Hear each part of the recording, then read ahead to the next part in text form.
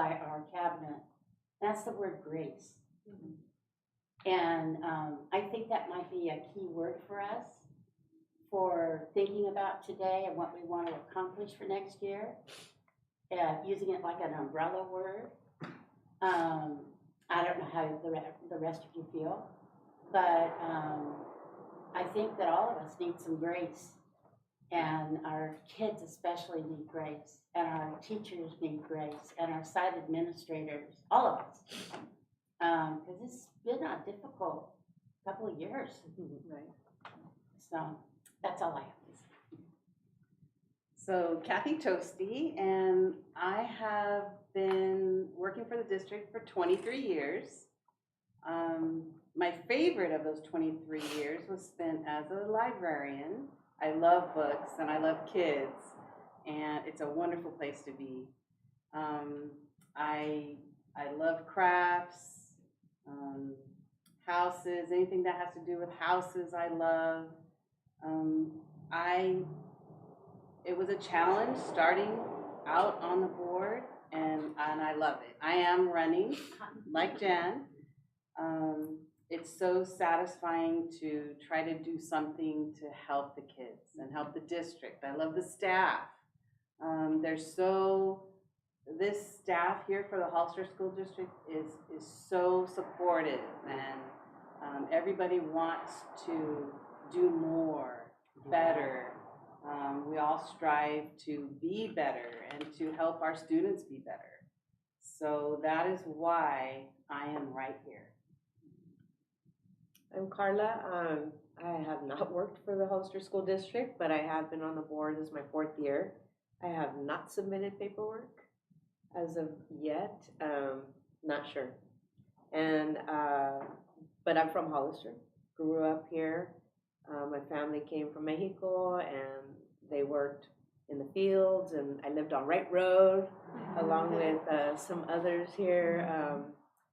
And I'm a parent. I'm a mom of 2 girls, and I'm a daughter and a tia, and I got a lot family, here, and I think that's one of the reasons that I'm prioritizing what I need to do. So I'm not sure, but I am also a community advocate. So regardless of what, whatever role I'm in, you'll still see me in the community.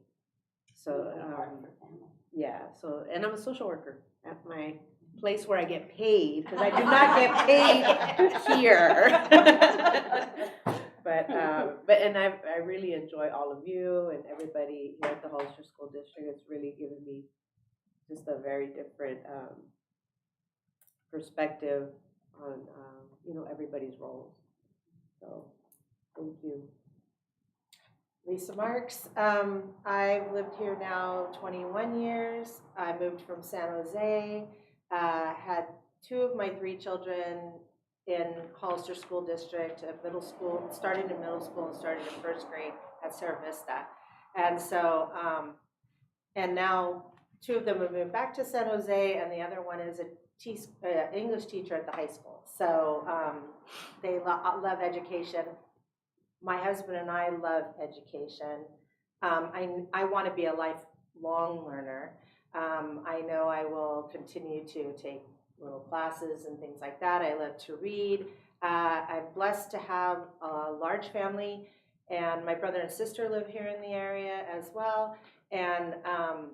And then my mom and dad are still in San Jose, where now I have 2 twin grandsons so I'm going to San Jose more often, which is great.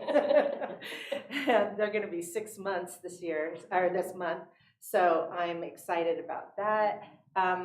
I ran because I believe in public education, and I wanted to support this district, the largest district in the area, and make sure that we continue to thrive and provide a wonderful education for all the kids. And it came in a very chaotic time. I've been on the board, I think, 2.5 years. And so, 1.5 years. I will have 2.5 left. And I've learned a ton. And I think there's still a lot more to learn. And so Masters in Governance helped a lot. And I'm really looking forward to what we can do today to set up the next school year for success. My name is Elizabeth Martinez. This is my 3rd term on the board. I am honored and privileged to work alongside these beautiful women. To me, it's been a blessing because I haven't felt that unity and purpose until now. And everybody's heart is in the right place. There's no egos involved. There's nothing of that here. It's about the kids. And so I think what's so unique is that, the perspective that we all bring and the love, first and foremost, and respect for one another's opinion, whether we agree or not, but we respect each other deeply. I worked for the Hollister School District for 5 years as an instructional aide. I have 21 years working at San Benito High School for the migrant program. I'm a first generation Mexican American. I was born in Mexico, but I was brought here to Hollister when I was 2 years old. And I've lived here my whole life since then. So to me, the Hollister School District is the foundation for the children of San Benito County. As Lisa said, the biggest district in this county. So for me, the impact that we make has that ripple effect throughout our community. So it has been a challenge being a board member throughout these years, but I've gained so much love and respect for this district and the people that work here and the work that they do day in and day out, that's what keeps me so energized and motivated to continue doing the work that we all do together daily. Anne Marie Covarrubias, I'm the Director of Special Ed. I have been here for a whopping month. Prior to here, I was at Oak Grove School District in San Jose. I've run the gamut in my career from being a special ed teacher to a site administrator at the middle school level, and then going back to special ed, and all those moves were very intentional to make sure that I had the full background and information that I needed to be able to keep supporting kids, and every move I've made is always about kids and how I can support them and how I can support the families. My mother is from Portugal and, was that child who had to do all the translating for their parents, and I think the school systems in general really can make or break how successful our families are when they don't know how to navigate. And most importantly, I have 3 amazing children who range from 31 to 20 to 12. So I am just thrilled to be here, and we just love the community, and it's been fantastic. So, Welcome. Thank you. So I'm Ann Pennington, Student Nutrition Director. I've been at this district, this is my 9th year. I've been in food service for 35 years. 23 of them were in Alaska. So what that helps me bring to Hollister is the ability to break barriers and just get it done and move forward, because I've seen lots of various kinds of obstacles, and you can't let that stop you in life by any means. I've probably fed millions of meals to students and their parents and sometimes their grandparents, and so when I go back to Alaska and visit, I have adults run up to me going, "Weren't those great days?" Yeah, they were, because I was actually started as a lunch lady, worked my way through and went back to college, and so you have a well-rounded individual here.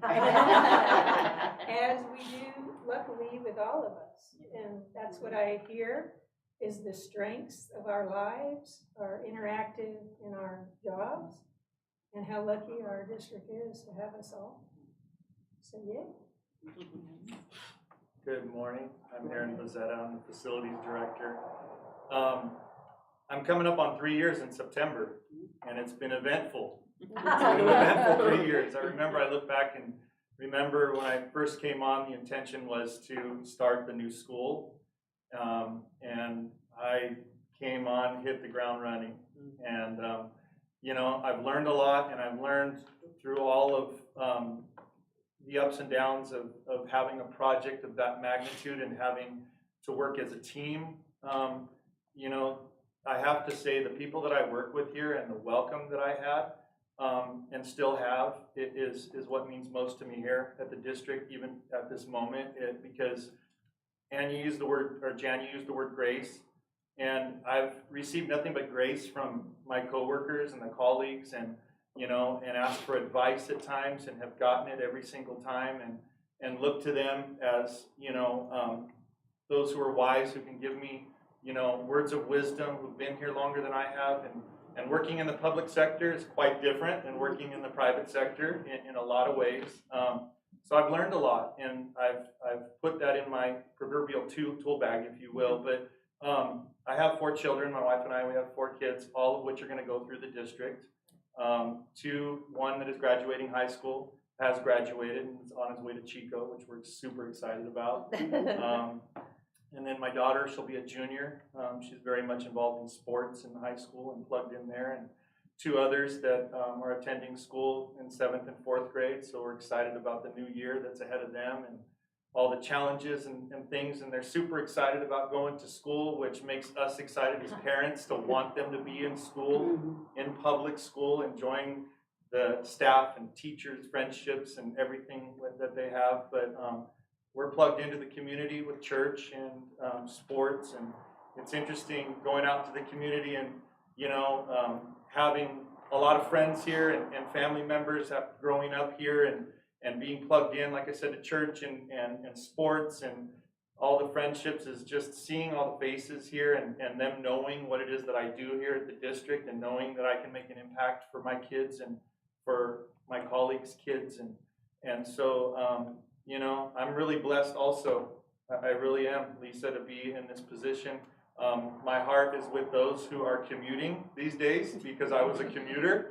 So I have a special place in my heart for them. And you will never hear me, and I've said this from day one, complain about the difficult times here at the district, because I work in the town that I live in. And a lot of people aren't able to do that and enjoy that amenity in life. I commuted for years and went even as far as Mill Valley to go to work, Richmond and Foster City and all those places. And so I understand having a lot of friends who do the commuting and know how much it means to be able to work in the town that you live in, that you grew up in, where people know you. And so with that comes accountability, and I appreciate that, because when we're accountable for things, it kind of keeps us straight, you know, and out of trouble. So I'm just blessed to be in this district and to be working here, and I have no complaints, and I just appreciate everybody that I work with and continue to work with. So thank you. Thank you. Yeah. That's great. You got a tough No one there. pressure. I was mesmerized. Well, good morning, everybody. Kip Ward, Assistant Superintendent. I have been in education in San Diego County for 29 years. 25 years in the Hollister School District. Born and raised here, went to school with Liz, you know, just back a few years ago. This is my community, this is my home. I've been blessed and fortunate to have 3 boys. I have a 26-year-old, I have a 16-year-old and a 13-year-old, 2 in high school, both Baylors. I was a Baylor. So I just take great pride in the community, and it's growing and changing, and I appreciate that. As you can imagine, like Aaron, I have, you know, we have a lot of friends and you know, connections in the community, and there's a lot of folks that, not a lot, but there's some of my friends that don't like the fact that the community is growing. I love it. I absolutely love the fact that it's growing and changing, and I embrace that. I'm a dad and a husband. I have a great wife who works for the County Office of Education. I love her. Our friendship is extremely important to me and valued. The biggest news is, though, in my life right now, the only thing I can really think about, and this team's already heard it like 12 times, so you guys can take a nap. Recently, my 26-year-old got engaged. Well, he did it in a different order. They're pregnant, and then they recently got engaged. So I'm going to be a grandpa. And so leading up to this, we were talking, Megan and I are, okay, what are they going to call me? Like, it's a big deal. Are we going to be like grandpa, gramps, pops? So we went back and forth with my son and his fiance, and they settled on Papa Kip. So I am super excited and proud, and anticipating the baby coming in February, and I'm grateful to be here. I'm just super grateful to be in this position, and I thank all of you for serving on the board, especially the last couple years. It has been a tough one, but as we look forward to a new year, I know that we're turning the page. It's a new day. I like to say it's a new day, and I look forward to 22-23 with optimism for sure, and a new baby. Yay! When are they due? February 1st. February 1st. Yeah. Nice. So I'll be ready to jump on a plane. Yeah. Okay, well, good morning. I'm Helene Myers. I just barely got here in 1997. And people ask if I'm from here, and I'm like, no, I just moved here in 97. They're like, well, you're from here. Really? I'm from an itty bitty town, and so the metropolis of Hollister is very entertaining for me. And, it's wonderful to have been here. I've been with Hollister School District collectively for 20 years now. I took a 4-year hiatus and worked at the county office there. And so my son, I have one and done, and he went through, and in fact, Jan was one of his teachers, so she survived. Please don't hold it against me. And he's now off and being a productive citizen in our community, and it's just great. I love this place. I love Hollister. I've worked at almost every campus except for Rancho Santana, Rancho San Gusto, and Oro Hardin. So I know all the campuses, the staff. I feel very familiar. So coming back went to Sierra Vista a few years ago felt like coming home, and I just feel like I've got my stride back and with my people, and grateful for a supportive board, and looking forward to 22-23. Awesome. All right, so good morning, ladies and gentlemen. Well, we know my name is Erica Sanchez. I am the proud superintendent of the school district. Ever since I was 6 years old, I knew I wanted to be a teacher, and that is what I set out to be in life. And I think if someone would have told me when I was in the classroom that there would be a time I would not be a teacher, I would have thought they were nuts. And that's just a basic, reality for me. But with that concept, I think that every role that I've had in this district, and going on 19 years, I think this is my 19th year, I've embedded teaching into the role that I've had, because it's in my DNA. It's something that I know I was born to do. I know that I absolutely love kids, all kids.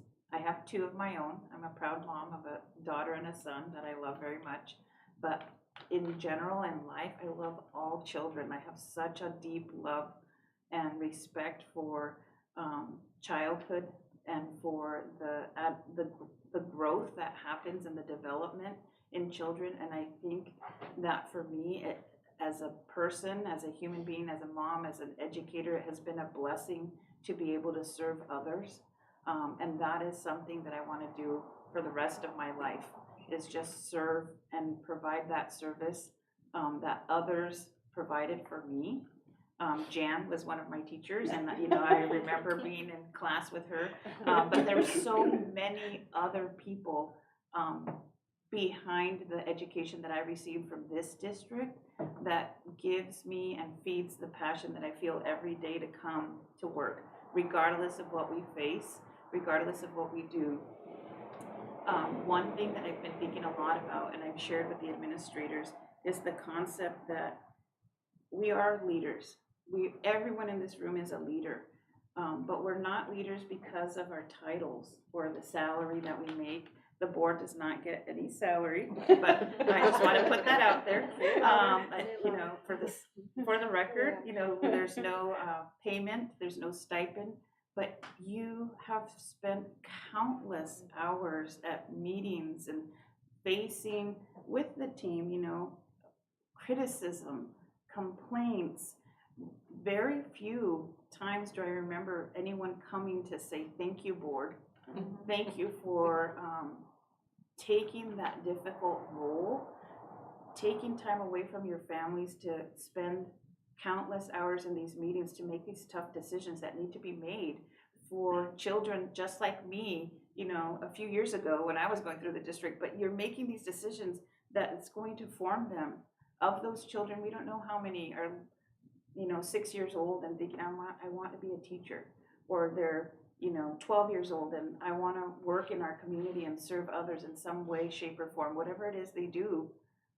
But that's something that we don't really talk about and that we don't really say. And leadership really is not the title, it's not the salary, or the non-existent salary. It's the fact that you're serving others and that you're serving those around you. And some of these kids, they may never see you or thank you or their families, but I want to thank you because it's tough. It was a tough year, and it's going to be, I think, just a so much better year because we've made the decisions that we've made to set the foundation to move us forward. And I'm just so excited about that. I think about it all the time. And I'm excited for today because that's part of the foundation that we're laying.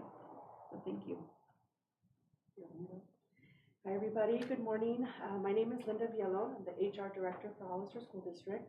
I've been here at HSD for 8.5 years. I started off as an HR analyst, but in my HR career, I've been in human resources for a little over 17 years. Let's see. About myself. I normally talk to other people who, I get to know. They all know a lot about my life because I am very open with them. I'm very family oriented. I'm a single mom. I have one daughter. She's 17. She's going into her senior year. She's a product of HSD. She started at HDLA. I'm a product of the Hollister School District. I was born and raised in Hollister. I'm also the product of hardworking parents, so I do have that same work ethic that President Torres de Luna talked about earlier. And let's see, I always wanted to be a teacher. I always wanted to be an English teacher, but the trajectory of my life didn't take me down that path. And that's okay because, here I am, things happen for a reason, and I'm on this side, I get to hire teachers. A friend of mine, dear friend of mine, she's a principal now at R.O. Hardin. When I was about 33 years old, she said to me, you need to come be a teacher. You always wanted to be a teacher. Come to Hollister School District. And she said, just start off subbing and you'll like it and we'll need you and we'll hire you and I'm sure you'll get a position. And I told her I was too old. I know, I laugh and I tell that story because I told her I'm too old for that. And fast forward a few years later and the position as an HR analyst came up and I applied for it and here I am. My first few months in the position, there was a gentleman he was older than 70 years old. He started subbing and he was just getting into a credential program. He reached out to me last year. He's still teaching in another state. So it's never too late. That's what I learned. It's never too late. So, we're in the business, yes, of children, but I feel, I'm in the business of people. I enjoy getting to know people. That's why I appreciate this little activity because we're all human. Everybody has family, everybody has feelings, everybody has responsibilities outside of work, and so I have to always remember that when I'm talking to our staff and our community member. despite whether they're, not so happy with us, that's okay, they're human. Trustee Martinez said something back in September at one of our board meetings, and I always remember you said, we are servants of the people, of Hollister School District, of the community, and that always stuck with me because I didn't really give it a title, but that's exactly how I feel. And I'm proud to do it, I'm committed. Like I said, I'm homegrown, so I'd like to stay for the long haul. Nice. Yeah. Thank you. Wow. Well, I'll tell you just a tiny bit about myself, and then just want to make some comments on the wonderful, wonderful stories about everyone that we've heard. There are people who are over 70 who still work. I just want to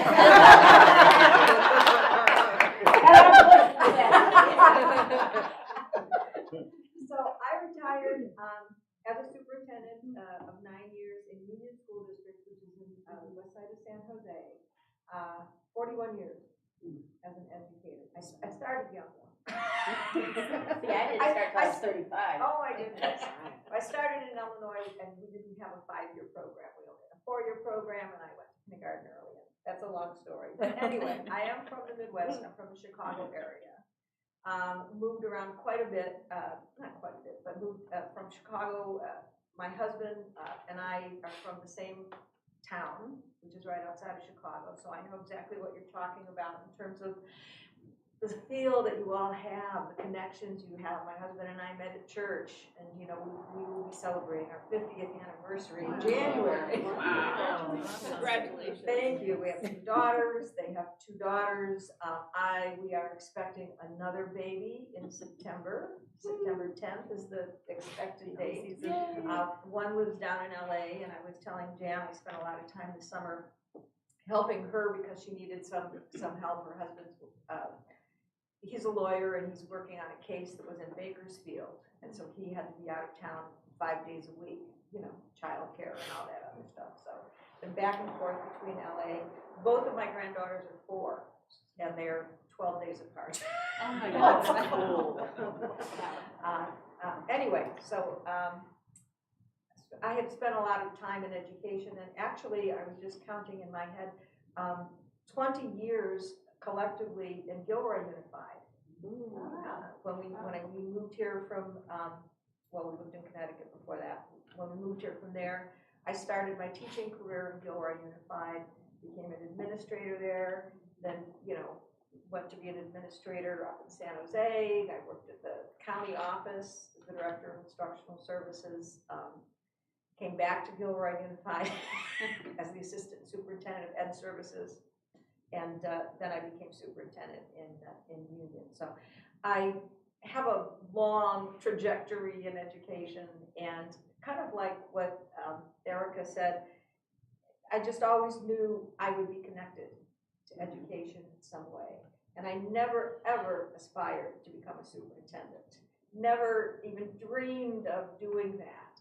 But as you were saying, Linda, life takes you in different places, and that was just the path that was made clear to me that I was going to take. I didn't necessarily aspire to it. It just sort of came to me. That being said, since I retired, I've been working on doing this kind of work with boards of education. I coach superintendents, I coach cabinet members, I teach in the administrative credential program in the Santa Clara County Office of Ed, and I love it. I love the work. I love working with boards. I love working with, the people who are really doing what needs to be done to push the needle, to help students achieve their very best. So I am very passionate about the work, and my daughters tell me all the time, "Mom, when are you going to stop working?" Probably never. But I can't do it anymore.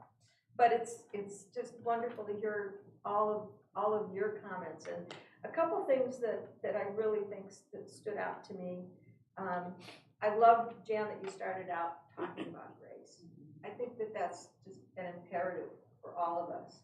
In all things, let there be grace.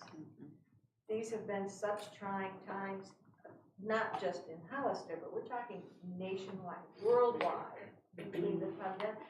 Every time you turn on the news, you know, there's something more that's happened, monkeypox, long-term COVID. I mean, these are very trying times, and I think it's really important for us to remember exactly what we did this morning. We're all human beings. We are all faced with numerous challenges well beyond what's within the sight of other people. So we have to make sure we deal with grace. You know, the other word that I think Erin was the first one that used it that underlied so many of what you were saying is just gratefulness. Grateful to be here, grateful to be in this community, grateful to, you know, have the people that we work with. That we're surrounded with. Yes, yeah. So I think that's another watchword that we need to definitely keep. And serving, servant leadership, being here for the right reasons. We're here to serve. And I think all of you really embody that. And that's just an important spirit to have. And optimism. You know, it was tough, but we can't look back. We've got to constantly move forward and look forward. So I'm very optimistic about where we're going to go today. So that being said, we're going to move on to our presentation. And Javier, and you're so lucky to have, you know, your tech crew. There's so many things you have to be grateful for, seriously. Okay, so the first thing I want to do is put you to work. And we're going to talk, I'm going to have the slides, that's what I see out here, I'm blaming you. Oh, who's got it? Pardon?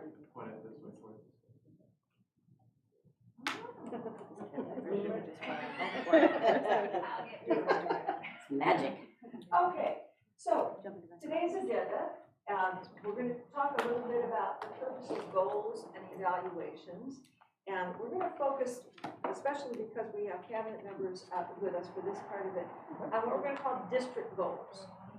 Okay, so things that you really feel you want to be the focus priorities. And that's not to say that the LCAP goals aren't going to remain the goals, but it's almost like in addition to the LCAP goals, right? What do you see as like real priorities for the district to focus on? Knowing that you're going to focus on all the LCAP goals, that's a given. And then we're going to talk about district versus superintendent goals. And maybe the word isn't versus, but there are district goals, and those goals are important because those are things that all of you in your leadership roles are going to be pushing as well as the superintendent. So you will be working towards progress on those goals. You'll be working with those in the district with whom you work towards those goals. So it'll be like a cascading where the goals that the board and you folks together decide are the district goals. Everyone in the district is going to be rowing towards that same end game. And that's why I think it's important for everybody to have some input on what those things are. We're going to dismiss the cabinet then at that point, and we're going to be talking about our board self-evaluation, which the folks did. We'll review the norms, protocols, mission, and vision statements, and hopefully go over the board planning calendar. And we'll hope to get all that done, and if we don't. Okay, any questions? Good? Okay, I'm going to put you to work. Turn over one of those papers that you have in front of you. Anyone, doesn't matter, just so you can jot something down. Take a minute, and I want you to write, what do you see as the purpose of setting goals? And then looking at what is your progress towards those goals. Why do we do that? What's the point?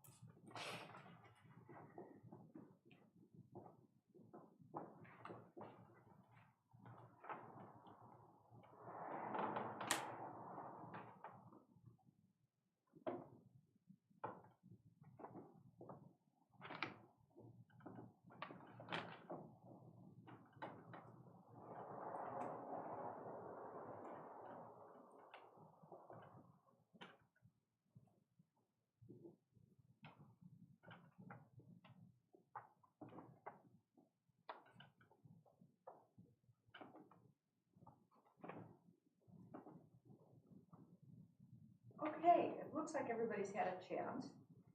Who would like to volunteer to share out one idea? And there's no right or wrong answers. Yeah. It helps keep the district on task. It helps keep everything in order. Okay, good, yeah, very good, thank you. Who has another? Yeah, Kip. Something I didn't mention earlier is I coached football at the high school for 10 years when I first got out of college before I started having kids. And it's a playbook. So when you're coaching football, when you're coaching football, you have to have a playbook. You have to, so the kids know where you're going, so the team knows where you're going. It's the same concept. You have goals as an organization, so you know where you're going. If you don't have the playbook, you'll lose a lot of games. Interesting, I never thought of that analogy, that's a good one. Go Niners. For the record.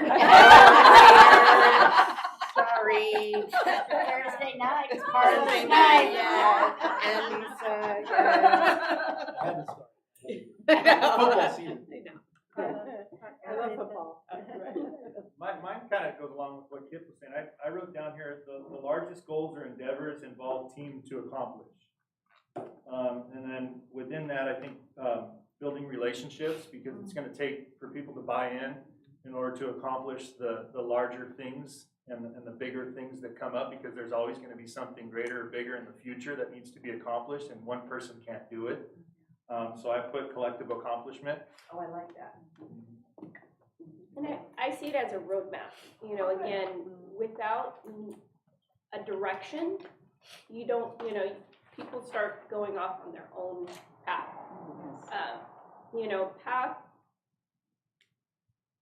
that we generally take, as a Christian, there's two paths, you know, in my life. And the one least traveled is the harder path. And so I think for us, I see it as that, you know, that narrow path, but it's the one that gets you down the road that you need to go. And yes, there'll be challenges, yes, but I think the group of people that support one another and lift each other up and are there, we're perfectly imperfect. And just like every single child is in this district. And so it's gauging that and knowing where we want to get to and having that roadmap on how we're going to get there. All right, good, yeah, Lisa? All of that. and they also ensure thoughtful consideration of what needs to be done and what can be done. So once those needs and desires, so it's partly dream, but it's partly have tos, right? And once they're identified, then we can it provides focus. And even if done well, a plan on how to get there, right? Littler baby goals that feed up to the bigger goal. And then everybody can see themselves in that, how they can approach those little teeny goals that make the bigger goal. So. Excellent. Yeah, I think, I think setting goals and evaluations help foster growth. We talk about optimism. Okay, so we're going to focus on the challenges that we identify, and how are we going to tackle those? And you're exactly collectively with all these other ideas of the roadmap and the playbook, how we're going to grow and to fine tune our craft. Yeah. Where are you going to spend your money? Yeah. Very good point. I'm Which sorry. has been the focus. Yeah. Where are we going to spend our money? Oh, yeah, that brings into it. I agree with all of that, and I would like to add that it would also, the purpose of setting goals and doing evaluations also helps to drive our communication, or should. Our communication should be strategic to what we've set out to do. And in addition, I think that it would also help us to find moments to celebrate. Oftentimes, we don't look at the progress. So I'd like to, with optimism, look at what progress we have made, in addition to what everyone else has said. Excellent. Well, all of those ideas, I think, really are what the goals are. That's the reason for the goals. May I add one more? Please, yes. That it also makes us look at what skills do we need, or what skills do we need to acquire to make these goals happen? So do we need to hire somebody, or do we need to retrain our staff? But, you know, what skill sets do we need to make this work? Exactly. You guys have really definitely, you know, hit all of the important areas. And I think that the term that, Erin, I think you used it, collective accomplishments. So setting goals. I want to be on your team. They have a playbook. Yeah. You are on his team. It's But true, good really point. looking at the collective accomplishments, because here was your goal. We accomplished this much progress towards that goal, notice the we, and we're going to celebrate it, right? Now, you may not have, you know, reached the goal in its entirety, but you made progress towards the goal. And I think that that's what we're going to be talking about, you know? Yeah. So I have a question, because I've worked in a district, and every year we sit down as a department to determine what our goals for the year will be. And I think that's important because that keeps us grounded and focused. And I think it's important because every department has their uniqueness and their purpose. And only each individual department head, whether it's a director, manager, whoever, has to have those goals or those visions for their department. What does that look like? Let's sit down, let's brainstorm. Let's work as a collective within each department to establish what that looks like. Because again, if we don't set those within our own departments, we will never, you know, it's everybody's kind of like dodging for, I don't know, you know, pie in the sky. But again, what makes sense for each department? And sharing that, I think, to me, sharing that to the board is so powerful because now I know they're working. That's without a doubt. But when we're doing now this exercise, right, at our level, but I think it's just as important for every department to do the same because that focuses all us on our purpose and our focus for the year. Absolutely, and actually, that's one of the reasons why we're talking about district goals, because every department is going to be looking at what are the goals that the whole district, those priority goals, are working towards, and then each department will work together and say, okay, what's my piece of that? All right, facilities, maybe one of the overarching district goals is that you're going to have a safe, quality learning environment for students, right? Well, Anne, in her job as food service, might, you know, think about, okay, how does food service, how does my department support that goal of a safe, high quality, you know, learning environment? What can I do, you know? Erin, of course, would be looking at it from a facilities. Special education might be looking at it, right? What are our classrooms looking like? What kind of, you know, inclusive access do we have to make sure that students are safe? Health and wellness. So every single department is going to be aligning their work to these overarching district goals. And so that's why it's important for the district to set, this is what we want everybody working towards as a priority. In addition to all the LCAP goals, right? But these are like the top things that we're going to focus our efforts on. And then just as you said, Liz, every department, because if you don't align it,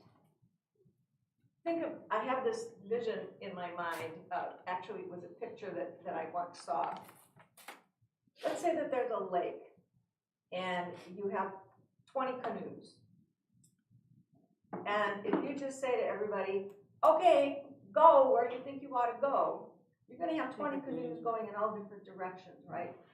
As opposed to saying, our goal is to have you reach that shore. Okay, let's all figure out how you want to get there, but we're all going to get there. Does that make sense? Kind of to what you were saying? So it's trying to align the work strategically and having everybody row forward doing that. So instead of it just being the board telling Erica what she needs to do, it's as a district, these are the goals that everybody agrees that you're going to focus on. Can I ask a Please. question? Mm-hmm. I know personally, I would like to see how every department what their wish list would be. What We're would gonna be do the that today. optimal? Okay, good, because that kind of helps inform us for something we might not have even seen or thought of. Yeah. Because the so- buy-in, to me, is very important. Yes. As a school employee, that voice Mhm. that we give others Right. and that buy-in is so important. Because, again, this is a partnership. This is not the board dictating. It's all of us having those goals and purpose for the district. Because Right. it shouldn't just come from the board or the superintendent. I think it's a collective. Right, exactly. And that's actually the activity that we're going to do today. Sweet. So we're on the same page. Can I ask Oh, a please, question? yeah. Okay, I want to make sure that my thinking is right, and if it's not, then you can set me straight. Okay, so we have district goals. Well, you have the LCAP goals. Well, we have the LCAP goals, and from the LCAP goals, but we're gonna also kind of have our district goals, right? And then from these goals, we shape what we would like to see our superintendent goals, right? Right. Well, Let me, okay. From the superintendent goals, she would be setting goals for her cabinet. Yes. Okay, so it all starts up here. Okay, I want to make sure everybody understands what we're searching here for. It cascades down. It Right. cascades. Trickle Yes. down. Yeah, so that's why everybody's here, so that we all agree with what's here, so that when we trickle down, my thinking's right? You are dead on. Okay. But that's why we wanted you here, so that we all understand where we're coming from, because it cannot be, it has to be with the collective. Otherwise, there is no, as Liz was saying, there's no buy-in. We have to have your input and your buy-in. So we need you to be, oh, you said, I'm sorry, Lisa, you're right, that you said it has to be that way. Oh, yeah, but I'm just saying, and excitement. I want Yes, everybody yes. to leave here feeling super excited. And that you had a part of what Yeah. we're doing here, because otherwise it's worthless. I'm already feeling motivated, so. Good, good. I'm sorry, did I? No, you were perfect. It's absolutely right. Okay. That's, I used to always tell my cabinet, my goals are your goals. That's right. And then they would tell their principals, and my goals are your goals. Yeah, but see, we've never had that before. It's always been top down, and that's not the way it should be. If it's not together as we, and then when the cabinet meets with the site administrators, if it's not we, then it is top down, and there is no buy-in. Well, this is what they want us to do. Man, I've been on the bottom end, long time on the bottom end, and this is what they want to do, and I've had the curriculum department come in and say, you're gonna do this, and you know what, doesn't taste very good. So, that's why I wanna make sure we're not doing it. Okay, good. Well, we're gonna get there. And Good, I'm so happy okay. to hear that Linda's already motivated. Okay. So we talked a little bit, and Jan did a nice job of, talking about the idea of getting everybody's input as we're starting to craft, the district goals and the superintendent goals. But I want to make sure that and we have to work with the board on ultimately, if you're in agreement with this, but the CSBA sample that you were sent, there was a sample of an evaluation process. And the reason that we're looking at this is because it shows the way that they're suggesting that boards delineate between these overarching district goals to the superintendent goals, and that's more of her professional work as a leader, down to board relationships, which, as you know, we always say that the most important job of the superintendent is the care and feeding of the board. So, Feeding? You know, Oh, yes. And and it's on your shoulders. She does an amazing job. She does. There's no doubt. Oh, yeah. No doubt. Anyway, so I just want to kind of point out sort of like the difference. So the rationale of having these three categories is just as we were talking about. The district goals are the focus for everybody, you know, so everybody knows this is the direction that the ship is heading. And, you know, you need to get on board. If you're not on board, well, you know, ship is going to like sail anyway. So we're really focusing on this.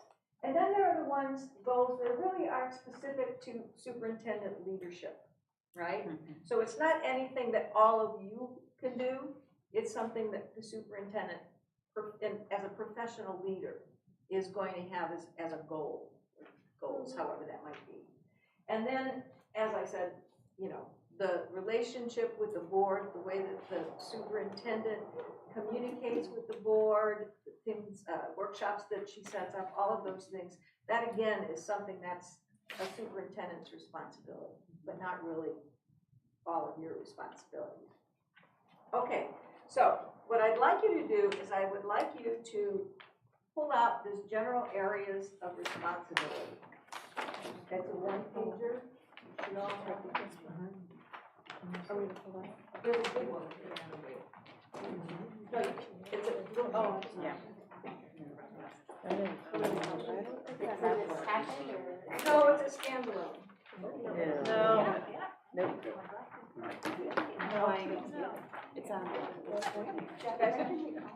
I've got copies. I wonder, I think maybe you can get past that. Oh, that's the problem. I like this. Simple. Everybody can Yes. That's farther back, yeah. The superintendent. We'll get Yeah, this so- right here, yeah. If you, I can take your. Yeah, and this is built on that CSBA model. So for those of you who still don't have one, Okay, Linda's, she's. I was glad she printed that out. So to print it out for what she said.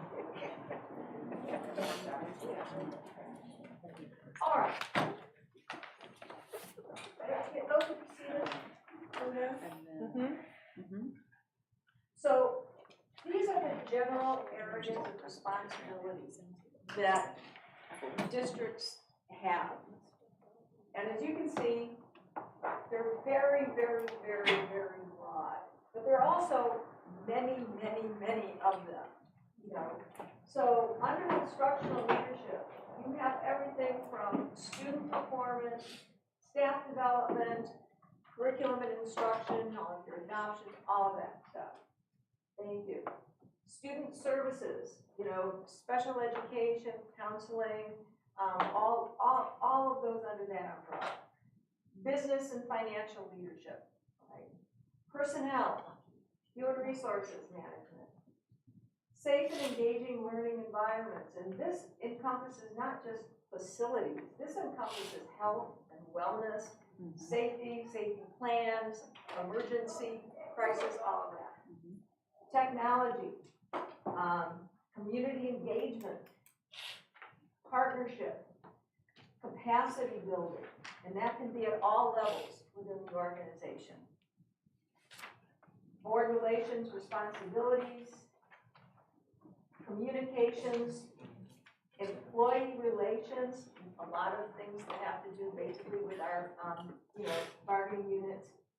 Public relations, media management, then the leadership of district projects, practices, and events. So any special kinds of things that, the district is doing. And then, of course, just organizational operations management. So what I would like you to do is, I would like you to take a look at all of those different areas, right?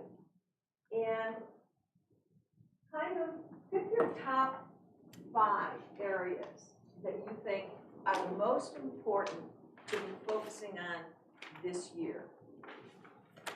And that doesn't mean that you're not going to do all those other ones, but we're talking about laser-like focus, putting resources into, really prioritizing. And think of it as the district as a whole, not just your own slice of the district.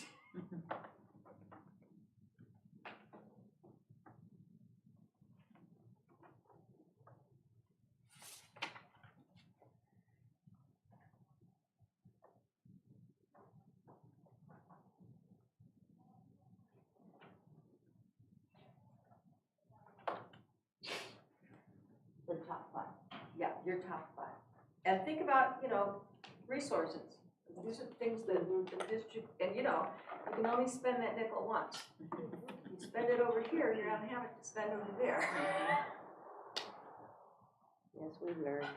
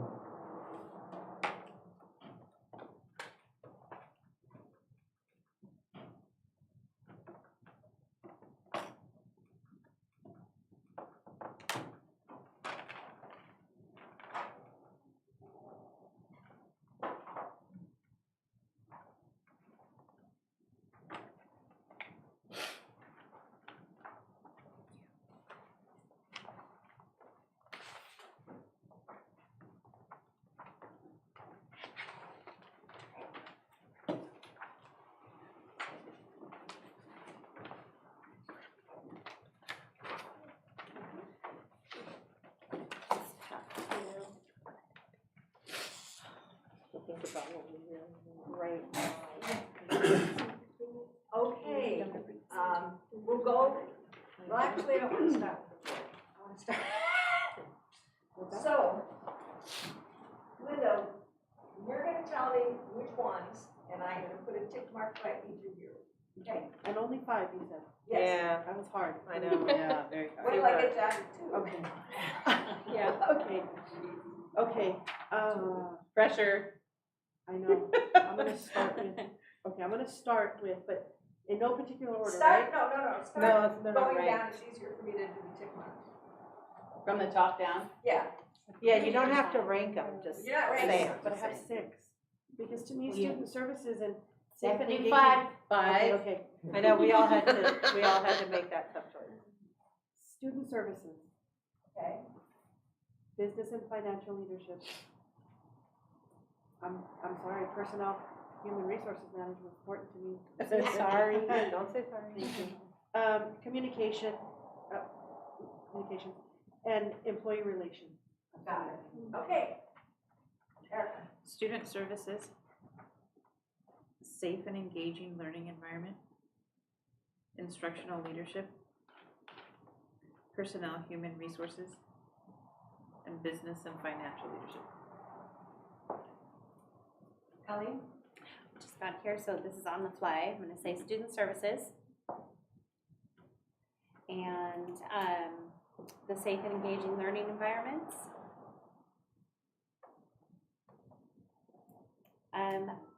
I would like for all the relationships to be lumped together because it's important, but instructional leadership.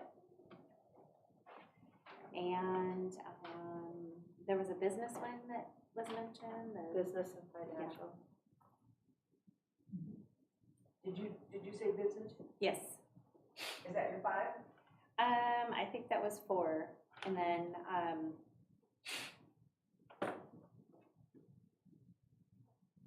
I think capacity building. Okay, Okay, instructional leadership, student services. wait, okay. And the third one is community engagement. 4th is communications. And 5th is employee relations. Got it. Aaron? Instructional leadership. My first few have to do with leadership. 2nd, leadership of district projects, practices, and events. 3rd, organizational. 4th, business and financial. 5th, safe and engaging learning environment. Got it. So mine's instructional leadership, business and financial leadership, safe and engaging learning environments, community engagement, employee relations. Okay. Mine conveniently makes your life very easy, the first 5.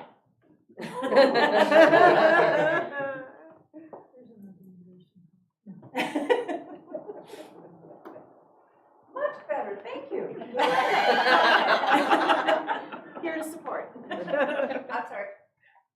Instructional leadership, student services, safe and engaging learning environments, technology, and public relations, media management. Okay. Instructional leadership, student services, business and financial leadership, safe and engaging learning environments, and communications. Because I figured public relations Well- falls in there. Well, that's, I did that connection too, I put the arrows together. Yeah, that would be internal/external Yeah. Yes. implications. Instructional leadership, student services, safe and engaging learning environment, community engagement, and partnerships. It's right below. Instructional leadership, safe and engaging learning environments, community engagement, employee relations, and organizational operations. Instructional leadership, student services, business and financial leadership, safe and engaging learning environment, and technology. Did all those Chromebooks then? Okay. So it looks to me like instructional leadership, Nice. student services, and special education, counseling, et cetera, all under that umbrella. What else is under student services? Independent study. Attendance, Okay, attendance. the SE team, the social emotional team. Okay, so you've got your social emotional under the student services, good, okay, all right. Business and finance, budget, safe and engaging learning environment, so these are your top four. So 1, 2, 3, 4, but then it looks like we have some ties. Can I ask a question? Yeah.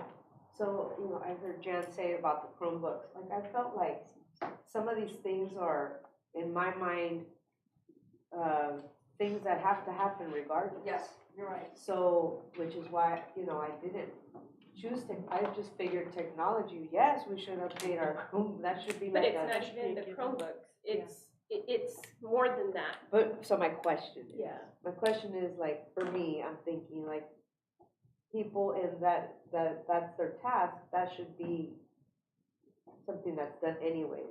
Yes. Cause I was thinking the same with another one, and I was like, well, that's. The same. They're both, there's some of these are, that are. Overlap. Yeah, So the question is, I probably wasted how my do- note on technology, yeah. but Well, no, my question is like, is this the time that we do that, or is this something that we like talk Bless you. about, you know, as a team of, bless you, and say, you know, that's something we really need to prioritize financially, whatever. You know what I mean? Or is this, Isn't that what we're doing right now? Yeah, that is what we're doing. but So that's for why I me- put technology. Okay, so I'm not explaining myself. So for me, it's like buying toilet paper. Like, we're not gonna prioritize that because that's a necessity, right? But there's commercials on buying. But for me, it's like technology is a necessity now. Right. It's not a should we, it's we have to. But it's also like a bigger thing too, so like, yes, buying the Chromebooks is the toilet paper, right? Right.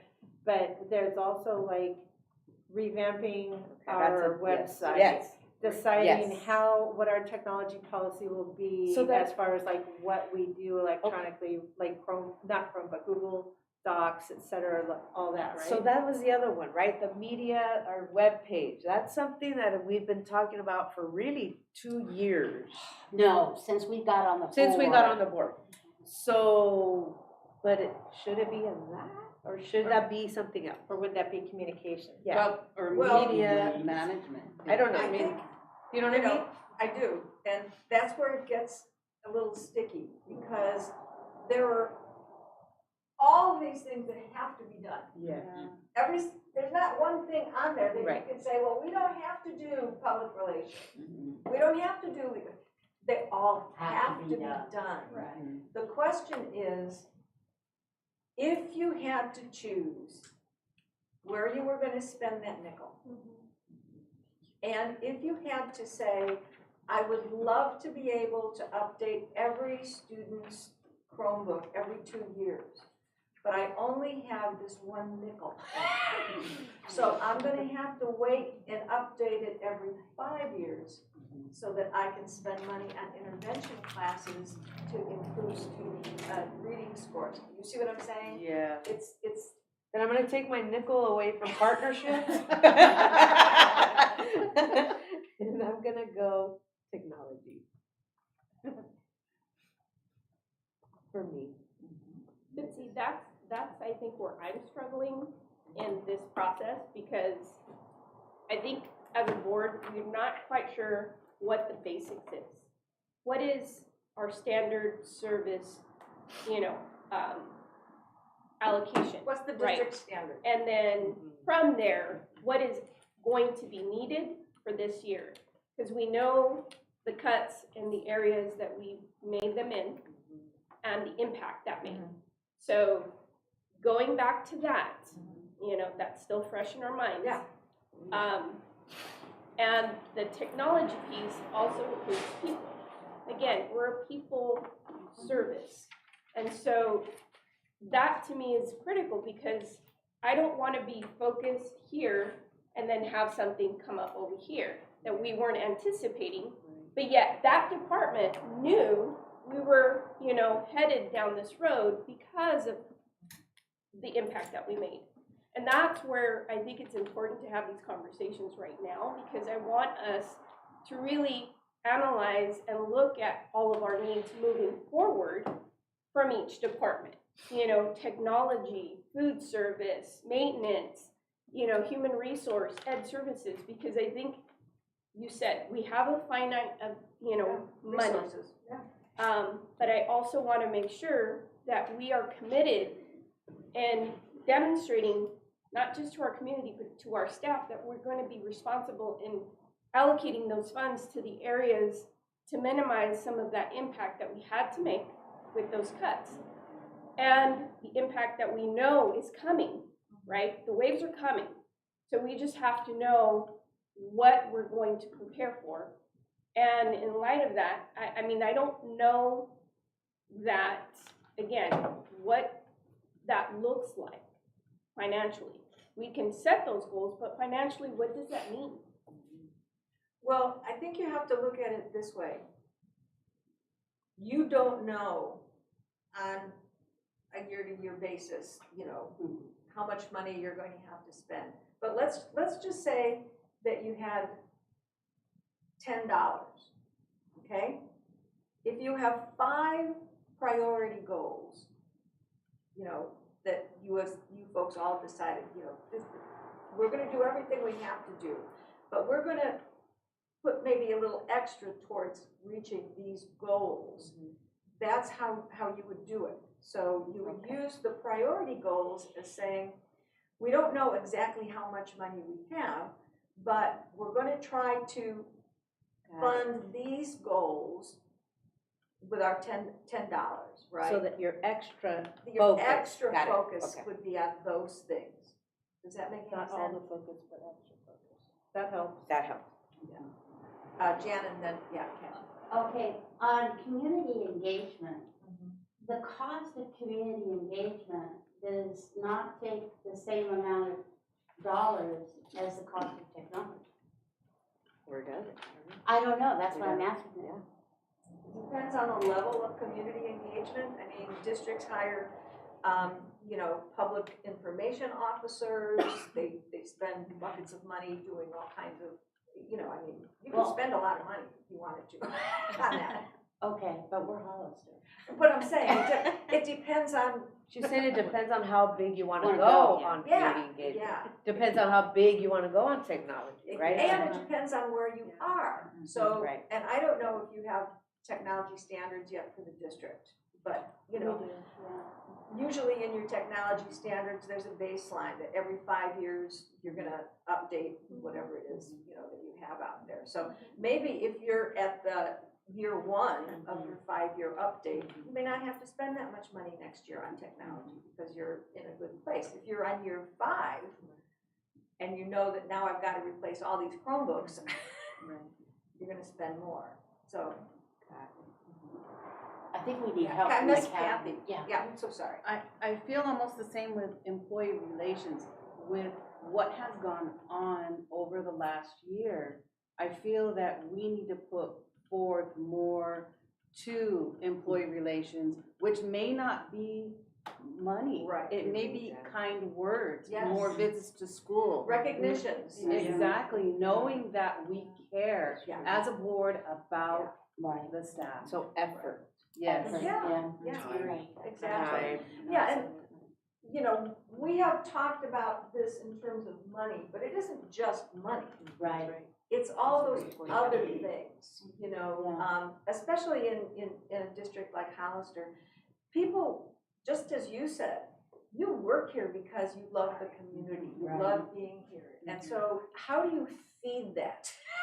What is either the Right. superintendent's responsibility, the board's responsibility, staff's responsibility to really take that on? We'll just use that as an example. So let's say that, what was the one we were talking about? Oh, I Employee brought up relations. community engagement versus technology and the idea of money. Right, but let's say we're looking at employee relations. Yes, yes. So instead of it just being about the fact you're gonna give all of your employees raises, right? What are some of the things that could improve employee relations? Communication. I think you card. Communication. Recognition. Better communication, air conditioning. How about, how about a pizza lunch once a month for staff? Oh, yeah, yeah. I mean, Or a you know, hamburger. Yeah, recognition of, I've had it. Taco Tuesday? Yeah. recognition of your special education teachers that, you know, had everything in compliance on time that month. I mean, every single person can do something about employee relations that doesn't necessarily cost money. So that's Right. kind of the way we have to think about these goals, is not just money. Yeah, Kim. I think also visits to classrooms, because when you show teachers, because I remember when I was in the classroom, somebody from the district office would spend even 10 minutes and then talk to me after. The way I felt was And they seen, cared. like, oh, hey, they saw what I did Yeah. for 10 minutes, and it made me feel connected to the district office you normally would not feel. Absolutely, even just a little tiny, well, you know, back in the day, we used to like leave just a little Post-it, right? You know, unobtrusively. Yeah. But in this day and age, you know, with cell phones and that, let's just say that you walked into a classroom and a student was doing, you know, a presentation. Take a picture and just send a text to the teacher or email. Love Johnny's, you know, report. Doesn't take a lot of, well, I say it doesn't take a lot of time. I mean, I know it But takes it's a lot of just time, not money. Yeah, it's Yeah. time, Yeah. yeah. Or putting a little like a little goodie in a box in the staff room with a note. That's a good idea. Little things. Absolutely, Colleen. That's why I felt like all the relationship stuff, that's not just for our teachers or classified or, our board members. That's easy to do in general and just to connect with everybody and how much movement you can get, like, arm in arm or just FaceTime, and that's easy. We can do that, and it should be a priority because I've seen, staff members that simply because they don't have a 4-year degree doesn't mean that they can't contribute significantly to our students. They do, and it's amazing when somebody feels validated and they're like, I'm seeing, they see me, they know my name. Then that you get a lot from that. So I feel like relationships. Well, it's that going back to those words that we came up with, and if we think of the umbrella, the serving, grateful, grace, optimism, those words that we came up with from our activity, and thinking of it as that big umbrella. Absolutely. I'm going a little off the beaten path here, but one of my very favorite visuals. So I told you I teach in the administrative credential program, okay? And this is one of the most, I think, most important things that anybody that has ever in my class has learned. If they don't learn anything else, this is what I want them to know, okay? And it's this triangle. Relationships, processes, and results. It's like a three-legged stool. If you don't have a firm foundation of all three of these things, you're not going to be successful. You're not going to get where you want to go. And you have to first have relationships. However, I do tell them, all the relationships in the world aren't going to get you anywhere if you don't have processes in place so that you're able to solidify, and that's what we're doing today. We're looking at a process for how do we decide what are the priorities, right? And then taking that down to everyone's level. And then ultimately defining what are those results that we want to get. So I think, Colleen, the whole idea about relationships really was important because in all of these things, there are relationship elements that don't necessarily cost money. Yeah, Liz. And in relation to your triangle, having a conversation with someone just this week, in a relationship, you have, again, you have each other's needs, right? That you also have to kind of reflect on. I think of it as that, when I'm goal setting, what are my needs this year? What are the areas of growth that I want to increase? Or just in general, because I need to know, as a board member, what do folks need from me? Because it isn't just us, right? It's the need, right, that our children have, that our staff have. And what our role is in that, right? But identifying the needs and then the compromise. So I see that in that relationship, needs and compromise. Yeah. Because you may not get everything you want, but you could come together as a collective to find out what we can do to compromise to meet those needs. Right. And any relationship, I think that's the first and foremost. We have to identify and internalize what are my needs. And listen to the other person across the table, what are your needs? And how can we work together to accomplish that? Okay, so going back over here, we got 4 stars, and then it looks like community engagement and employee relations are kind of our next 2. And that's a good way to do what Liz is talking about, to debate it, to kind of weigh pros and to what do we all think about that? Well, I think what I'd like to do next is just, does anybody want to make a case for any of the other ones that didn't either get a star or a check mark? Something that you feel really, we really need, just like we did about employee relations. Something that you feel should be one of those, urgent district priorities. Sorry, you go first. No, you go. I would pitch for communications. You were gonna do that? So Yeah. I'll say what I want to say about communications, and then she can say about communications. Communications embodies a lot of the stars and everything, because it's about how we talk about making people feel heard and seen, is to keep feeding them info, even things they think they don't care about. But they may go, oh, and it'll feed that little, I want to know what's going on at my kid's school. Yeah, and then we can control narrative and get in front of narrative and make sure that the district's view of stuff is being at least put out before we have a thing here in Hollister where on Facebook we got some people who are pretty passionate, and they're usually in a negative way. So if we can be creating a narrative all the time so that miscommunication and misunderstanding can't happen as often, I feel like that incorporates a lot of this other stuff.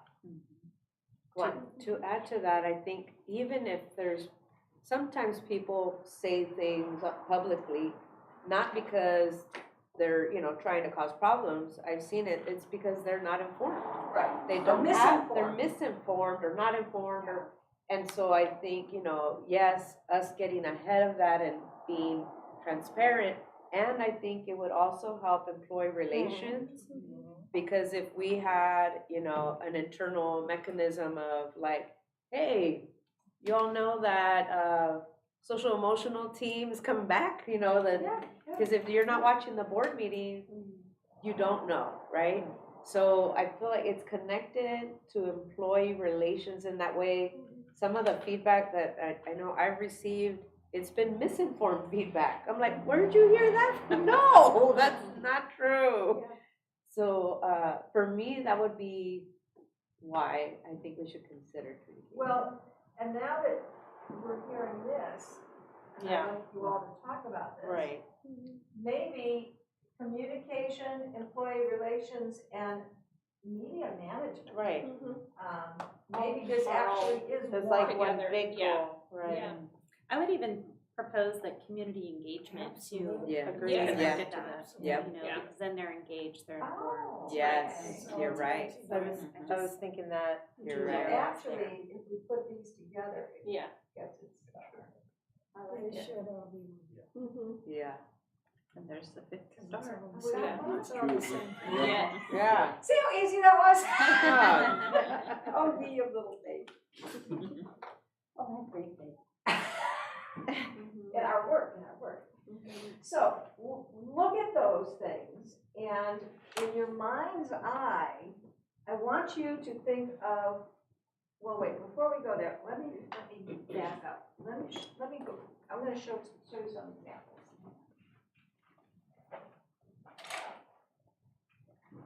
Come on. It's not cooperating. Go back. Speaking of technology. Let's move that up. Oh, that's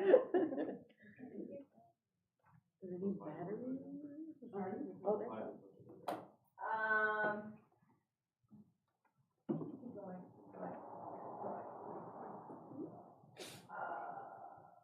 There. Okay. So I want to, before we go on to the next activity, I want to show you just some examples of district goals, okay? And these aren't specific to your district, right? These are just some samples taken from CSBA work. And the board members have a copy of a sample of that CSBA goals and evaluation worksheet. And this is it's using that format, just so that you know. I like it. So this is an example of how district goals could look, and then how superintendent professional goals would look, and then board relations would look. And these are just some examples. So in this example, you come up with a district goal. And in what we're working on, let's just say that we have a district goal around this big one here, around the communication, media, management, et cetera. So that could be district goal 1. So in this example, it is increase the percentage of students who have the skills and knowledge to graduate from high school, college, and be career ready. All right, this would be for a district that's unified or has high schools. So the specific goal 1.1 would be increase the number of students completing A through G requirements, right? That's like that's the how. How do you get there? But what would be the metric? How would you know if you got there? Because if you don't know what the target is, how do you know that you're going to hit it? So there would be a metric attached, which would be your data showing year-by-year increases. So last year, X number of students, this year, X number of students. We increased by 2%, whatever. So you're not saying what the increase has to be. You're just showing progress towards that goal.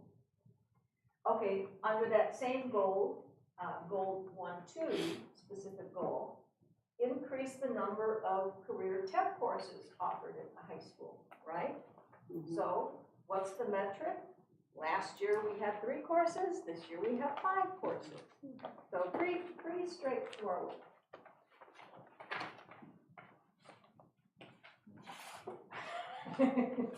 Next slide. Onward, okay, here's another example. So then there would be like district goal 2, and you would have a number of district goals.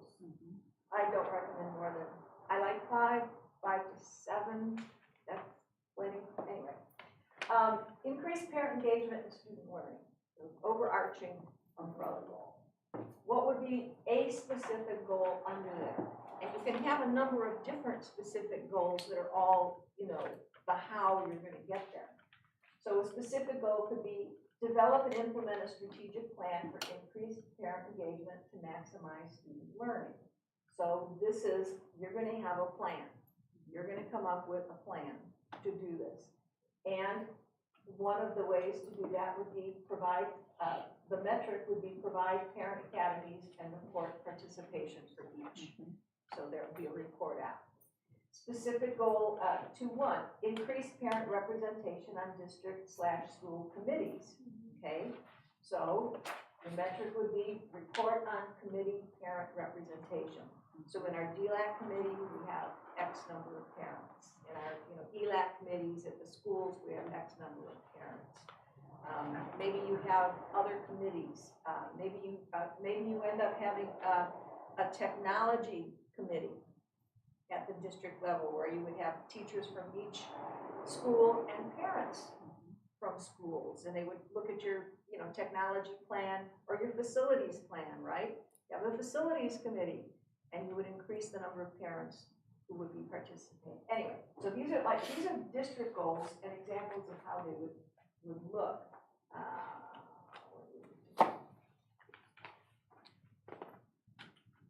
think we need to go up more.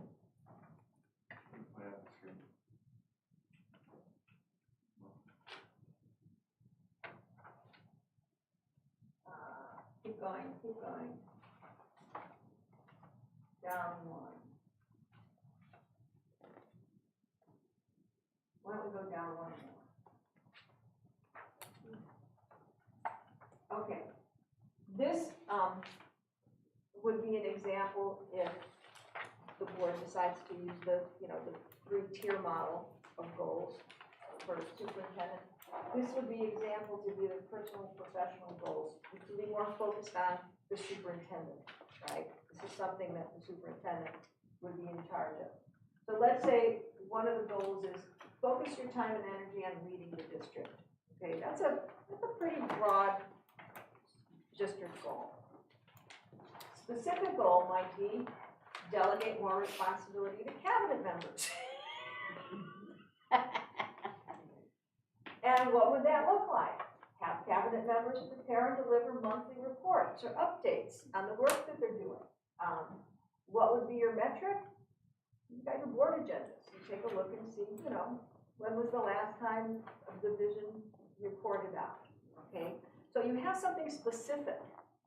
So the overarching goal would be, focusing on leading in a very general way. Well, what does it look like? Well, that's one thing that, we could do.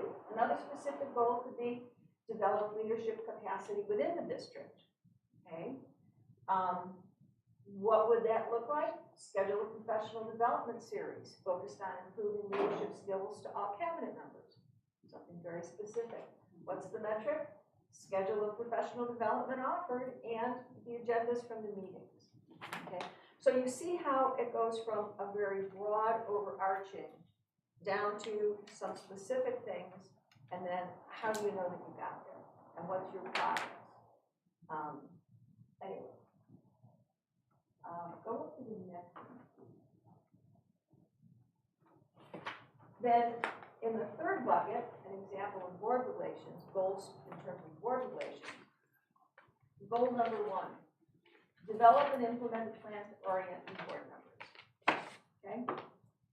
What would the specific goal be? Schedule and facilitate a board orientation workshop in December. Notice how you've got a time on that, right? So it isn't just, whenever the spirit moves you, but, and then the metric would be the completion of the orientation. Goal 2, broader, communicate information to the board effectively. Well, what would the specific goal be? Ensure that all information in board packets is complete. How do you know you've done it? Do a survey at the end, at the end of the year. Did the board feel that they received, complete packets? Go to the next one, please. Go to the next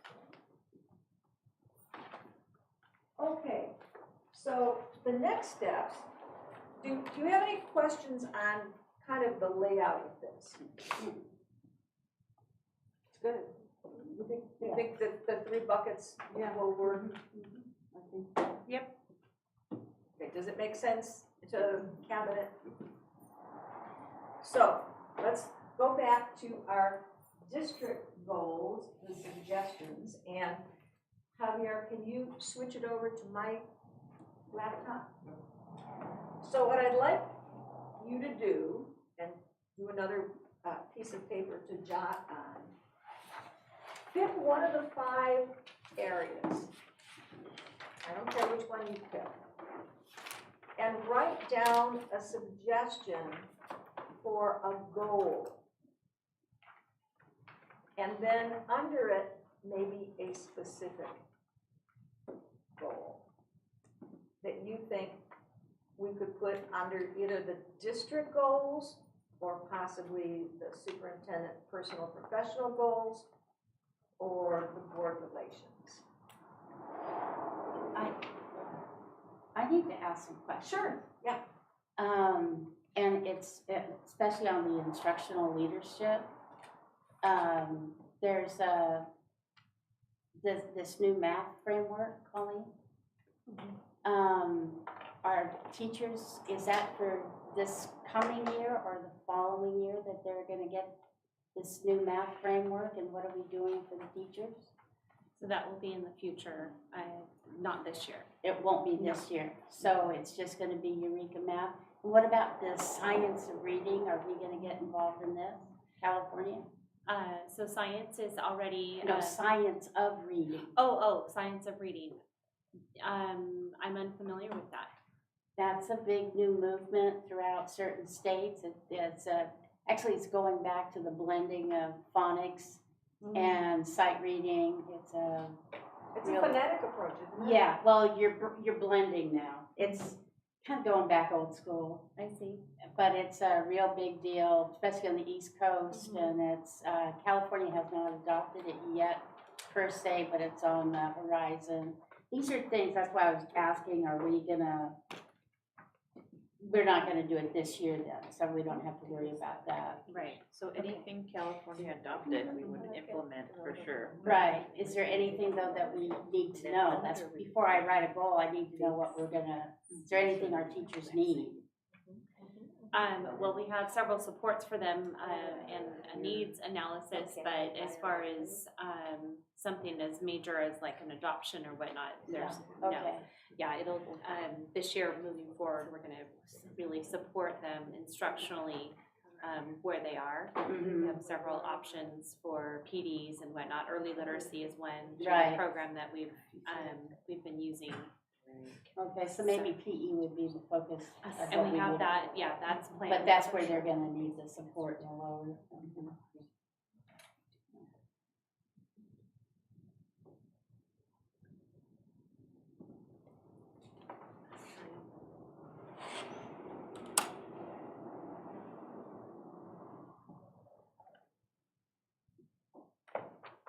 And if you're really ambitious, do two.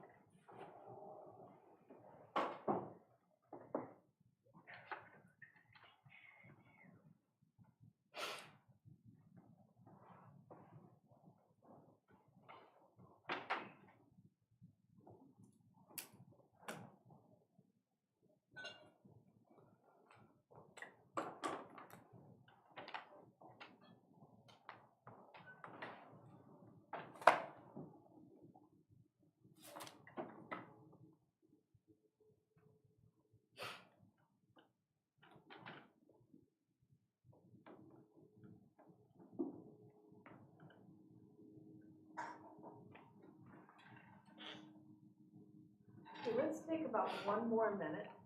Here's, you know, doesn't have to be perfectly fleshed out. We're overachievers. That's a good thing. It's all good. But to preface this, again, I reiterate, 2 weeks. Yeah. I don't know what we've already done.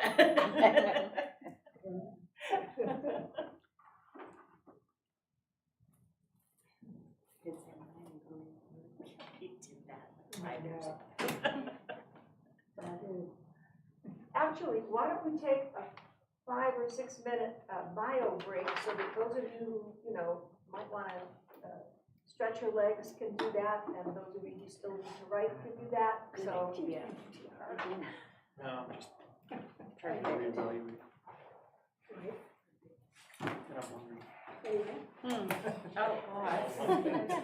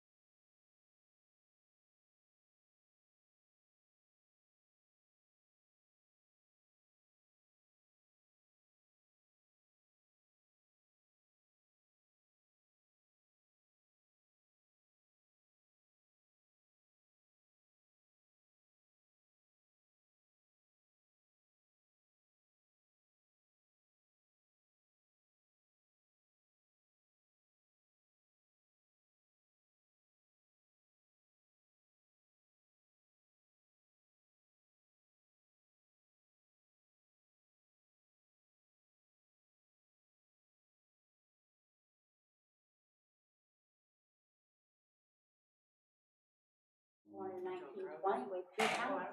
How many? 3 pounds. Oh my goodness. And they put him in a shoebox. I've heard of that. Yeah, and he was covered with all that, like, gorilla hair. And he would say that to my mom, and she'd say, "Oh, you're lying, Jack." And then when pictures started to come out about what newborns look like and stuff, you know, Look magazine, Life magazine, and she was like, "Oh, yeah, you did come out like a hairy little lady."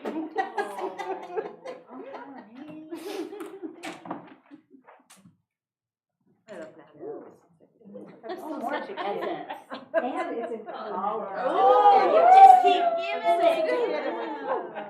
That's hilarious. I know. Okay, so, and maybe Erica could lead us through this, because I understand that yesterday, Cabinet went through a countywide training, and this was one of the pieces that they focused on, and it ties in perfectly with what we're doing, so Erica. All right, so we had the opportunity to work with other administrators countywide, and our county superintendent brought in a company called Studer to offer a training, and part of it was strategy and district strategy. And when I say strategy, I mean establishing the goals for the district and how they trickle down to the departments, like Trustee Martinez indicated, then even further down to the school sites, to the community, to impact students with the end result. And so I remembered in our PowerPoint, and this was an all-day training, we had a slide that really just demonstrated visually what it is that we're doing today. We're setting the district's big goals, and then in return, that's going to help us set the foundation for everything else. And I thought this slide would be really good as a visual. This is what we're doing. It's going to cascade down, downward, and with the end result of we're doing all of this for students, really. Sweet. Yeah. Can you read the purple? I can't read it. The purple says school-based improvement teams, PDSA, like. Plan, do, Plan. study, act. Yep, thank you. What was it? Plan what? Plan, do, study, act. Oh. It's just a cycle. Absolutely, thank you for jumping in. Grade level goals, so then that would guide even the grade level goals, because every school would have a plan. And then aligned team and individual goals. So then when we talk about evaluations, then if a grade level has a goal, perhaps, you know, a teacher or an instructional aide has a goal, and so on. So it just gets more detailed at the level of each employee. So do you think it would be constructive to set goals even for students, as those that can recognize, you know, here I'm at this level in reading, I'm at this level in math, recognizing the importance of that as well as an individual student. In middle school, we do that. We do it with reading and in math. Well, I think all students. It depends on the administrator at the time. Right. And at the administrator at the time, they would say, we're gonna allocate so many minutes in X period. So like all third period, because it has to be at one period if you're gonna do it. And they would change the bell schedule for that day. And they would say then, okay, all students during third period, and they'll give us X amount of time to get through your class, because there's, you know, sometimes the classes are kind of big, so maybe 2 days or 3 days, whatever it takes. And they gave us a form to fill out, and you would go over, like, I would do, let's say, in history and in language arts, we would do reading goals and writing goals. And then science and math would do the math goals. But see, as an individual, because I was thinking, you know, when you're having a parent-teacher conference, right, at the beginning of the school year, and sitting down, and even with that student present and the parents, and making that, this is where your child is. Here are your goals, here's your child's goals, here are all, you know, our goals together, because I think it's important to bring it down to even that level. Now, elementary schools, they do have reading goals, like AR, accelerated reader. It gives the goal, Depends on and the side. as they progress up, those are the goals But I that think it's, they. as a parent, I think it's just as critical of understanding, you know, in that initial start of the school year, incorporating the parents into where your child is and understanding that, because they can get these papers from school and from the state. I don't know what that means. We're talking about an EL family. I don't know what any of these papers mean. I agree. And so having that relationship and establishing that understanding from the very beginning of where your child is, and this is what we're committed to helping your child grow this year, you know, I think is important as I see us at that ground level, right? Because Yeah, we can Lizette, do all that's this not stuff, but happening. again, what's the connection going to be that impacts the student the most? And I'm sure some teachers do this because I've seen it, but even like, here's what you can do, like at back to school night, you know, here's what our plan is for the school year, you know, and here's what you can do to help your child. But you don't know what that personally means for you until you're in that one-on-one with your child and understanding this is where your child is right now, but this Right. is where we need, you know, what our Where we'd goal like is him to go. We do have them for the her year. in place. Uh, We already have those in place, I believe. I think that some schools for Right. sure, you know, we do have reading levels through the libraries and through Depends on the school. the elementary and it sites should with be across the AR. board. What we did do in the last couple of years is that, for example, I know that we have representation from a middle school background. We had a middle school want to implement a student-led conference, which is what Trustee Martinez is indicating. And, you know, for various reasons, staff was not completely on board and it didn't happen. So I think that this is what is very important today, is that you as a board will set the goal, will set the metric, or will set the pathway. What do we need to take? If your priority is that we have the student-led conferences, as Trustee Martinez indicated, you know, for the comprehensive middle schools or for grade 6, 7th, and 8th, then that's something that we would work towards implementing. Or if it's, you know, a priority for us to set reading goals at the elementary sites through the use of AR, that would be like an action to reach the goal for instructional leadership. So I like that idea, that student-led, you know, I like that. Well, first off, 28 years in middle school, I think kids should be taking charge of their own learning, period. That they have to start taking ownership of what they're learning. Now, the little ones, though, they're not ready for that. They No. don't have that self-awareness yet. But I think 6th, 7th, and 8th. Oh, definitely. But what Liz was saying though about especially special ed and EL parents, when they get these forms and they don't know what they're looking at. And I think that it's very important that at the beginning of the year that we go over with them, well, really, what does this mean? And what do we need to do? What's the action plan? What's the goal? And I think that's super important. Because a lot plays with our little guys.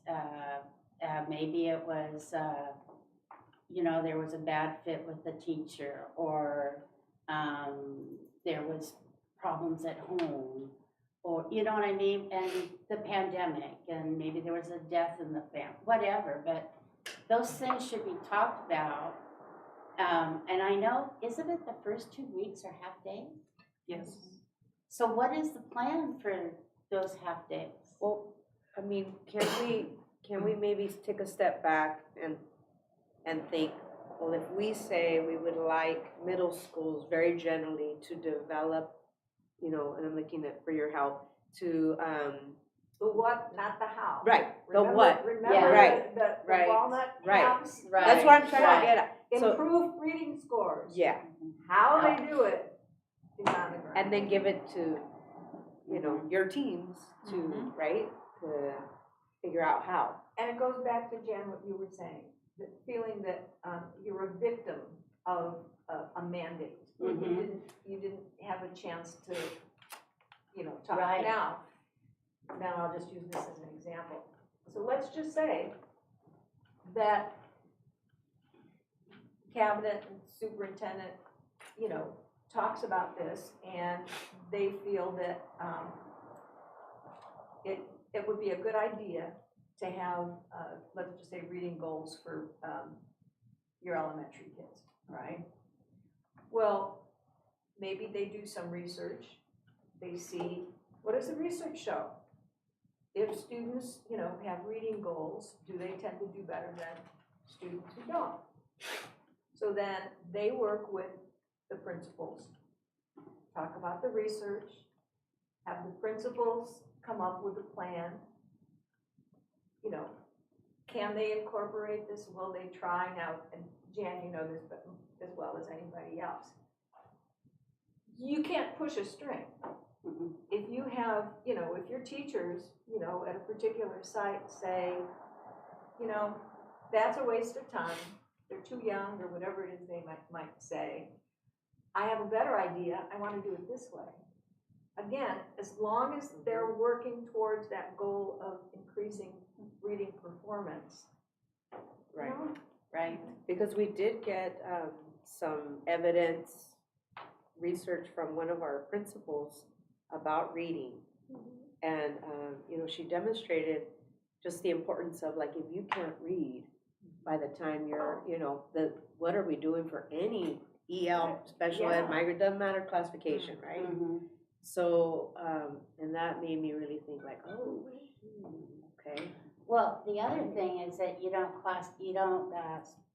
do everybody, but you concentrate on your bottom third. And you know, they go in and the principal or the assistant principal talks with them and make it a cheery, you know, not a, and hooray, hooray, hooray, and they get something out, you know, and this is what we worked on and this is what we talked about. And so the work isn't placed on the teacher, and it develops a good relationship with the principal and the assistant principal, and it's a good thing. You know, just because we're talking about reading scores doesn't have to mean that it's a bad thing. We're trying, and so you make it a good thing, and you just concentrate on those children, you know, and maybe the following month you work on the next third, you know, but so it's a good thing. And it's just, we care about you, and, you know, we make it that way. And not put the onus on, because the teacher's got a lot of stuff going on. I don't know. Well, and some of it, and we're gonna get into goal suggestions in a second, Right. but some of it has to be organic. And again, looking at, you want to define what it is you want. So you may want to have all students reading by the end of third grade, all students reading at grade level Right. by the end of third grade, okay? Then that is the push, right? Each school may have a different plan for attaining that. Right. Within each school, each grade level team may have a different plan. Right. So what you might see even in one school is that maybe your second grade team decides they're going to implement the goal setting, right? Third grade doesn't want to do it, first grade doesn't want to do it. At the end of the year, you take a look and see, how did the people who did the goal setting do relative to the ones who didn't? If it shows that this has made an impact, a positive impact, then, but it almost has to happen organically, where the teachers say, hey, that worked for you, maybe I'll try it. Well, and I like how you're saying, and it's not oh, they're better than you, but it's more of oh, that worked, Yes. maybe we should try. Collaboration Right. around what's working. Learning organization. Right. But as a goal, I think, can it be more percentage-wise? Not everybody reading like by third grade. Like I do. What, Realistic? I mean, or Yeah, you everybody, can- Or you they've can have been any but approved by everybody X amount. improves by X Right. amount, because There you you don't go. want, I mean, what if someone comes in, second grade, can't read at all? Well, I just feel that Maybe improve a grade level. improvement, something with percentage improvement, or I don't know, Or Erica, just increase. this is your increase area. student performance. in Yeah, reading. I had a principal who always said, we take the children at the page they're at. Yeah. Right. And you just have to move at the page, you know, and start from there. Yeah, Lisa?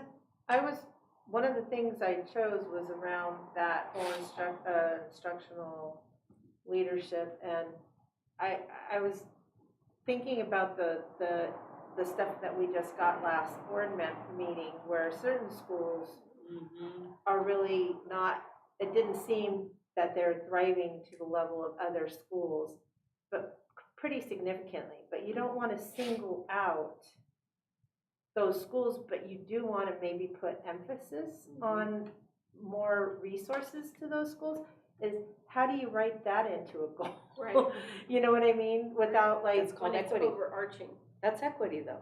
I hear that, but I don't want to call out the schools that, you know what I mean? So That's why maybe a percentage would work, yeah, not, but the percentage works for everybody. You know, that's why percentage wouldn't be necessarily, because some of these schools are already super high achieving. And it's kind of like, it takes me back to what was the one, No School Left Behind? I mean, every school is gonna fail at some point because you can't get beyond 100%. And No, we I had didn't schools mean in a- San Jose a like that. total, I meant a growth of a percent.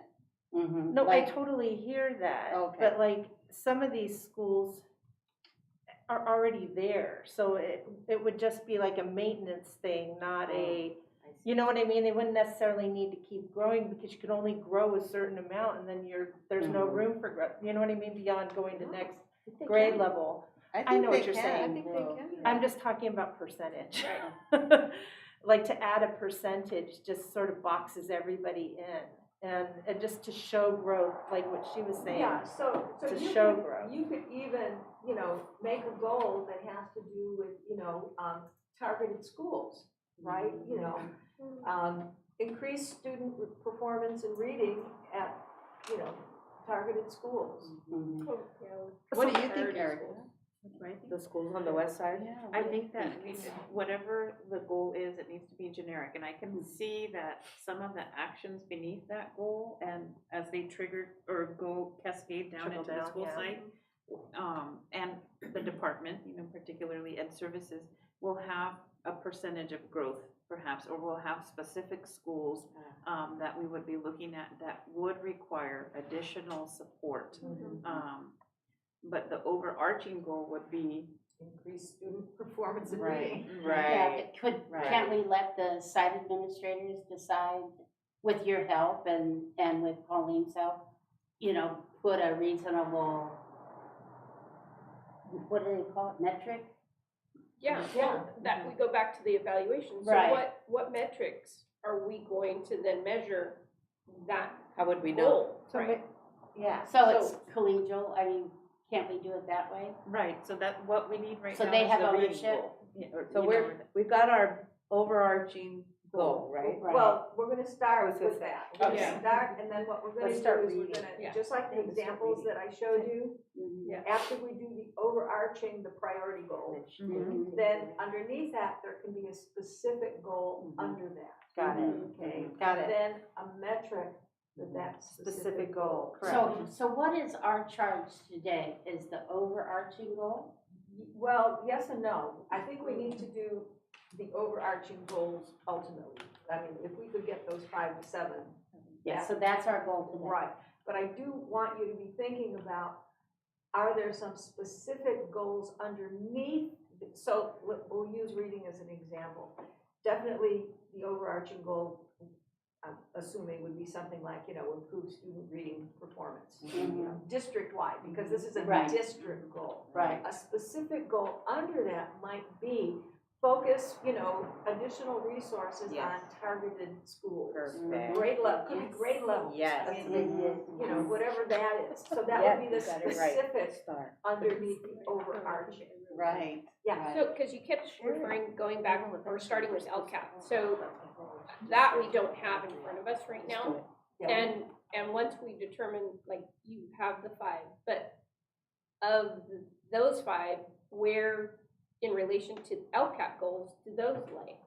Well, you'll see that every one of those 5 is tied, I mean, you'll align it to one of your LCAP goals. Right, so what I'm saying as a board is having that, I thought, you know, that would have been nice to have like lined up already to know this LCAP goal is already existing under this district goal. Well, if we get a copy of your LCAP goals, we can easily just say Because LCAP 1, why, LCAP 2. why be redundant, right? If that is already our laser focused objective in the LCAP, and then we're kind of putting this other, I mean, we can only be laser focused on certain things, and if it's already been identified and there are clear objectives laid out within the LCAP, it doesn't make sense to try to develop new ones over here when they're not, they may be the same or they may be different. I just want us to kind of align it together so we're not spending energy that we've already done with the LCAP. Would you like to review the LCAP goals? Would that be helpful, or? I don't think so, but Okay. Wouldn't it? I mean, we can. I think, to me, the difference between the LCAP goals is that they're broad. You know, And we can most likely fit them they're into the broad. categories. Yes. These 5 goals will fit into your LCAP goals. Right. Okay, you Yeah. know, I think. Yeah. They're very similar. So Okay. I suggest that, I mean, I know you're the facilitator, but if we start reading through these things and then we're probably gonna get a lot of this organically satisfied, so.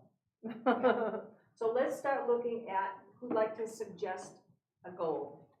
Okay, Can I and take tell us which one of the areas you chose. I try to do the communication, public relation employee, and totally open for feedback.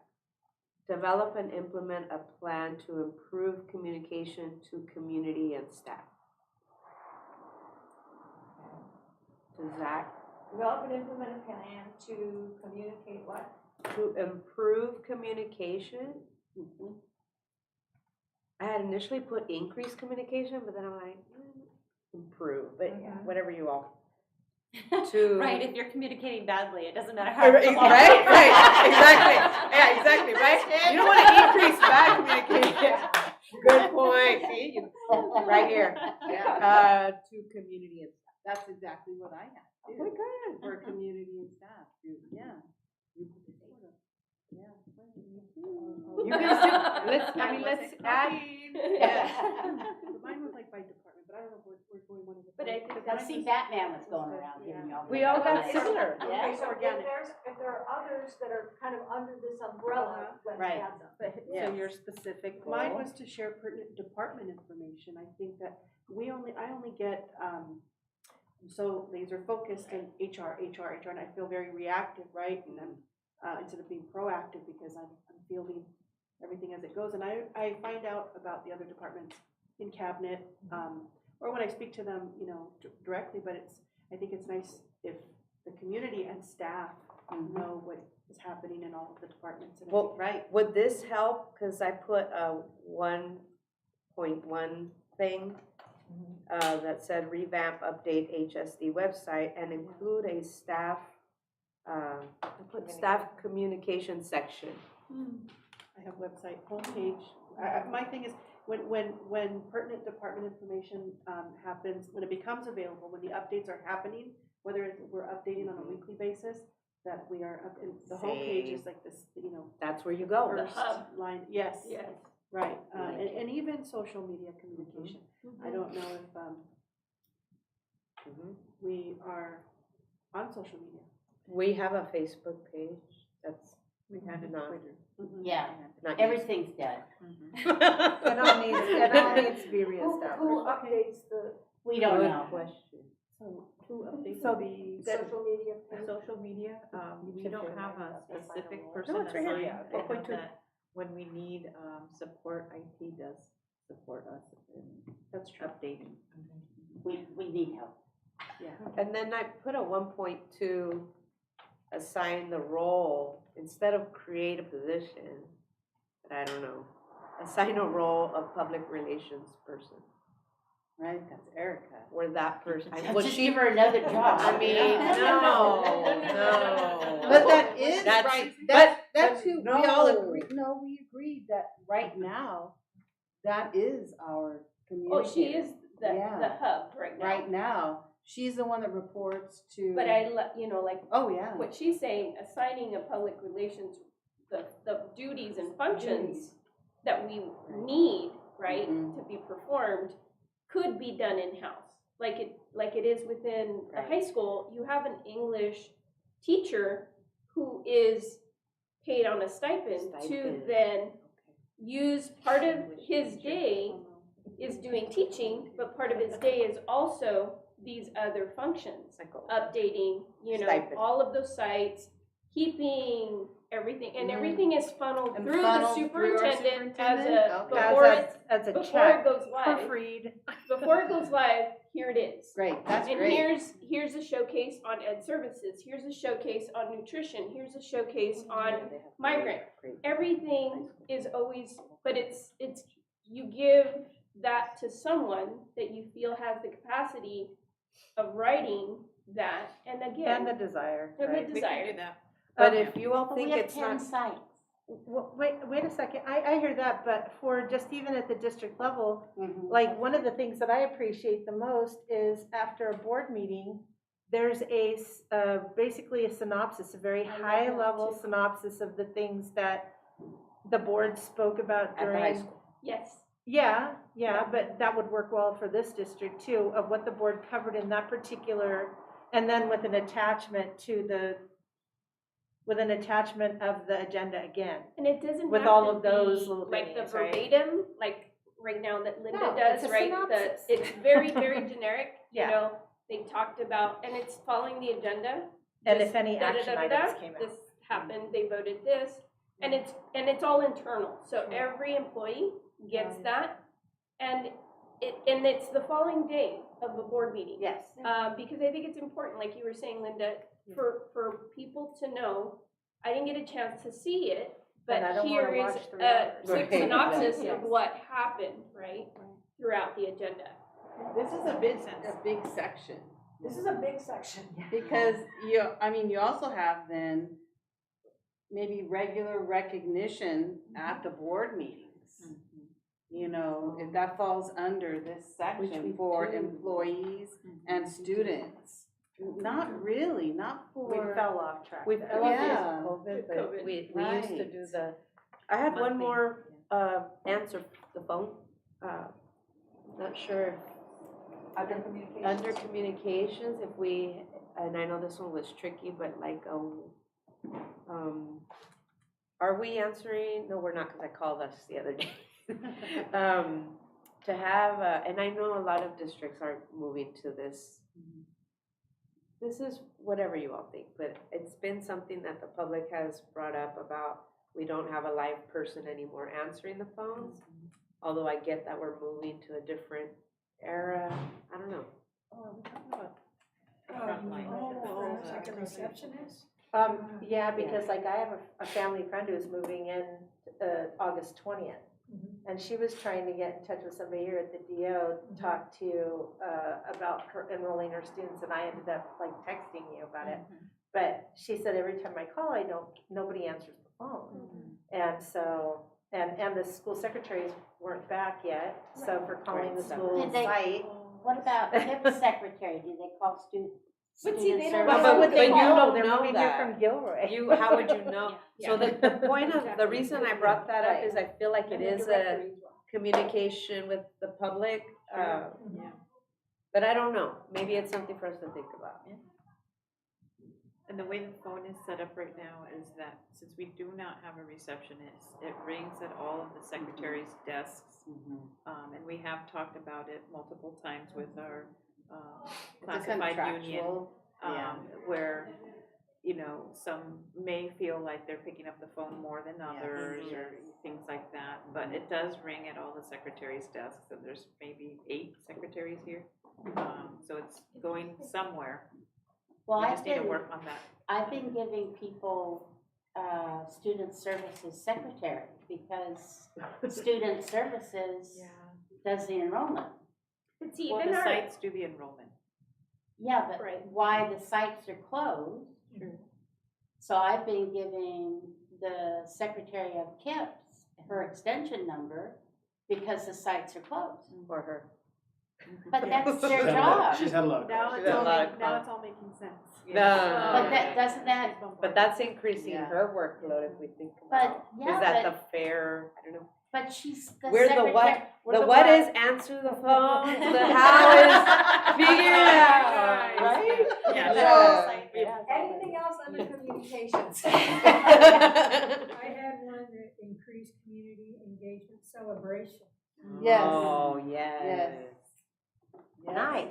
well, even like going back to Yes. what Carla was saying at the last board meeting, is celebrating all the unique, you know, every month, heritage, this, heritage, you know, and really either through food, through the sensory of visual or food, really incorporating what that looks like, right? Yeah, For that month, that would be awesome. for our And you kids. know, and we have to be a little bit careful there too, because you go on the national, you know, holiday section, okay, so for some, I was just looking up all the national, you know, and there's like 2 in 1 month. So yeah, oh, this is Portuguese Heritage Month, and so we leave the Portuguese heritage just off and No, only you concentrate on. can incorporate both. There's Yes. nothing to be careful about. No, We don't leave the Portuguese off. When you have, I think there's a good conversation, because this is where the debate comes in. There's nothing to be careful of when we are being thoughtful and when we're inclusive and when we're like, we have a Portuguese Right. family member. What do you Right. suggest? We right? should be share. inclusive on share. this. Share with everybody. Yes. We'll be all right. Yeah, And that, some of this could happen in the classroom, it doesn't have to happen Exactly. through the cafeteria. right. No, but that's what I'm saying. It there can are happen types through of the cafeteria. I sensory think that's amazing. if it appreciation, was. right? Mhm. Through different methods, through art, Yeah. through food, through Sure. whatever. So Right, to so- be inclusive, sorry. No, go if ahead. I was thinking of my overall general Yes, umbrella. umbrella goal would be the Hollister School District will engage with the district community. And then I had 5 different ones. Ooh, nice. Okay, well, wait, let me That's count why that. she's because I super feel like- Yeah, okay. yeah. I like, yes. So start again. The Hollister School District will engage with the district community.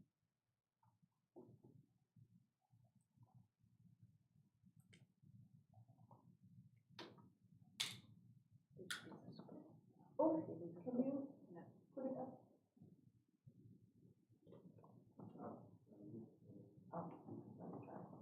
Okay, No, with if your you cursor. scroll down on your page, Jackie. Yeah. I'm scrolling up, it's not doing anything. Oh, Maybe with because the it's on the cursor down. size, you know, the page, the On the size of the little page cursor. that you have.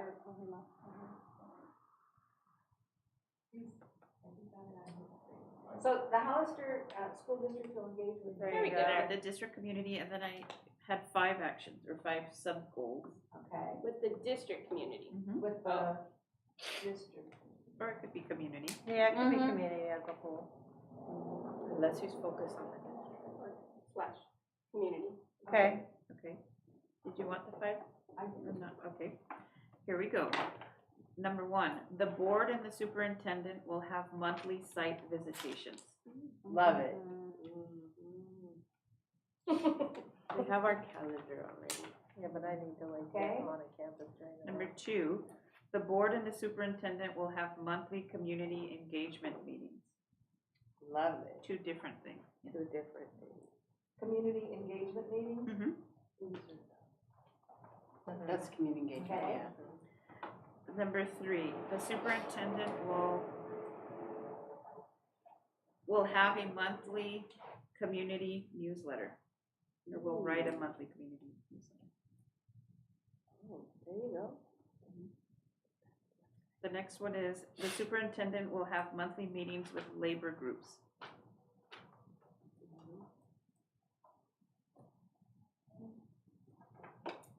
And then the last one is the superintendent will create a system and process for media management. Sweet. Oh, nice. I just have one question, suggestion, or something to think course. about. I'm thinking superintendent has a lot going on there, and could, I'm thinking specifically on the labor one. Could you have a partner in that? Yes, so this will then trickle down to the Okay. department goals. But see, I like the monthly, with, and it's just with the president. So, you know, cause that kind of Oh, the labor? filters out the negotiations piece. It's building the relationship Okay. between the superintendent and the president of CSEA and the president of HESTA. And it's, you know, just talking, how are things going outside of negotiations? It's building that communication and that relationship. And it's good to establish that just once a month. It could be an hour, it could be, 45 minutes, whatever the schedule allows for. But I think that's important. Yeah. Because again, our goal is to pull her out of negotiations, but Right. her still being involved in that sense of having that relationship Yeah, building because she's the leader of the district. of the district as well as, the other folks. Those are really good. They're great. Yeah. You're good with the how. So let's move from that arena, which remember, we took all those things kind of together, the communication, the employee relations, media management. Yes. Okay. So assuming that this is enough right now, at this point, Oh, yeah. we'll Right. revisit this. Right, okay? right. But let's move on to another one. So how about one of the other 4 remaining ones? Who's got a possibility? Yes, Lisa. Instructional leadership, Okay. provide a plan to target an increase in student percentage of grade level proficiency. Provide a plan percentage. to increase student performance. Yeah, of grade level, a percentage of grade level proficiency at all schools for math and language arts. What does that mean? So like, create the plan that will, target the increase, like how are you gonna do it? Create the plan for how you're gonna do it. And then, I guess 1.1 would be assess need and assign additional supports as needed. And then the metric would be an increase in year to year in both areas. Not a percentage increase, but So tell me the metric again, please. increase year to year in both math and English, or language arts. What do you think, Colleen? We would just want to identify how we're measuring it. So What are we scores? using our STAR data? Are we using CASP? Are we But doing that would be report your card? how.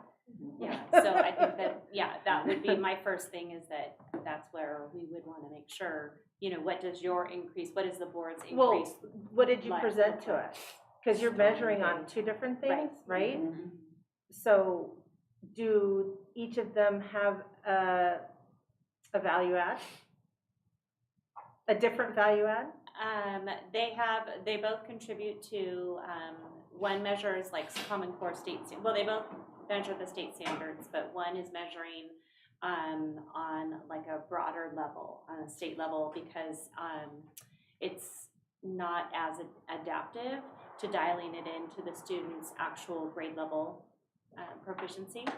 So I think, perhaps that is what we would want to just decide at the site or at the department level, which one we would want Yeah. to. And And then, it might be year to year. different for grade levels because you don't Right. have SBAC, for example, for Right. your primaries. yeah, so the how is up to you guys. I was just Yeah. identifying a what. I just want to reiterate what I had mentioned in my presentation, that we may have, we have grade level standards, but, when we exclude somebody by saying that they have their capability has already, from the beginning, has started at at an under grade level Mm-hmm. standard that, you know, they make progress towards, that we acknowledge that, you know, we talked about closing the gap, that, you know, they make step forward. So I think that's what's important about the increase is that, Not labeled grade level. right. And that goes to show for like the grading policy too, like if you get a certain percentage, Then you're take never out gonna grade level recover from that. proficiency. But Yeah. if you show that you've increased your homework return and you Yeah. know, Yeah. then I'm down you with have- that. Yeah. You can How do more. about progress toward grade level proficiency? Oh, that's There you Increase progress That works for, toward. that, Yeah. I think that's what I That's meant. the old. That's what you wanted I to heard you say that. There we go. Massaged it. Yeah, I said it Came out. wrong, but I meant it. You didn't say it wrong, we just worked it out. No, yeah. That's why the what? You're so wrong. What were you trying to say there exactly? That's Well, I'm my gonna need non-met. Kip's help with what I've got here. Aha. Okay, Jan, you ready to throw that out? Is it Is under it instructional leadership? Yeah. Okay. Because we're doing PE different this year. So I put, under instructional leadership, I put, define the skills and games being taught in PE for grades 1 through 5. Is that right? How about improve skills? Oh, And I think we're at the beginning, that's why I put define, I don't know. Well, I think that will be defined by the new Curriculum? curriculum. Yeah. because That comes Right. with, So how should I put this? Are you adopting the Yes. new curriculum? So could you, Yes. you know, What's adopt the- and implement the new? Okay, PE adopt and curriculum? implement the new PE curriculum for grades 1 through 5? Are you doing that? Is that the? Yeah, that's what we're doing. I don't know the name of the curriculum. Spark. Spark. Spark? Spark. With a Sparky. K or Okay, SPARK. And then for the specific goal, or the specific goal, I put, Jackie, it would be 1 through 5, I believe, right? yeah, it's one, Oh, grades it's 1 not K through, through 5? no, 1 through 5. Right? Yes. Because K is gonna be different, or are they gonna be involved in the Spark? Yeah. we Oh, purchased K will be for- involved? Yeah, TK. I mean, And all TK? that's right, But I yeah. thought it's not required. It's not required. But if But we that's, offered it to we're them. ambitious. Oh, nice, Oh. TK. So it is K through 5. I think that's good. Little ones too. Nice. It's like herding cats. They're fun. And then I remember for that, Kindergarten. I don't know if this would be right or not, but, do we wanna look at, lesson plans, or do we wanna look at games taught, monitor the skills and games taught? Or do you look at lesson plans, or do you look at times that have been reserved on the plate? How do you monitor that? Have you measure it? How do you measure and Maybe monitor? something to do with time? Minutes? Well, you're gonna have to be monitoring who's on the playground, so there's gonna be some, But is that a measurement? well, yeah, you have to schedule who, you know, For what us. grade level is gonna be on the playground at what time. So there's gonna be reservations. But is that a, That would be I think, a granular level at the Mhm. site level, Right. when the principals would I mean, oversee that. they're not gonna grade the kids or the teacher on how well you train them to kick a ball. I mean, Oh, I it's it's gonna be lesson plans. Oh, yeah, I allocated, 20 minutes. How are you going to, what's the metric? Participation. Could be participation, could be. I don't know. That's why I'm asking. It's time and participation. Yeah, Because so you're it would meeting- you're be, meeting the the schedule. requirement. it would be the required number of schedule. minutes. I mean, I think it's the schedule, because by law, they have to have their Certain 15 minutes. right. And you have to send those things into the state. And you can't have everybody out on the playground at the same time, so there's gonna have to be a schedule at each school site. Is that a goal then, or that's? No, That's the that's me- no, that's the metric. That's So maybe a But metric. see, we're at that, No? we're at the Yeah, ground yeah. level So- here. All right, let I them think figure it It's out. I think the problem I have with this as a specific goal is simply that this is one of those givens. You have no choice. Right. The district has to do this. Right, but this is brand new. Yeah, but even so, you still have to do it. Okay. So you see what I'm saying? Yeah. I mean, It's like the technology piece or Right. the. yeah, Right. yeah. Okay, well, I have another one. Okay, let's try that. This would be under safe and engaging. Oh, wait a minute, before we do that, can we see if there's any other ones that we want to have specific goals under instructional leadership? We've got, math and EL. Anything else under, anything about professional development or anything at all? I do. I'm just playing with how to word it. So I realized what I originally wrote is more of a how, right? Okay. So what I had originally put was provide training. Again, I don't know if we've already done this. Have to put that caveat out there. Provide training for all staff around classroom management, SEL strategies, and trauma-informed teaching. And in my mind, that was a way to help reduce the rates of special ed referrals and student discipline. That would be the That would be your overarching goal. Reduce the number or percentage, however you want to do it. Special ed Okay, referrals and let's play student with discipline. Anne Marie, isn't it hard to make that categorization for how and who? Yes. And what, that's hard. I mean, we start saying these things and, oh, we're down here, we should be, that's Erica's job. It's very hard to distinguish between those. Because we all want to solve it. Okay, so Right. to Yeah. reduce the number of special ed referrals. Referrals and student discipline, right? Because they have these skills. You know what, honestly, you may want to separate those The discipline out, piece. because you don't want to assume that all your discipline is Our special ed. Right. right? Yes. I agree. But could the same strategies work Right. for And both? they may, Which is right. why she's bucketing them, I think, right? Right, that's what I'm like. It's because the same hows might apply to both. And they, And or. Why don't we do And and or. or? Yeah. She's I talking see school what to you're- prison pipeline too. Yes. Yeah, you're talking on English. Yeah, I think it would Yes. be and or, because they really are, you're gonna have two separate metrics. yes. You're gonna have one metric for the number of special ed referrals, you're gonna have another metric for the number of discipline. Right. Yes. And then you have to ask yourself, is it discipline everywhere, or is it just discipline at the middle schools, or, I mean, Yeah. Yeah. Well, how But we're- about we we're just here. reduce Yes. the number of Or discipline, student suspension. student whatever, yeah. referrals and suspension. And I might propose to take it a step higher. We're gonna participate in differentiated assistance, and we are in DA for these specific reasons, for our English learners, our suspension, chronic absentee, suspension, those sort of things.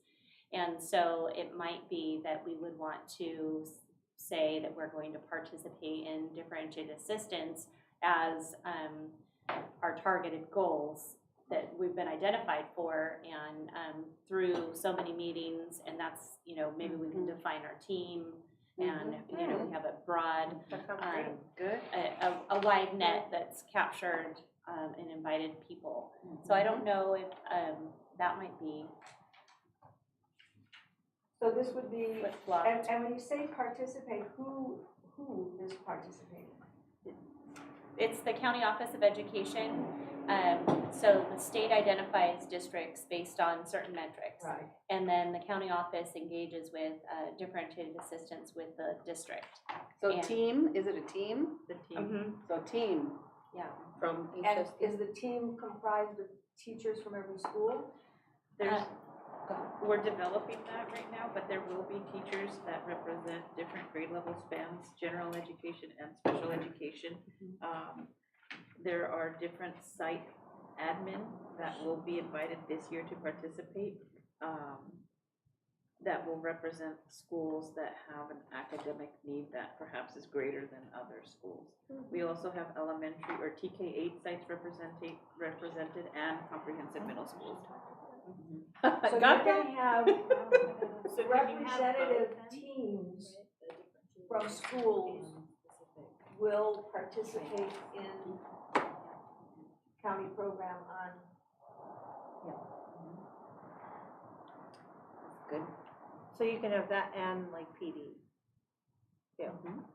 Right. And to that, your point, Emery, the trauma-informed practices we've had, we've offered trauma-informed practice trainings last year. We have them scheduled to offer again this year to all staff, as well as Capturing Kids' Hearts, which is a relationship building process, which helps lower discipline issues.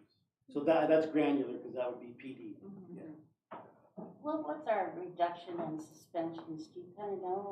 Yeah, it went down to 2%, 2.4% this past year. When, what was it the year? Or 2019? Pre-pandemic. Pre-pandemic. Pre-COVID, I think it was up district, I think it was about 6.5%. Yeah. I feel like we dropped like 4 to 5%. It's huge. Yeah, it was substantial. Considering all the stuff that was happening. Yeah, Yeah. and from all the noise from the outside of the Exactly, world. yeah. We've really worked hard on this, So the but we have a lot metric- more to do. The metric for this one will be what? Will it be attendance Increase in the and the teams? Yeah, No, the one about the differentiated. district teams going to the differentiated assistants. But we have a calendar of meetings that Can we put TBD? that the team will have to participate. So the schedule basically, the schedule of team meetings. And then are those teams going to come back and do like a trainer of trainers model for the staff? They go back and they work with their sites, right, and their grade levels. The Okay, so I'm just principals. wondering how it cascades down. So the expectation that these people that attend these meetings are somehow going to have some responsibility then for working with the grade level teams at the school. They'll contribute to the solutions, the plans, the processes that will address the current needs. And so, say they contribute to a professional development model, and then we would roll that out, or they would do. They would take back a process of data analysis, you know, that improvement in science process, and go through that at their sites, ideally.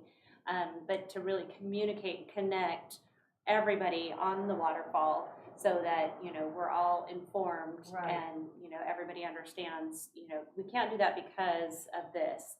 So I think that the participation is really just the key for that, and the end result would be a drop in suspension, whatever we were targeted for differentiated assistance for, then we would want to measure that. So my question is, as we're developing the differentiated assistance and things are happening right now, like day one, what do principals, how would we guide them, right, in situations that arise? What would be, who would be the person they would contact, right? I'm having this major thing happen today. What do I do with this? They call 'Cause me. They call you? Okay. Okay. Another thing that I'm thinking about, as you're talking about, you know, student discipline and referrals, kind of thinking back, tell me how this fits in, thinking back to the work we started with the school to prison pipeline and the stakeholder committee that we had, and how that has since, you know, pandemic happened and whatever. But is there a way to loop these folks back in, to check in again, because they were community members, and even our county superintendent was a part of that, you know, kind of check in with Crystal. And I'm just thinking, because the equity work starts with who's the most impacted person, right? So if you have folks that are not impacted and not at the table when we make decisions, especially like discipline, I feel like, are we missing something? Could there be something that they think of that we're like, oh my gosh, I didn't even think that that's what people needed? You know what I mean? So is there a way to include this piece? And maybe that's not the place. I'm with you. You know what I mean? Like, is there a place to make sure that community voice and input is somehow looped in whenever possible? Maybe it's a whole different thing. I don't know. And maybe, Sorry, I'm sorry, go ahead. I'm thinking about when we engage with the community, which is that other goal. Employee relations. And employee relations, and allowing for people to have voice in that sense. Yeah. That would have, you know, an opportunity for for anybody in the community to say. I think that you are doing a great job with suspensions now, or maybe you still need to work on it. Okay. True, we can. Actually, Using that venue. I think that, I heard, and you know how people are, but, HSD, you can do anything and nobody suspends you anymore. That's one of the taglines that you hear. And then on the other hand, you hear, all they do is suspend.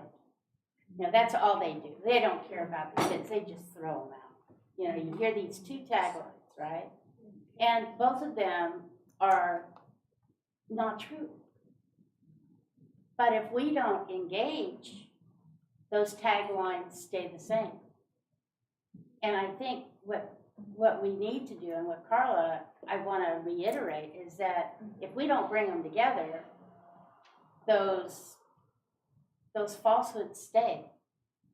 And so we should be doing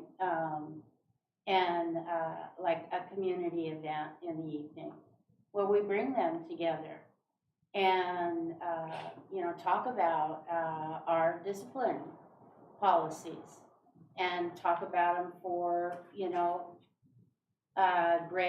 break them up by primary and TK through 3rd, 4th through 6th, and 7th and 8th, or however you want to break them up.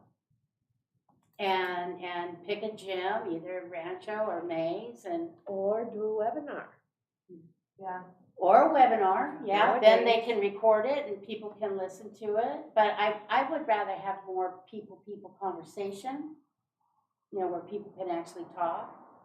But you could kill two birds with one stone, because if you had, let's just say you had a community meeting in, one of the middle schools, you Tape it. Yeah. and then you could show it. And, again, going back to just a little bit about, I'm kind of putting all of these things together. You talked about media management, that would fall under this because you could advertise it out on, media, press release, that kind of stuff. Right. But you could also, as you're doing that, you wanted to showcase what Cabinet's doing, right? Well, we used to do what we called road shows. So myself and Cabinet would go to, various, feeder schools, like we had 2 middle schools. So go to the 2 middle schools, and Cabinet members would kind of do their little showcase, Last year, we reduced suspensions and, this It'd be this good to say. percentage.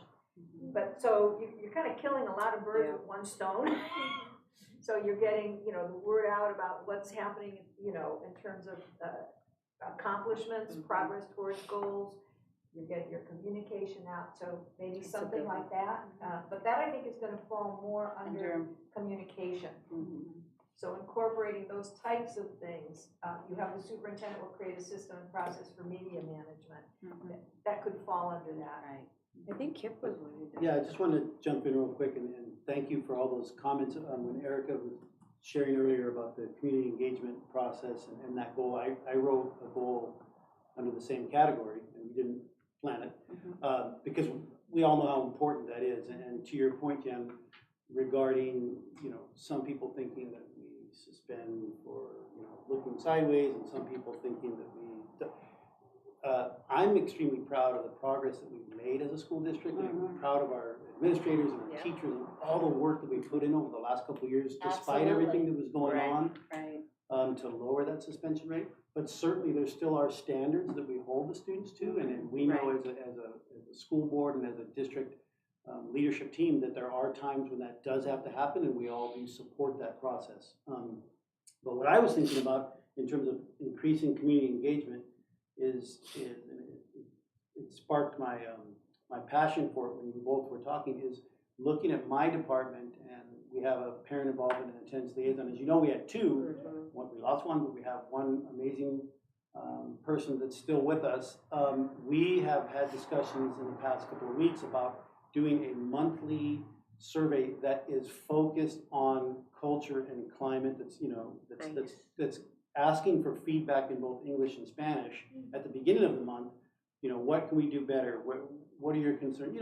We've started to come up with some general questions. We do that at the beginning of the month, and at the end of the month, we have some sort of an event that responds to the overarching themes of that month's survey, right? Whether it's school discipline, whether it's school parking lot, there's always things. As a former school principal, I know there's always things that get under people's, it's a rock in their shoe and they want to talk about it, right? So we try to find out what that rock is, and then we go to a site, we have something here at the district, and just have a conversation like we're doing today. Because I really think that once you get a chance to sit down and talk with people, and have it just, okay, somebody's listening to me, they're hearing me. Now, I'm not gonna, I spent 10 years as a site principal. I'm not gonna make promises that it's gonna go away tomorrow. Right. I did that my first year, and I was like, I got it, you're never gonna see that problem again. Rookie. Right? So you don't make that promise, but you listen and you try to, we go out, we look for a solution. Sometimes it doesn't work, but at least we're making that effort and that connection. So that's from our department's perspective, that's what we're looking at.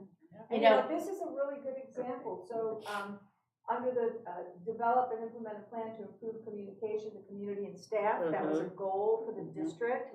So you see then how Kip has taken that district goal and he's applied it to the work that he is responsible for, and then he's using it with his staff so that they're, see how it cascades? That's the idea. Yeah, going back to what Carla was saying, I think I want us to have an honest conversation about, I know we started the dismantling the student prison pipeline before. Things have changed. And so, do we have the same buy-in? Do we still want to continue down that path? Or is it Or something are different? we now going to do this differentiated assistance in place of that? What makes sense for us now? Because I want us to be honest about that conversation. Because if as a group now, right, as the current leadership of HSD, which path do we want to focus on? And if that no longer works for us, I don't want us to leave these folks kind of lingering out here and saying, started something, but, and made a promise or made promises. And I don't want us to look like we don't care or we're not committed to that, but I want us to be honest to ourselves and the community. What are we going to do and how are we going to do it now? Good point. I think though that's a little more on the how that you have to be talking about. Right, but her point's well taken. Yeah, the point is very well taken.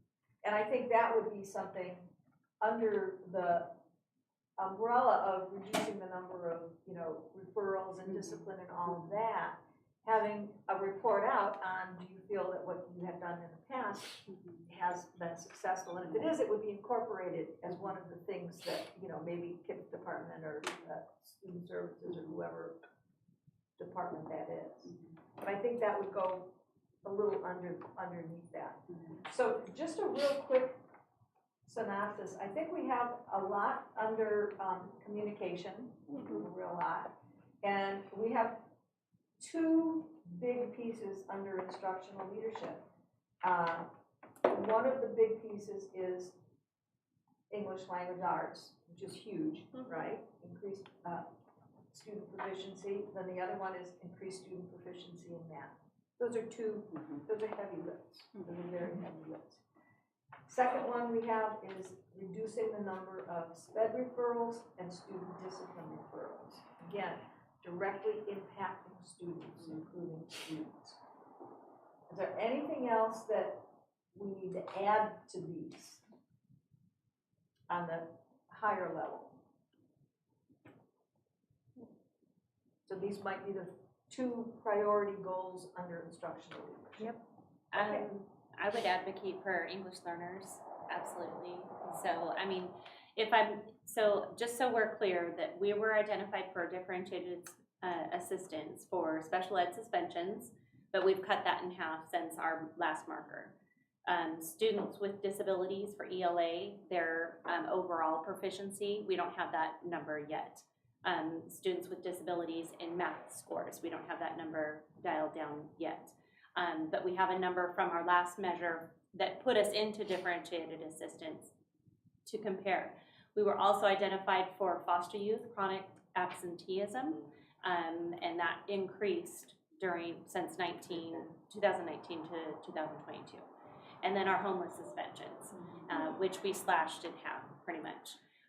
So it's those areas that get us into the differentiated assistance, and where we, absolutely special ed is a big proponent, but when we look at like our English learners, then, how are we making sure that we are providing or preventing instead of reactive, which is Being this, proactive. how can we be proactive? And so I would propose something to that effect.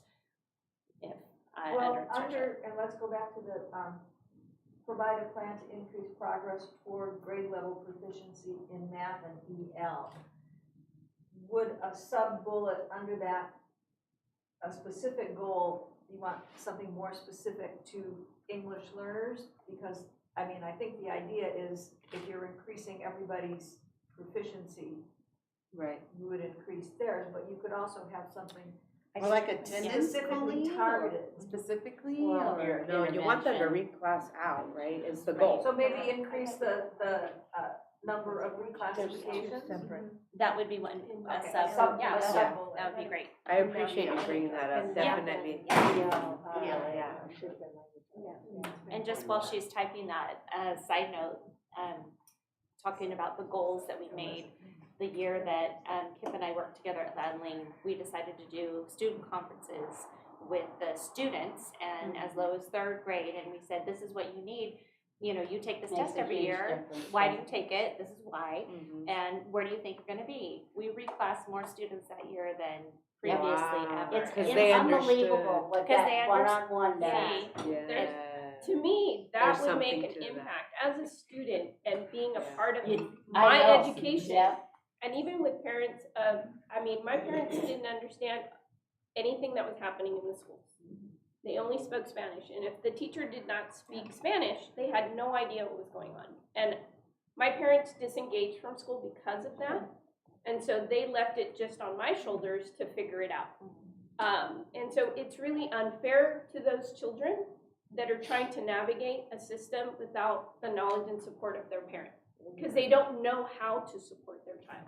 They're not given those tools or the ability to come in and feel welcomed and engaged with at their level to really know how to support their child. And that to me would make the biggest impact on a child by empowering not just the child, but the parent at whatever level they're at to help support their child. And we even gave those students, it was a big party. Yeah. No. And it was great. Parents, anybody could come to that, and it was really a celebration. Can And I it should ask, be. one, this isn't, if it doesn't matter to anybody else, I'm totally fine with that, but shouldn't it be in math and ELA? Because Yes. EL reminds me of English English learners. learners. Me too, Sorry, I English think. language. Yeah. So that was just my Thank little you. OCD moment. That's what we were Sorry. like. We were Oh, like, God, it should be. I didn't know what it should be, but I read EL, like Well, English I'm just trying to- learners. I'm just trying to abbreviate so I can type No, yeah. faster. Like, I don't know. English language. But then my other piece was to your point, what the conversations, because it just reminded me of when I was a site principal, I used to have parents come and we do training for parents, right? And we had one in Spanish and one in English, so I wonder if it's under community engagement, that we make sure that there's something about how do we train our parents on the educational system, right? Do we train our parents on how to use Snapchat, Twitter, Yes, right? asking for that All one, of yes. those things, right? Yes. I'm just trying to think back of like what the parents liked that when I did it, and it was those Yes. pieces, the technology pieces. We taught them how to create an email because they didn't know how to create an email. Yeah, how to Um, monitor. we taught them Even how to calling in look an up their absence. kids' grades, how to look up their absences, Yes. how to, right, like just how to do school, and it made a huge difference. Like the amount of They felt parents more that comfortable coming started in. Yep, started coming in more often, who Felt more knew comfortable how to calling. look for grades, who knew how to support their children, made a big difference. Yes. So that might be something Parents under, when we're in the community engagement piece, that we Well, talk actually, about community training engagement- parents. Yes. Community engagement What do they is call up that? here. Because we did that one already. That one, and we Yeah. actually have, you know, share pertinent department information, we've got, you know, communication, and we have monthly meetings and a site, so maybe those monthly site meetings. But maybe something specifically about training parents. I see that. I think that would be That's kinda down down in to the the how, weeds of Erica's. Not the what. No, Right. I Right. think somebody doesn't speak. Yeah, or at the department level. Yeah, we. Okay, let's take another category. Safe and engaging learning environment. Okay, let me get this typed in.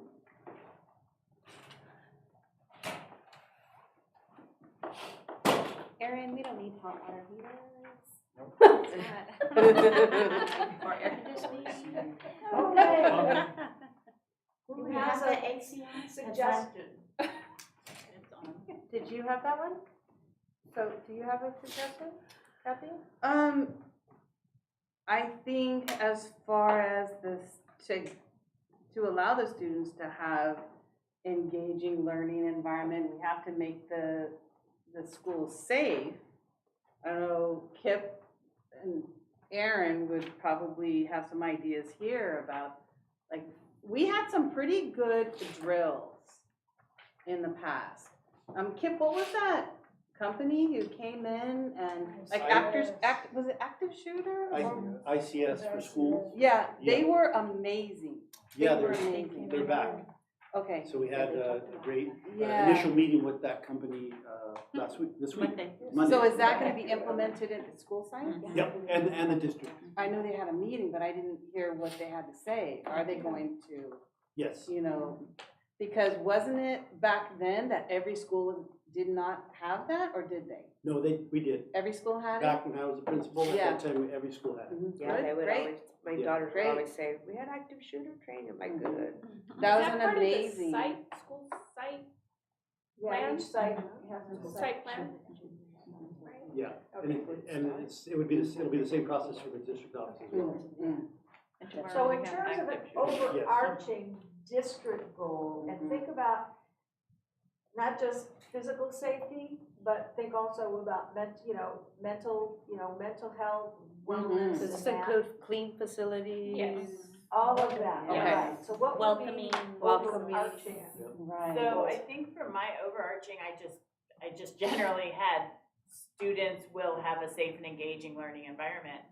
But then for one of my But staff also need it. underneath it, yes, everyone will have a safe and Yeah. engaging Right, learning environment. But my other piece, and again, you may have already done this training, was to provide training for all staff around inclusivity of students regarding gender identity, sexual orientation. We have not, but yes. Got one.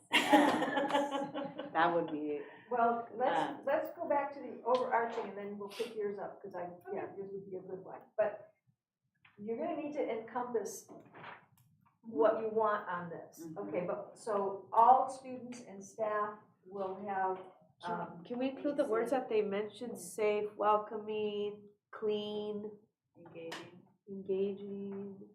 So the LCAP goal that we have on this is safe, engaging, and inclusive classrooms and schools that meet the social emotional needs of all students. That is I mean, we could use that. Yeah, I mean, that's. Hello. different. Again. Liz, there you go.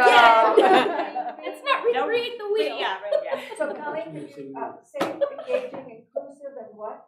Safe, engaging, and inclusive classrooms and schools that meet the social, emotional, I would say, propose and academic needs of all students. Yes. I would say behavioral and academic needs of all students.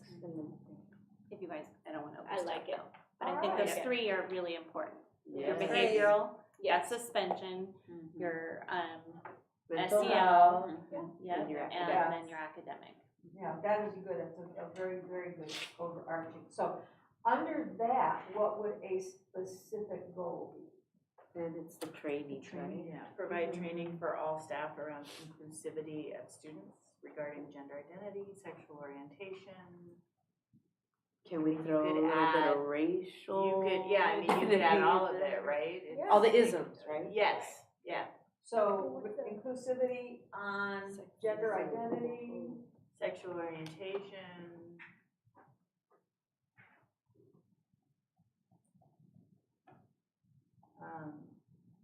I mean, you don't wanna put you said something about it, race and. racial and cultural. Right. Oh, Racial how about and cultural cultural sensitivity? Proficiency. And proficiency. That's it. I like that better.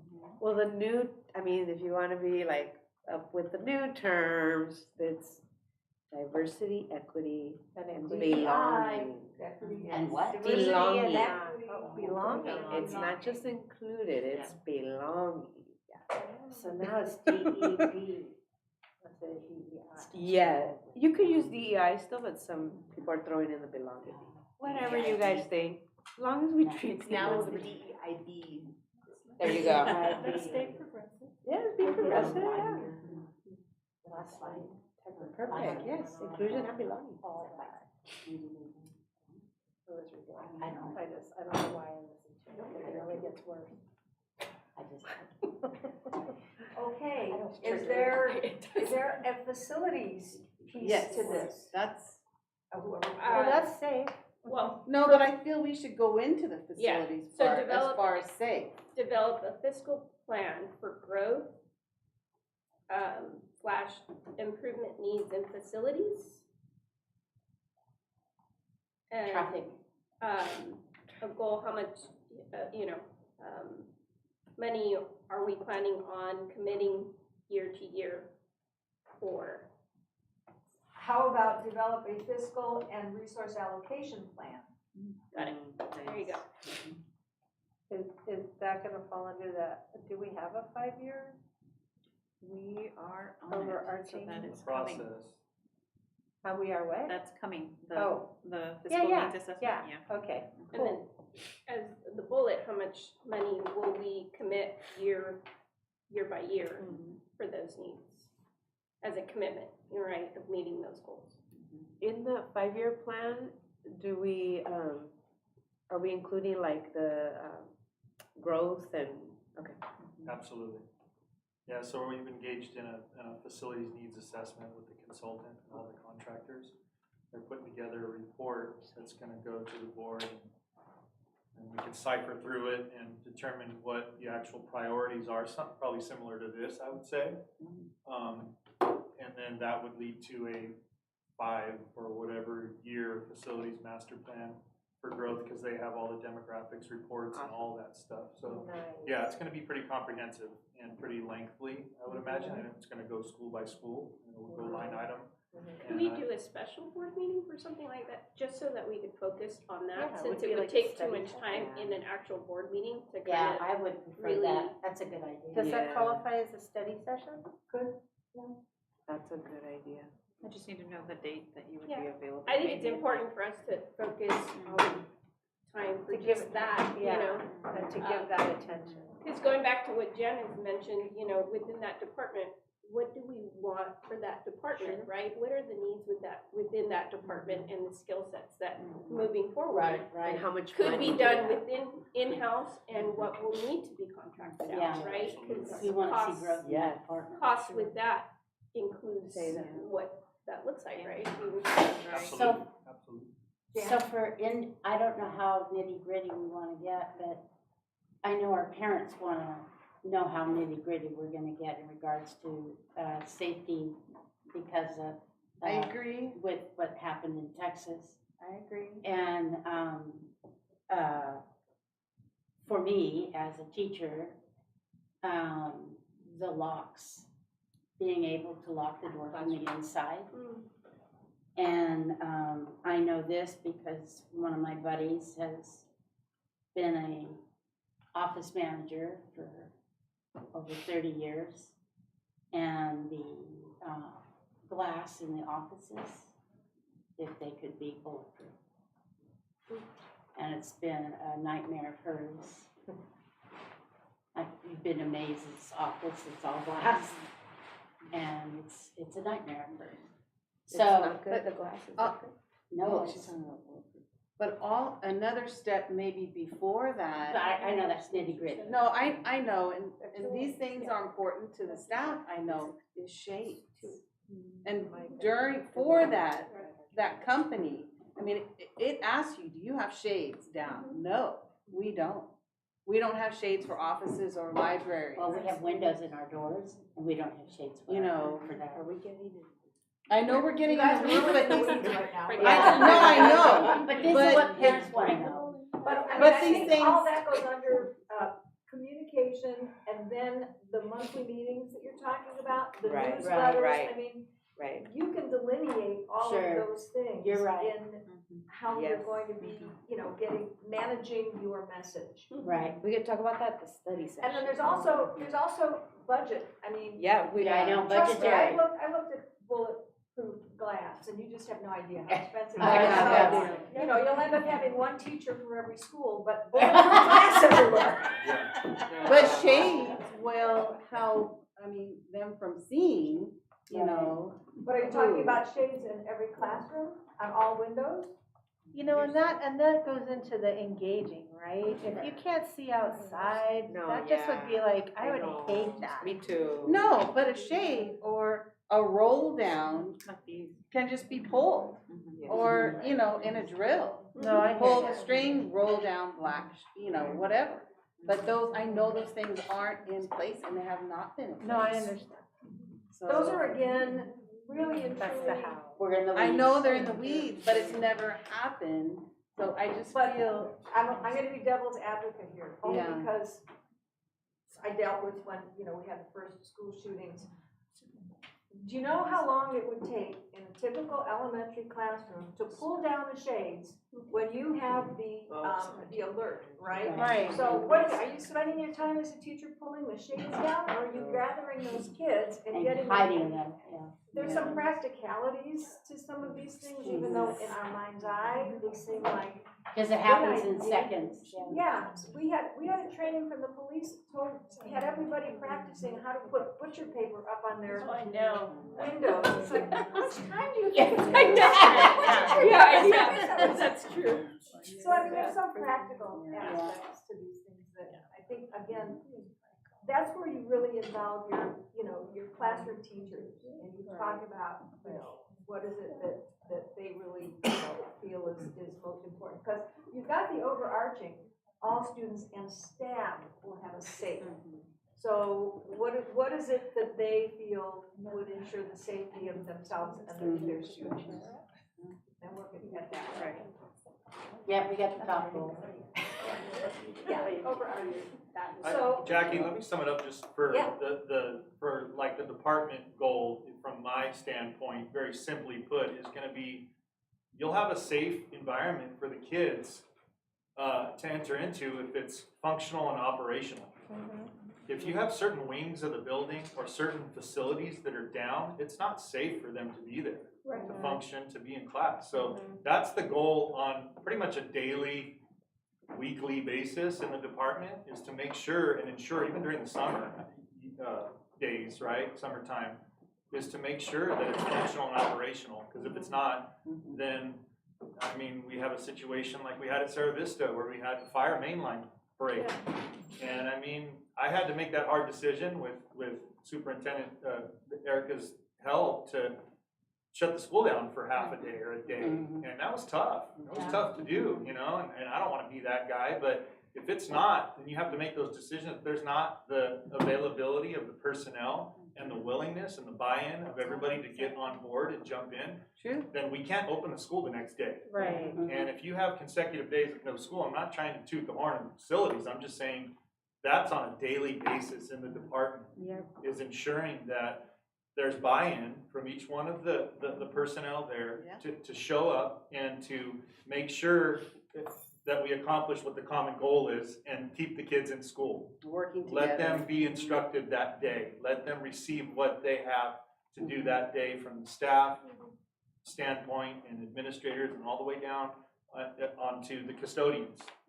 So I try to simplify it, and I don't know if this applies here, but that's just so the group knows that that's something we choose to try to accomplish on a daily basis. Right, yeah. and that would be your goal in, in your, department. You know what, thanks for bringing this, we don't have physical. We need to have, I think, all students and staff will have a sit, blah, blah, blah, blah, that meet the physical, Yeah. comma, so because what you're Yes. talking about is even physical needs. Right. I mean, they have a Right. space. Yes, Which yes. then would also Good include one. student nutrition. I was If just thinking the students are same hungry, thing. they were not gonna learn. To Yeah. have basic needs. Yeah, because if they're hungry, they're not gonna learn. Right. If you're hungry, cramped up, and cold or warm or hot, Yeah. All that. forget it. Social, emotional, and I think Colleen had said behavioral and academic. Okay, is behavioral different from social emotional?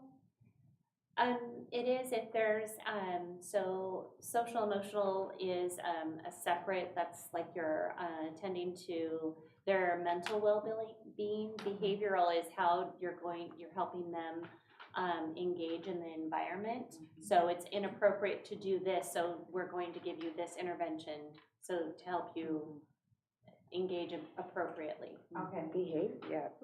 I think behavioral, we tend to focus on the negative, right?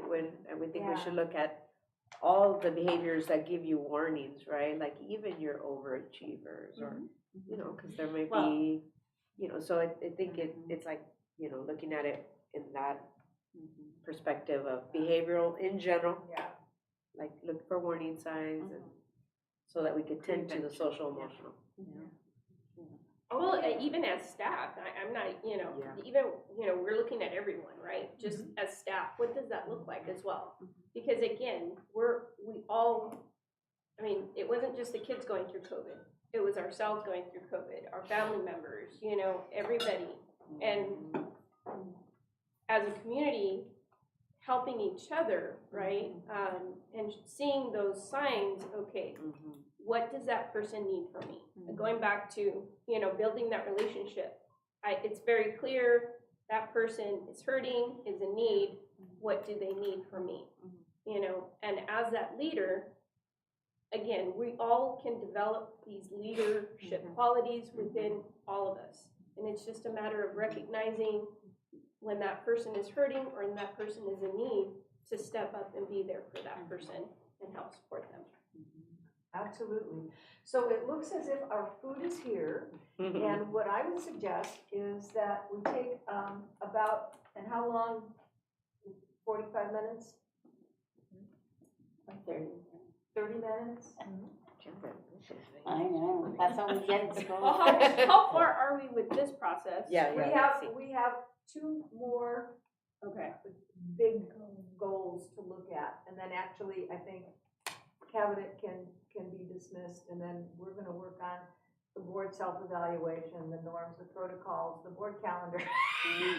Well, no shame or blame, but like, is everyone okay with the 30-minute versus 45? And if not, like, can we do consensus? Sure, what works for everybody? Would somebody like to, do I have a hand raising? Is 30 minutes enough? I'm retired. 30 minutes. Who's good with 30 minutes? Or even like a working lunch. Or even a Or working working lunch, lunch. I'm okay with that too.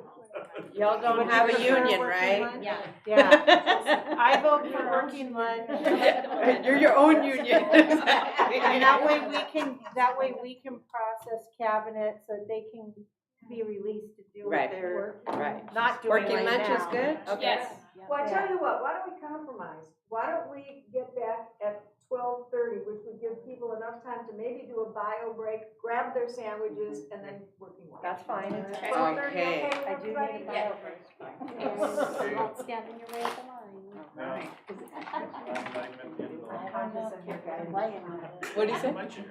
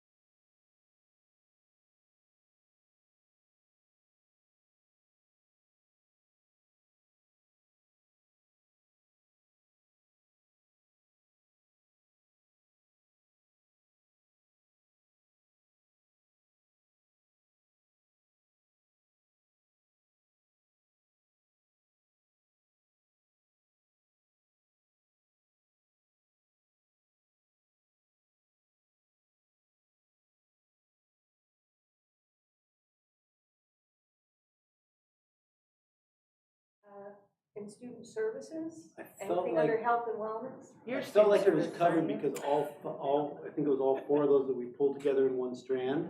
Yeah. I feel like a lot of those do touch my department. Okay. So nothing on, like, because I know we talked about the SEL and what that looks like coming out of, you know, these one-time funds and what that looks like moving forward. Because right now, we are just focused of moving forward and paying with the, you know, for those people. Because For the temporary. yes, for the temporary. And building that team and we had that discussion about identifying a leader, a social worker, Yes. lead position. Yes, Yeah. that was the other piece that we were kind of concerned about, because for it to be effective, it has to be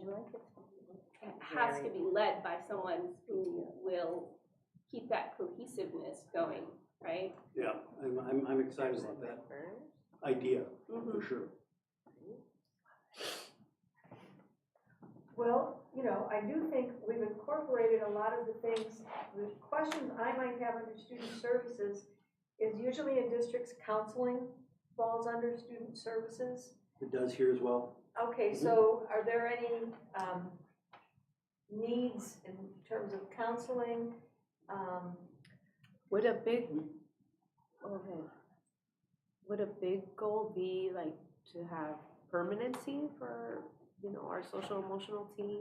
And that's a long-term goal. Wellness Counselors, teams? because we cut counselors as well. Right. I know that into last year, we were talking about it as the SE team, which included social workers, counselors, and mental health therapists under that umbrella term. So certainly the idea that now that we've gone through what we've gone through, and using one-time funds with a limited basis over the next couple of years,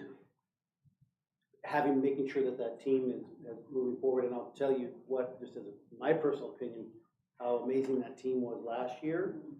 My goal and passion moving into this year is to continue that momentum and then kind of put that position in place that we had talked about. And a leader. supervisor. Yeah, social. So could the overarching goal this year be plan for? Permanent funding. Yeah, a plan for providing resource, what is your team called? SE team, social emotional team. Okay, plan for funding SET, social emotional team, in the future, and maybe it isn't next year, permanent funding, Yeah. something like that? Could it include the position that because without that key position, right, that's the lead of this team. So what is the lead position called? We don't have it yet. We haven't fleshed that out yet. yet. It would be like a lead. It's a supervisor position, but I don't know, For what, social work. for social workers, well, for both your mental And health mental health. And your interns, you know, because Right. that. Because they'll be able to provide that oversee all that, supervision. yeah. That's very important. There would be a lead or a supervisor of social workers. Supervisor level. Well, but if we try to get into like a bigger category, could it be, develop a plan for implementing this team, your social emotional team, Well, I think funding and implementing? Well, and a job description for a supervisor. Well, I think maybe that could be a specific goal, because you'd have, as part of your team, right? You would be developing position descriptions for the needed positions, because some would be a supervisor. But to be honest with you, I don't know what Janet, I think Kip was trying to, I want to hear, he was like Oh, jumping I'm sorry, in. Kip, I can't see you. I don't know what the difference is between a mental health therapist and a social worker. See, I don't know what the difference is. Yeah, there are some differences. What I was thinking is we're looking at making this a goal. I want to be very thoughtful about putting down future You're right. programs. Yeah, you're right. Based on funding availability. Yeah, I just wanted to put that into the room. so maybe How just about- developing the plan or the Well, structure. maybe it isn't even just the plan, maybe the overarching goal has something to do with the outcome that you want. So the outcome is to provide necessary services to meet the social and emotional and mental health or whatever. I mean, and then however that shakes out. Would that work, Kip? Oh, yeah, to meet the needs of students that are on every campus, or at every site. Right.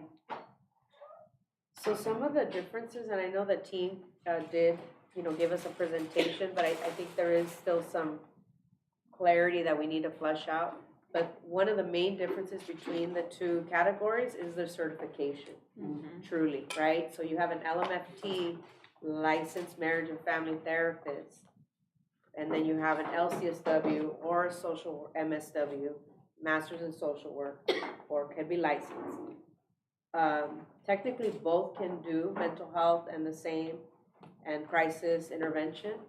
The LMFT is really focused on therapy, right? The traditional one-on-one, therapy services, and the And who is social the- workers. Who is the LMFT? What, in relation to? Mental health therapist. Oh, okay, okay. Sorry, mental health therapists would usually hold that license. Yeah. And then your social workers would hold the master's in social work. Okay. And that is a much more broader. And that is certificated where the other is classified. Yes. Oh, I don't know is that right? the category. And our social workers have credentials. Here, Yeah. yeah. And to be a social worker in the schools, you have to have a PPSC on top of Mhm. your master's or license. Yes. So it's a very specific position if you are a social worker in a school. And those folks can supervise other social workers towards their credential and/or license, if they're licensed. So they're both can do similar, and but it's also very two different fields. For those, I'm social work field, and I have friends in LMFT, and so, but the social work degree allows you to be in government, child welfare, mental health, schools, probation, whereas the LMFT, your focus is therapeutic services. So that's, and the reason I think we advocated for social workers to come into the schools was not only because of everything they can offer, but you're talking about a big, a category where they can do a lot, Broad, right? very broad. Very broad. Thank you, Carla. So having heard all of that makes me think, is anybody kind of, I know we have sort of a ratio, correct? The social workers to the. Actually, the classified to the certificated. I think Well, we tried in to that keep SEL team, right? Right. Because, will there be a kind of a look or a continuing look at where do we really need the services? I mean, some can, because I'm assuming there's pay differences between, I don't know, but I mean, like, you know what I'm saying? I'm thinking fiscally. So like, if we're using one type more than the other, or, you know what I'm saying? Is somebody gonna look at that? Is somebody gonna be like assessing whether or not we have the right ratio? And that sort of thing, so that, because I know we're gonna be having a lot of interns, right? So, I mean, is That's that under part of KIP, what right? happens? Is that part of that bigger goal? Well, yes, and the way that we looked at this team from the beginning, and I still continue to look at this, is every person on the SE team is a valuable team member. Right. Whether we're fortunate, looking back into 21, 22, whether it was a counselor, whether it was a mental health therapist, or whether it was a school social worker, those SE team members really they owned it. They owned that, the social emotional support of their campus. And again, looking back, we had 4 mental health therapists. We had 2 school social workers, and the rest were counselors. How many counselors do we have? That was 6, And Now we we now have have what, 2, right? 2. currently 2. Yes. So how do we leverage the ones that are still here to cover that counseling? It's really about leveraging the interns. Yeah. Yes, that Carla was talking about the skill of a school social worker and that licensing to oversee interns. We have the ability, and we have an agreement and relationships with those schools where we can bring in a number of interns to backfill and support that process.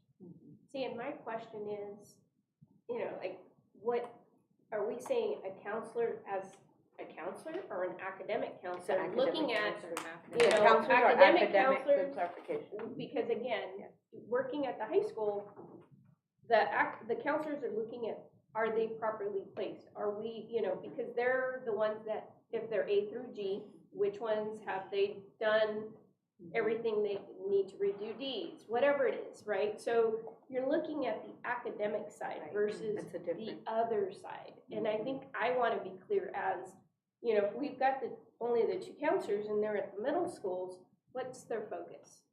Because if they're not going to be doing that, then what, it's like bombarding them with so much, they can only do so much, right? And they have another specific credential as They well. do. They do. For academic counseling, Right. right? I forgot what it's called, but I remember I don't have it. PBS? I don't have it, but. I mean, I trust y'all are doing it, I was just wondering if somebody's gonna be, because the needs of students could change over time too, Absolutely. right? And will somebody be watching that? Well, that's the goal. What are the goals revolving this, right? And what does it mean as we're moving forward, and the need for expansion, or the need of maybe not so many of these, but more of these, Reallocation, right. et cetera. Well, that's why we do it yearly.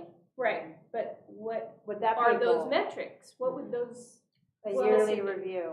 Yeah, I mean, I think probably underneath if this year the goal is to meet the social, emotional, and mental health needs of students at all campuses, so that's your overarching goal, okay? Maybe one of the subsets is, first thing you do is do an assessment. Whether it's something like, there, of course, it is the Healthy Kids Survey, but there's another survey. And I mean, with it's, the student? yeah, it's very specific to the students, social and behavioral mental health. I can't think of the name right now, I wanna say Poseidon, it's something like that. I can find it out for you, a lot of districts do that. So there's an assessment to see what are the needs and to what extent. So if your student population in the school is 1,000, 10% of the kids, or is it 50% of the kids? yeah, I think they kept the data, Yeah, right? we do have all that data, Okay. the number of contacts, the number of open cases Good. compared to the number of contacts, and our school social workers in general that I've been fortunate enough to be around over the last couple of years, work next to and listen to. They have those assessments. There's a number of different assessments that are available that they know about, that they've talked to me about. So if that's something that we want to talk about, we can certainly incorporate that when we have a social work leader. Yeah.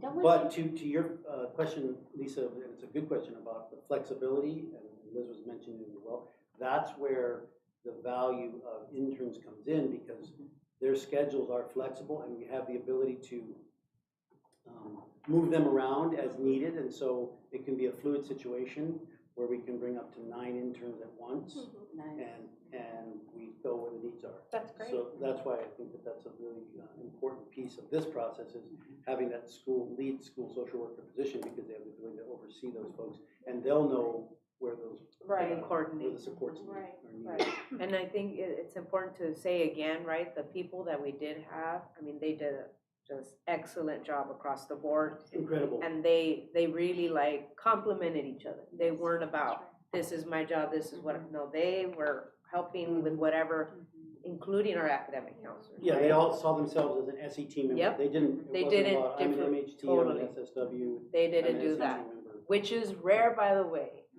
for people to be able to do that in our field, and I was really impressed with how they were able to just really respect one another and be a team. And hopefully they can continue that, there was something else. So Kip, will that lead be one of the people that already have a site, a school site? Potentially. I don't want to speak to who that lead could be. I mean, that would double whoever it is job duties, that's what I'm trying to say. I think that position, and that's something that would be good to maybe flush out in a, and then a different time, but Yeah. because if that person is the supervisor of this team, they should not technically be providing one-on-one individual services to students.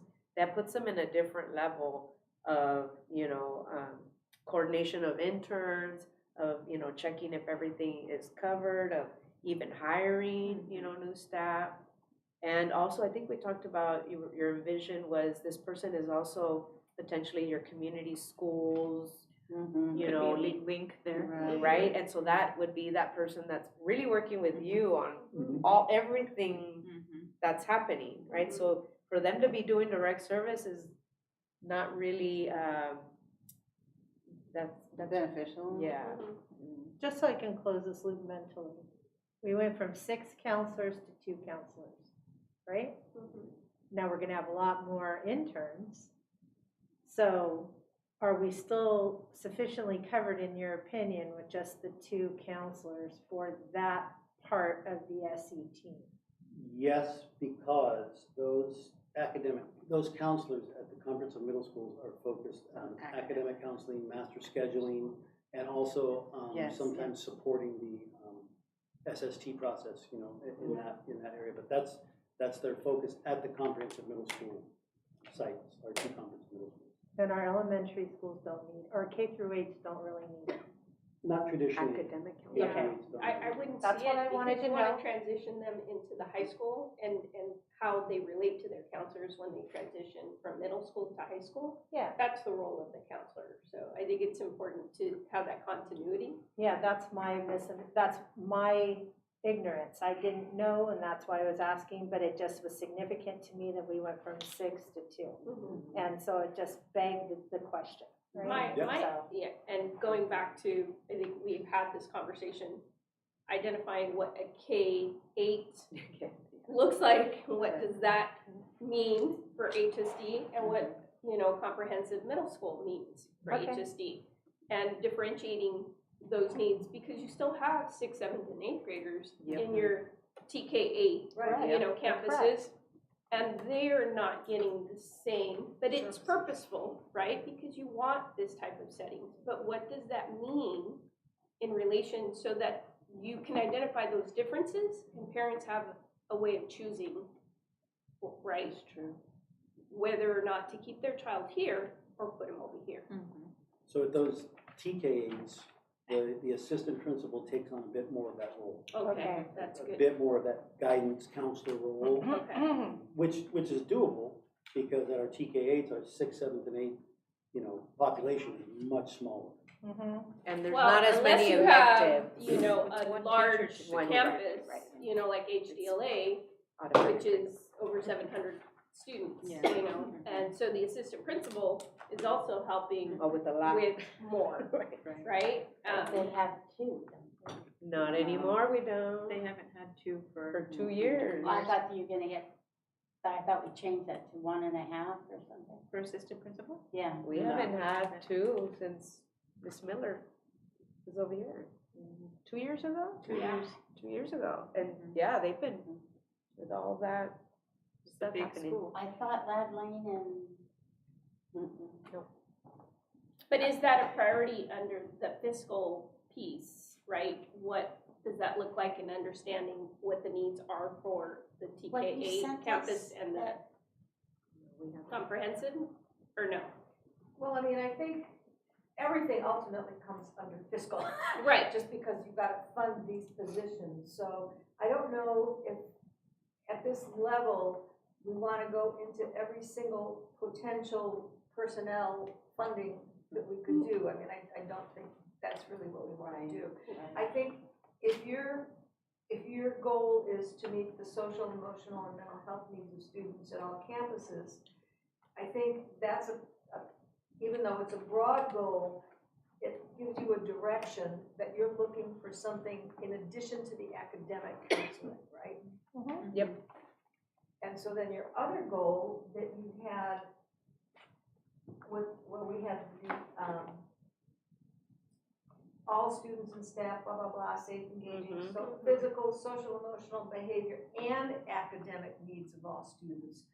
that could go under there, because the academic counselors are looking to see, have all these students, you know, how many of them are gonna graduate after 8th grade, how many are gonna go into the honors program, how many, you know, that type of thing.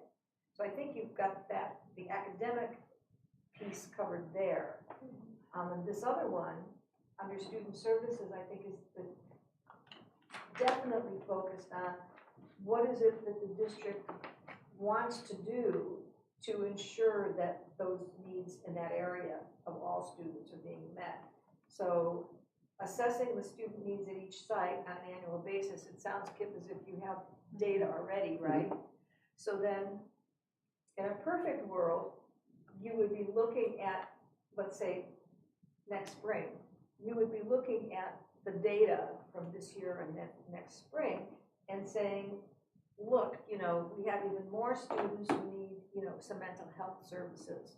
So how are we going to, you know, meet that goal? So you'll look at the data to determine what the needs are and see, you know, where you want to, and if you can, put resources there. Could the other piece be the collaboration that we already have with the county mental health, right? Because we can't be the end all, be all, even though we would like to, but we, right? So some piece of leveraging community existing resources or partnership. I'm glad you brought that up, because that is kind of the final piece of this puzzle. We do have prevention and early intervention case managers that are connected to each school from the county. And we've, even though we had a robust SE team last year, we continue to use those case managers from the county as needed, and so they would check in at the sites on a regular basis. So yeah, it's important to keep those relationships. The one thing it's capturing kids' hearts. You know, when we want to find out if somebody's in trouble, one of the first things you do each day with capturing kids' hearts is when you talk about, how are you today? Good thing. And the good things. And children will sometimes say, oh, you know, Charlie will say, big problem. He'll do this, big problem. And, you know, he'll tell you right away. So kids will just let it out too if there's a big problem. And so, you know, we find out right away if something's not right. Yeah, and I think, you know, and capturing kids' hearts allows that to happen.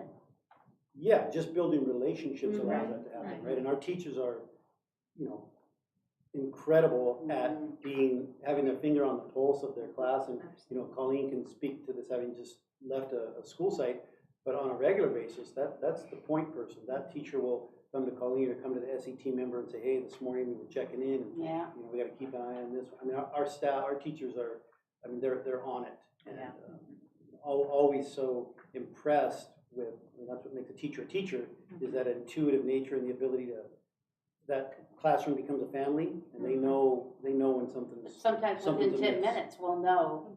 Yeah, we need a lot of times just by looking at them. Can we talk about professional development for SE and continue that? That way it stays a priority in our district. Yes. With staff, with parents, with. Yes, agree. So Erica, what will that look like as a specific goal? Implement a professional development plan regarding SEL or SE. It's also tied to the LCAP. We have LCAP actions that are tied to that. You know, last year I did that, don't suspend me. What was the first part? I can't remember. It was a year class through the county. It's on Thursdays, once a month on Thursdays. And it was not well attended by our district. It could have been more well attended. Really good. And it was an hour and a half, I think. But the county does some really good classes that are via Zoom that we should advertise more. So how about advertising more county Zoom classes on our early Thursdays? I think that would fall under leveraging community and county resources. Okay, That would be a subset. well, we need to communicate that, or is that what leverage means? Well, communicating would be part of it. You'd be trying to spread out the Okay.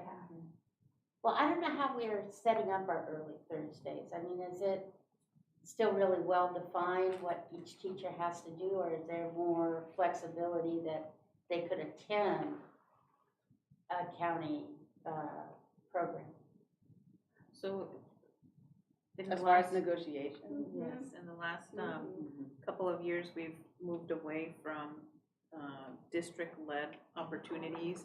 I would think, I mean, I'm ballpark this number, about 36 of the Thursdays are independent for the teacher to select what he or she.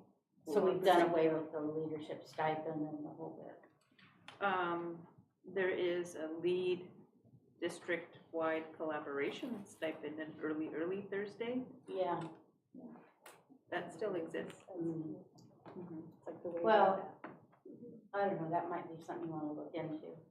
Potentially, yeah. Okay, so, and I know Cabinet is thinking, when are we gonna get out of here? No, I'm not. I like it. I have to leave. That's why I like it here. I just want to go through these and then, we can whip around on each of them, but are there any specifics, goals that you want to suggest? And that is not to say that every single one of these specific goals is going to be included, because honestly, we've got to focus. But I think it'll give us some sense of what everybody is looking for, all right? So under communication, as you can see, we have, share department information to staff and community, improve communication regarding processes such as enrollment, immunizations, revamping the website and include a staff information section on the website, assign a role for public relations, communicate board decisions, summaries after each meeting, after meetings, have recognitions at board meetings, answering phone calls to DO, thank you. Increasing community celebrations, improving website alignment. Are there any other things that, yes? No, I'm No. saying no. Okay, anyone else?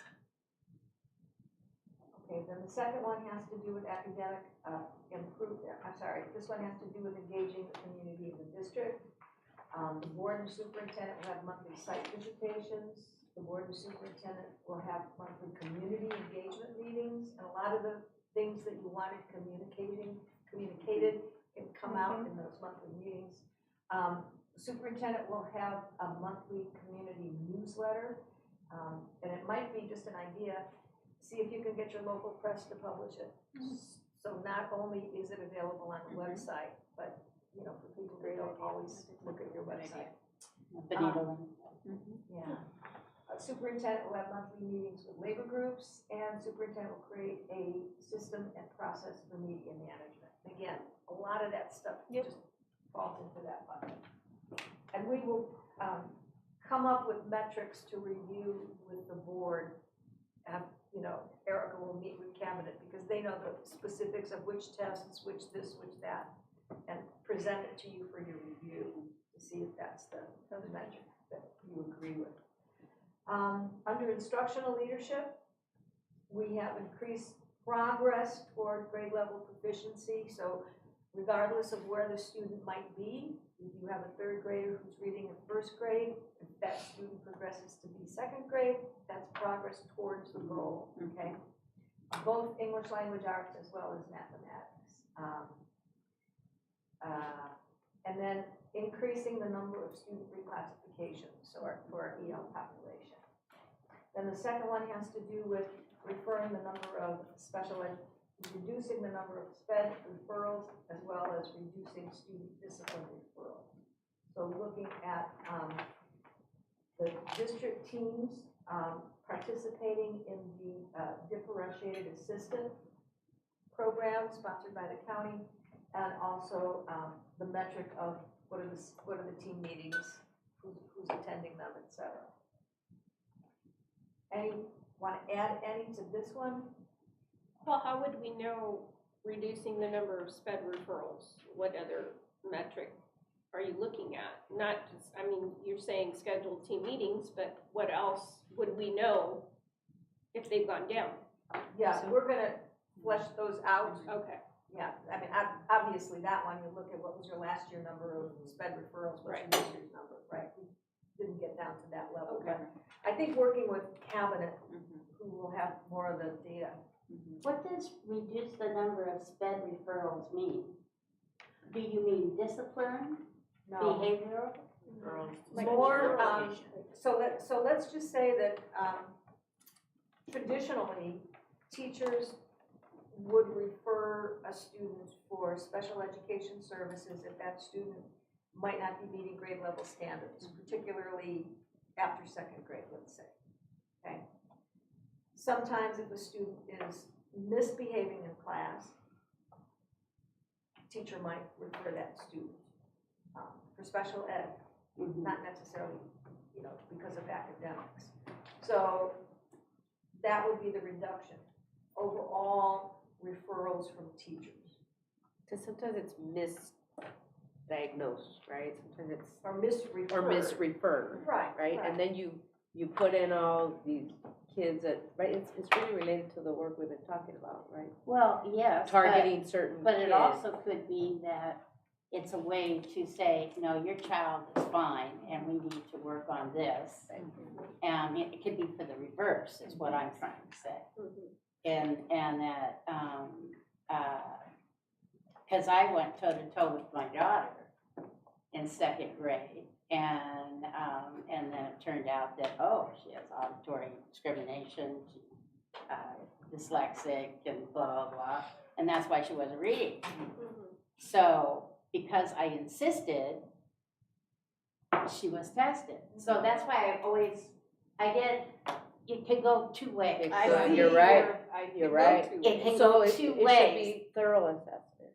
Thorough assessment also means vision, hearing, all that takes place before we. So, You're right. I don't know if I can put my heart behind reduce the number of sped referrals. Maybe the word isn't referral, because it's not just the referral, because you're right. So let's look at it. Let's say that the teacher refers your daughter, okay, or anybody's daughter. And it turns out that the child, doesn't meet the criteria. The child just happens to be 2 grade levels behind in reading, but they can't, I hate to say it, they can't attribute it to any type of cognitive delay or anything like that. So that's I think what the case is. We want to make sure that students are not being referred for special ed services that general ed could and should be meeting that need. So for example, a lot of times second grade teachers whose students are not, close to grade level, right? They, and I hate to generalize it like this, but I mean, there are some who might think, well, he or she is not reading, it must be special ed. Maybe it isn't special ed.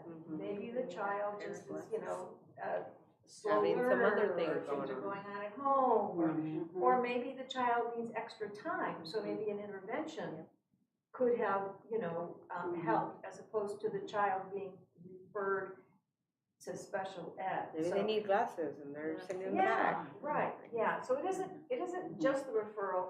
Anne-Marie, can you help us think of a better way of, do you understand where sort of that's coming from? Yeah, so I think it's, the challenge is how do you frame it in a way that encompasses what we're looking at, right? So what we want to see is that before a child is referred to special ed, general ed has done everything within its power to try to keep that Thorough child assessment. in general ed, right? Have we done true interventions, right? Which is not, I had the child sit up front, I reduced his homework. Those aren't interventions, right? So making sure that the referral process is sufficient so that we're not referring children to special ed before we have done our due diligence of trying to educate them within the general ed, right? It's not a way to keep children who do have disabilities out of special ed. It's a way to keep kids from getting labeled who shouldn't be, right? Special ed is, and I say this all the time, special ed is the most wonderful place in the world for children who need it. And it is the most damaging place in the world for children who do not, right? So I think the tricky part about changing the verbiage is how do you change the verbiage without it looking like you're placing blame somewhere, right? Because I could instead say, reduce the number of inappropriate special ed referrals, right? Well, that's very subjective verbiage, right? And then that sounds a little blame gamey, right? You can also look at,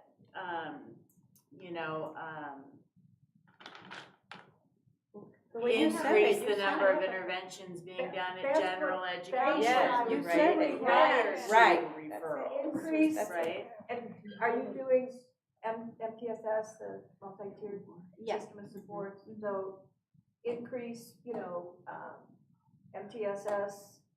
I think if we might use the language instead of reduce the number of special ed, because that's like just, Right. well, we don't care if you're special ed. Right, Exactly, yeah. You know, we had a Right. superintendent many years ago that said we're going to do that, and Oh, I know. And I how do you said, do that?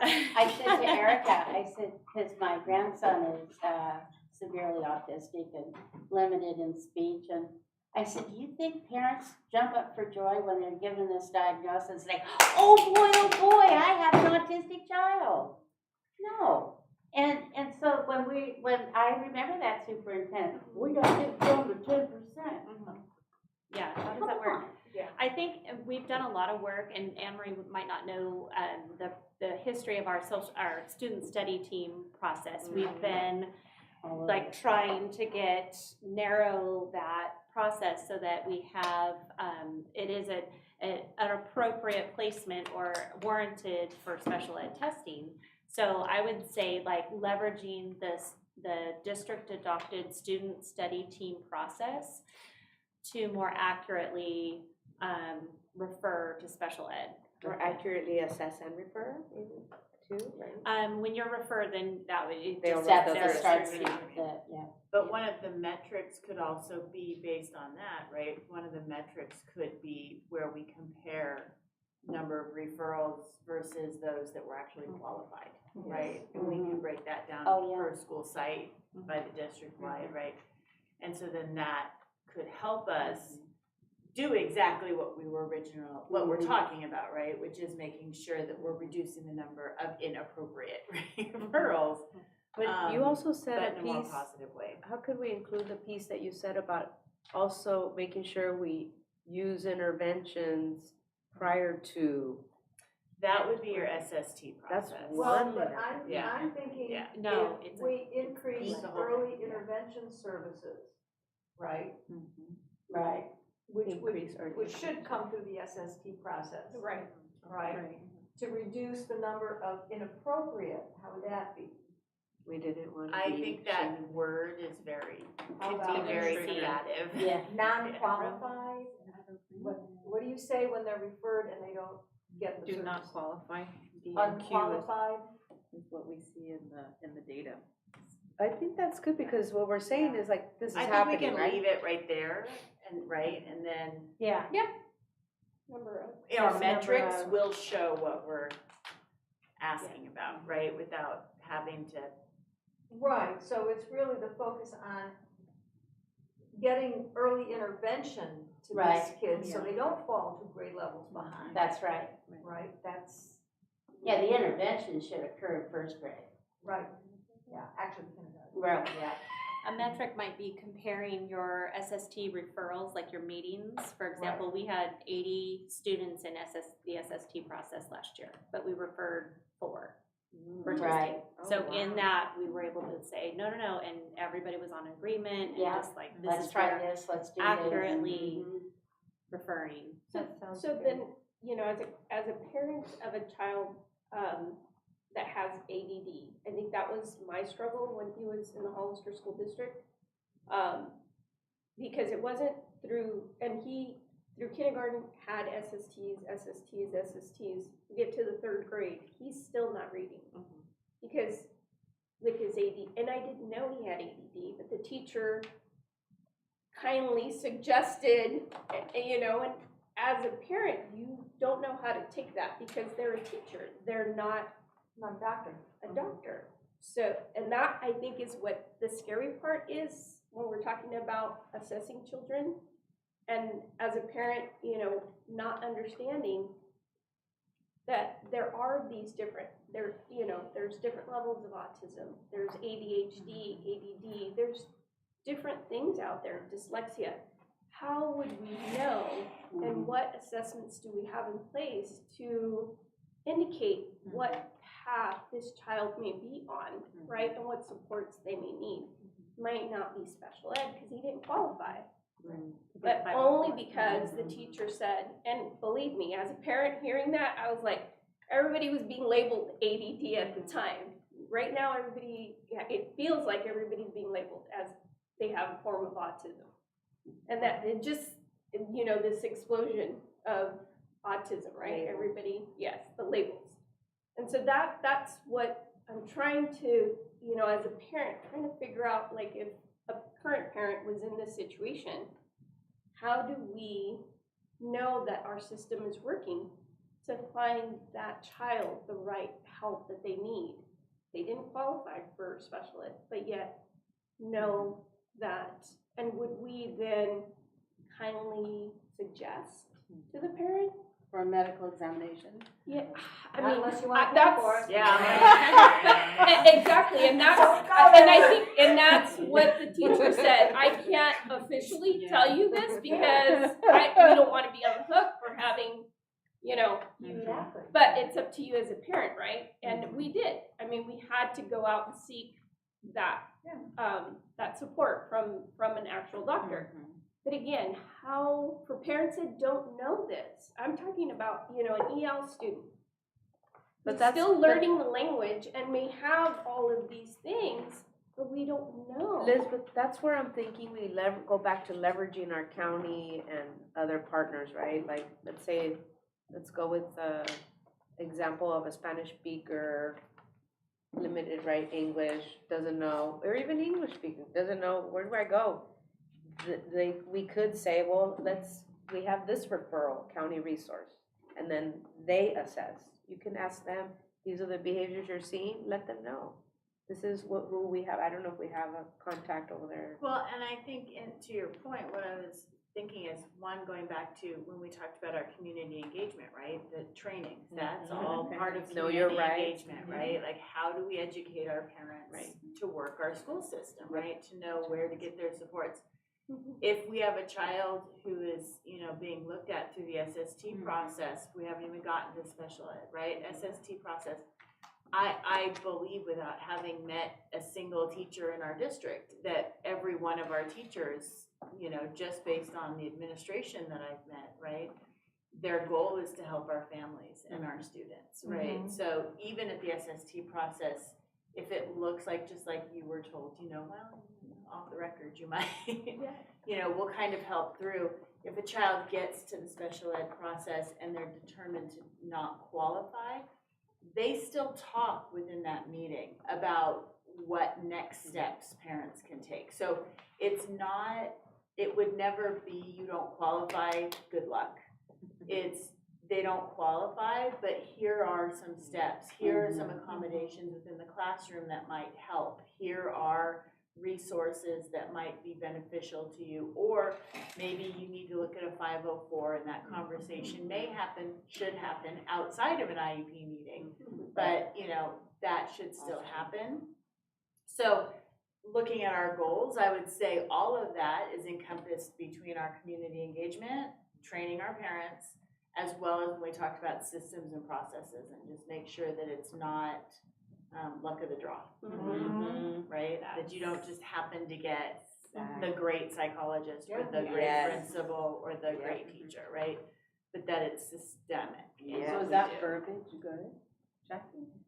Well, I think it'll work this is our first blush at this, you know. I think once everybody has a chance to see a draft of this and everybody can, you know, I'm the kind of writer that I want to capture my thoughts and then I go back and I look at it and I revise it and change the wording. So the only thing that I don't know if you want to separate the two, because now that we have the increased early intervention services, do we want to keep that along with the student discipline referrals? Because student discipline might not just be due to lack of early intervention. It could be ongoing intervention. So do we want to just separate those two out and reduce the number of student discipline referrals as a separate goal? I think it should be separate. And I'll say, having a special needs child, you know, at home, you know, they can suck the air out of it, and nothing flat.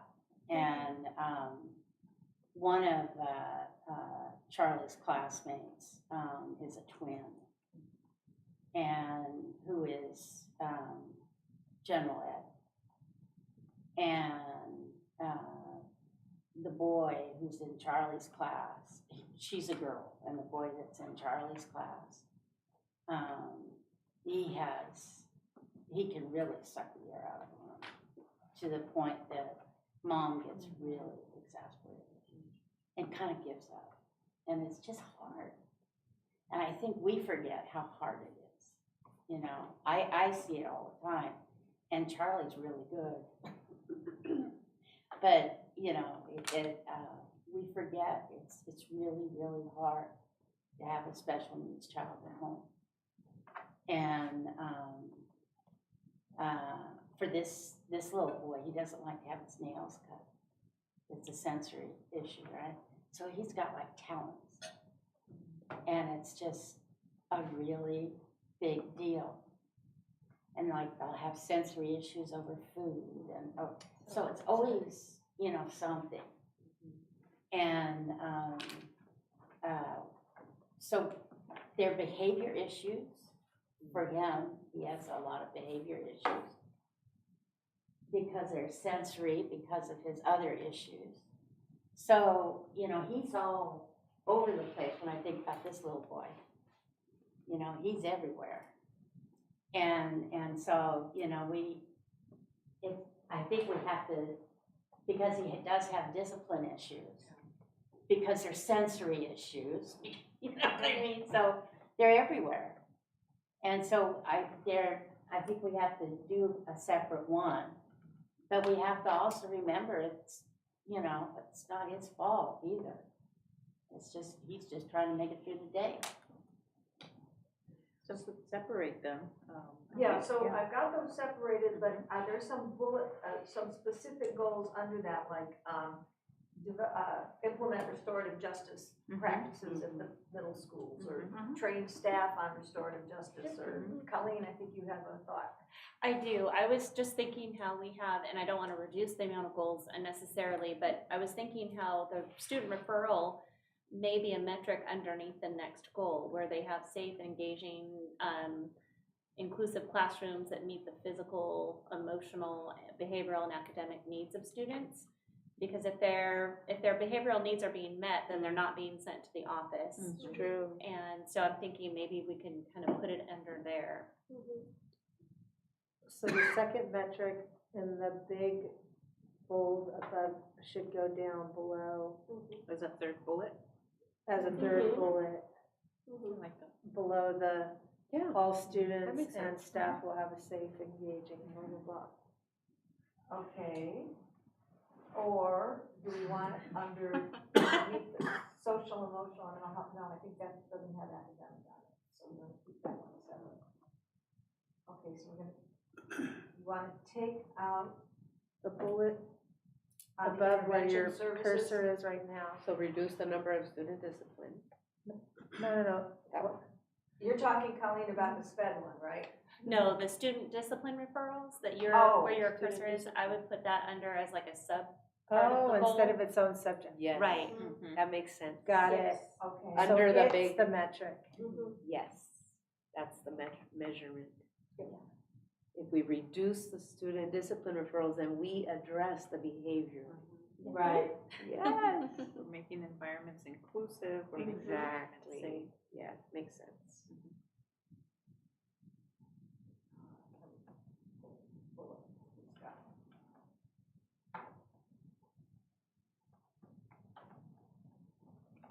So we're taking it out here. Mm-hmm. Perfect.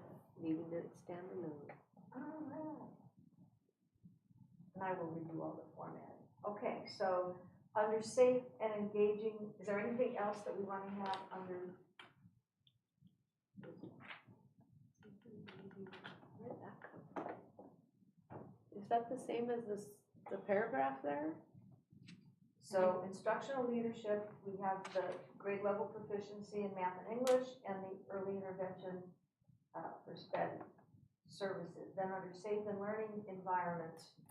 But we have safe and learn, or is that a totally different thing? No, This that's is the the overarching overarching. Oh, got category. it. Sorry. And then the idea, the goal, major goal is safe, engaging, and inclusive environment. Got it. And then we're gonna put reduce the number of student discipline under that. But Colleen mentioned about going to the office. I thought she mentioned that if we put it under here. Right. Will that fit? Yeah. But isn't that what student discipline referrals are? Yeah. Office. Yep. Oh, Yes. okay. Yes. Well, I've worked with teachers that said, go to the office. And there's no referral. That's what we want to work They on, right? should. Yeah. That's what we don't want to happen. Right. Right. And then Exactly. Okay, and then ensure the fiscal health and solvency of the district, the monthly reports on the status of the district budget, institute regular monitoring of position control, explore potential revenue streams to increase revenue. Any other ones on that one? Sounds good to me.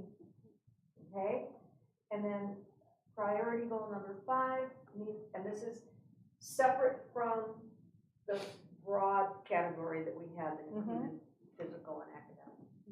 Meet the social, emotional, and mental health needs of students at all campuses. Assess the student needs at each site on an annual basis, and it sounds like you have that in place already. And develop a plan for future funding of SEL and mental health services.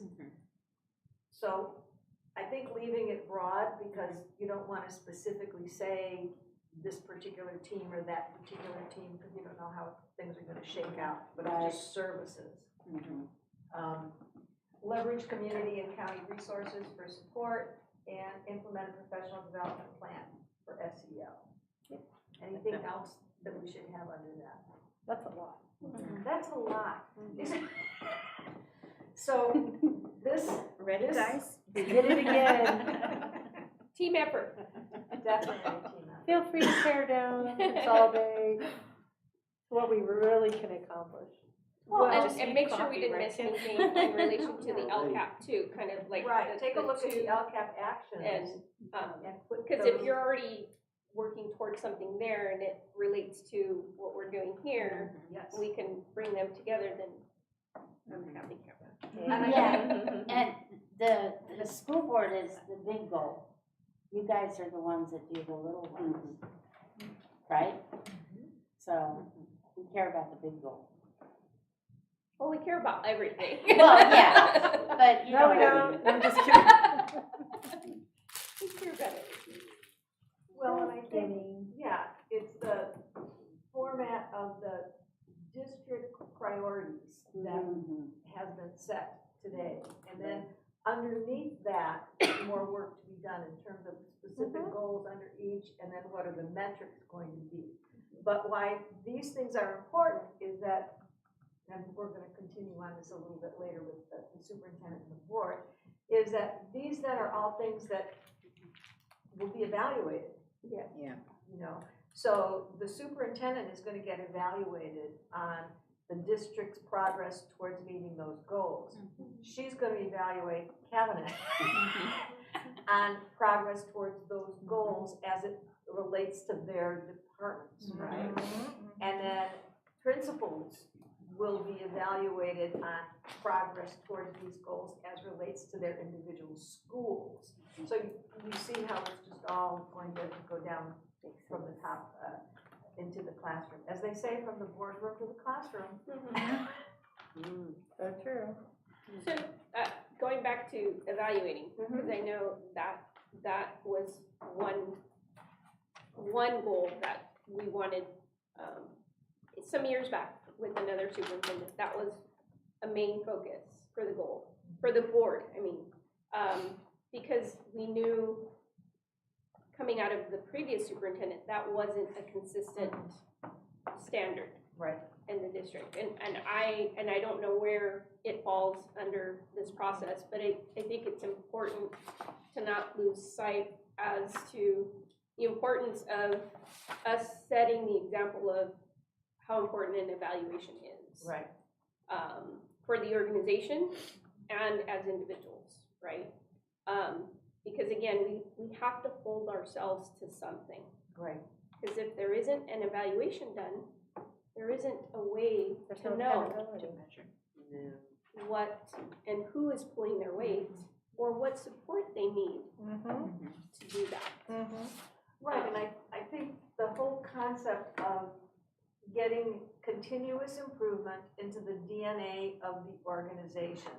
And, you know, I said it, you know, just a little offhandedly from the boardroom to the classroom, but I mean it, because you're correct. It starts at the board level, and so you folks just completed a board evaluation. So we're gonna be talking about that next. But looking at, you know, all of us holding ourselves accountable for expectations. If I could say something, I think that evaluations are super important for our own personal growth. I don't think evaluations should be got you. You know, that's not what it's about. And I would be very, very upset if that's how evaluations were being done, because that's not what it's about. It's about how can I help you grow? What can we do to make you better? This is what I need in my department. You know, if we want to hit this goal, this is what we need to do. And so there should be a give and a take within an evaluation. And that's what I would hope that would happen with site administrators when you're evaluating site administrators, that the same thing happens, as well as when the site administrators are evaluating teachers. I have seen through the years as a teacher where there have been some really good evaluations, and I've seen where some teachers were unfairly, and then some that were fairly given bad evaluations and should have been. You know, but they have to grow from it. That's the important part, is that they need to be fair, and it shouldn't be personal. It should be, you know, these are the facts. That, you know, this lesson needed this. Your department needed to do this, you know, and it should be fair. And that's all that we expect. I think I'm speaking for the board. We expect it to be factual, to be fair, and if there's a disagreement, then we should talk about it and be open and frank. I think it parallel process with the students, right? Right. If we're gonna be looking at student progress and not doing the, oh, you did bad, if we're trying to move away from that. I think it's the same with each other, right? It's not, oh, you know, looking at the negative, but it's like, how do we improve, right? Like, we all wanna get better at what we do. And as an example, at my job, they don't call it evaluation, they call it performance appraisal. Yeah. And it specifically says in there, you cannot use it as a disciplinary action, and you are not to surprise the employee. So it is a tool to be like, oh, well, what, you know, what did I learn and what do you think I learned? And yeah, it's interactive and it's like, what do you think you need? You know, my supervisor just met with me and she's like, you know, Carla, you did this really good. I'm like, oh my God, I didn't even think about that. And then she's like, well, what else do you think you could have learned? And I think the other key is because if you have a relationship, There you go. right? Because I've had supervisors where it's not the same. I'm not gonna hear it as well, right? You're not even gonna hear it. I'm gonna be like, Right. what did you say, right? Like, Wow, yeah, wow, yeah, wow. exactly. So it's, you know, it's all of that. Can I say something to that? Please. Yeah, for sure. So, coming from the private sector, when you hear the word evaluation, usually tied to that evaluation is a certain amount of money you were gonna Right. get in raise. Yes. So you would go into your evaluation and you would probably be someone who excelled or at least met expectations, but knew that you were probably not gonna get the greatest review because they didn't wanna pay you a whole lot more money to do your job. And so things are different here in the public sector, of course. But I absolutely agree, Jan, is that, you know, when you are evaluating someone, if the initial thought is to point out all the wrong that they're doing, that's the wrong way to approach it, every single time. So I will make an effort when in evaluating the personnel that I'm in charge of to make sure that they know that this isn't something to point out all the faults or all the wrongdoings or all what he said, or whatever it may be that comes up, right? But it is to improve, it is to get better, it is to meet that common goal and get to the destination that we all want to get to, whether it be for that quarter or that year, right? So it's just an interesting perspective that I was able to see living in a past life, you know, of what was attached to the evaluation, what you were sitting in front of someone and what they were trying to actually accomplish in evaluating you. And it wasn't always about what you did so great. It was about, let me tell you what you need to improve on and why you're not going to be making X amount of more money this next year. Yeah, because it shouldn't even, the money shouldn't even be the objective, right? Yeah. We're Isn't it here. our business? Exactly. Right, we're in the wrong business. We came Exactly. into education because it It's isn't true. about the money. Well, when I was in restaurant management, it was called JWD, Job Well Done. Because they brought up study after study that the money is not the biggest motivator. Right. The biggest motivator is being told that you've done a job well done. It's Yeah. belongingness. Well, Money and going back to like her triangle, even in a relationship, right? Whether you're in a marriage or whatever, each side has their needs. And it's being able to communicate, what are my needs? What are your needs? Listening to that, first and foremost. Reciprocating and listening, right? And not judging, because again, I'm here to listen and help support you. How can I help you meet your needs, and how can you help me meet my needs as a supervisor for this department, right? And again, where's the compromise? Because the objective has to get done. So regardless, but you know, building on those strengths and improving the weaknesses is the objective. Right, and it's this reciprocal relationship, because the success of the district, for example, is going to reflect well on you as board members, right? But you have to depend on the people who are responsible, but they have to depend on the people who, you know, Are at the sites. are at the site level. So everybody is dependent, there's this interdependency. Yeah. And that's, I think, one of the basis for like true positive relationships, is realizing it's not this kind of relationship with somebody's up here and somebody's below. It is this kind, and actually even more like this. It's very intertwined. It's a reciprocal relationship. So, yeah. And I think you're very, very fortunate, again, in this kind of I know it doesn't feel small knit anymore, but it's still a small knit community where so many of you have so many ties and connections, and you already have established a lot of, you know, those interrelationships. So you have a lot of points to leverage, because, you know, people know you, they trust you, they understand, you know, what you're about. So, yeah, I think going back to what we sort of started with this morning, I'm so optimistic. I mean, I just really think that, you know, you're definitely on the path to having, you know, just a great year and great successes, and certainly meeting these priorities. I think that everybody focused towards them is really gonna make a difference. I want to thank the board. Thank all of you Yes. for your input Oh, and yeah. your voices. Everybody. Yeah. Been We're great. lucky. We're lucky. Yeah. We are have lucky to have a a cabinet. good group here. Yeah.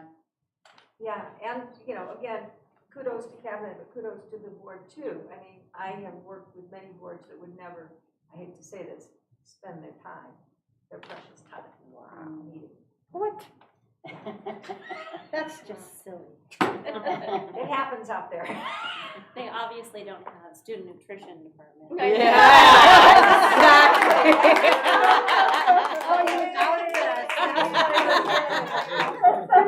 How did you know? Their secret. They work for food. See how important you are? Food well worked. No salary. Not a salary. Not a salary. That's our salary, right? Okay, well, unless we have any more questions or anything, I think we could ask cabinet if they would like to be excused and thank them for their input. Thank you. If they want to, thank you. Yes, thank you guys for being here. Everybody have a good rest of the day. Yeah, Thank you. That was way productive Yeah. because of you all. Yes. And fun. I'm glad. Yes. Thank you. You guys have a good rest of your Go day. Raiders. Cheers. Go Raiders. Go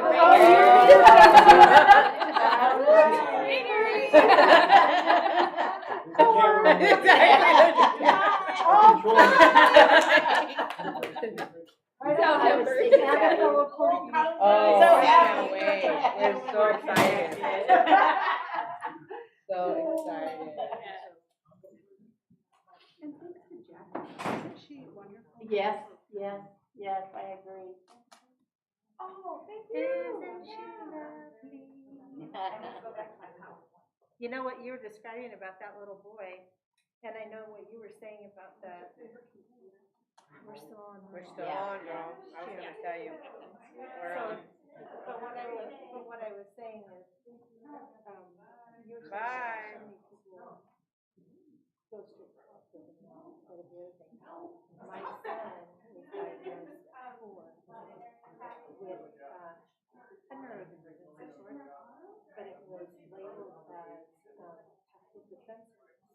And so his brain, he was oxygen deprived at birth, and his brain over processes, so he overfeels, overtastes, overstimulates all the time. So his clothes, he always feels his clothes on 24/7. Yeah. He can't turn Anything it out. abrasive, Yeah. anything, it's like, Oh. or tight, or, Yeah. oh my goodness. And or sharp or scratchy. He hates scratching. I hate scratching. He would freak out. One time we were playing Hitfield in front of REI, and he was screaming so badly I was afraid somebody was going to call Child Protective Services on us, and it was just to cut his nose. But now he would have probably been diagnosed. It's just the way that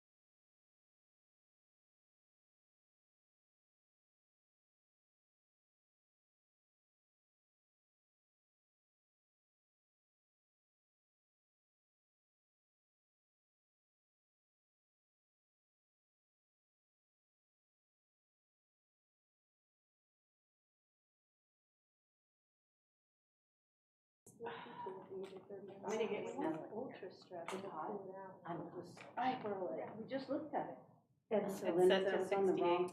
but you know what? But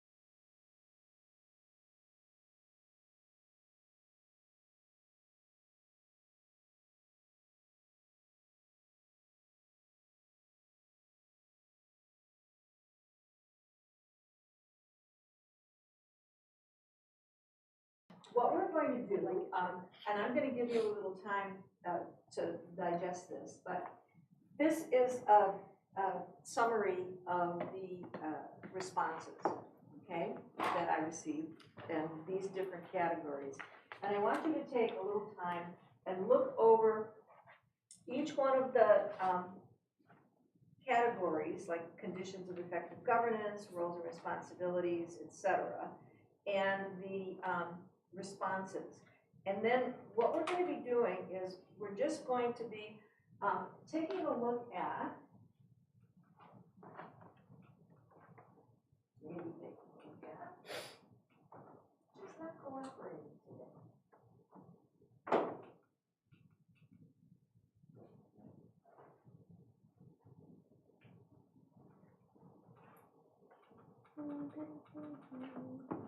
So Maybe Jen, that's dead.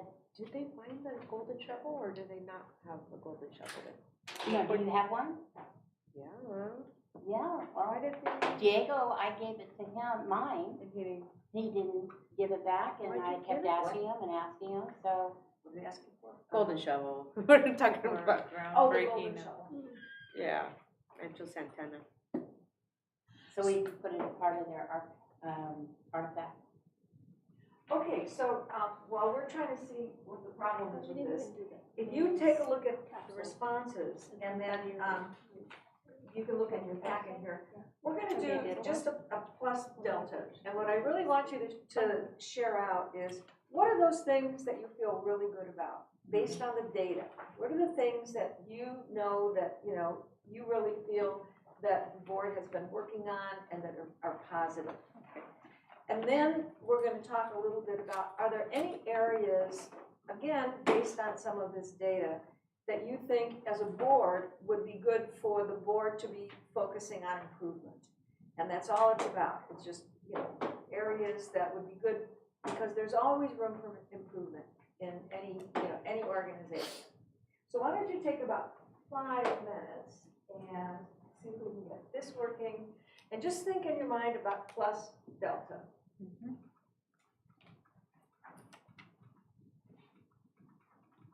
What we're good at, what we're good at.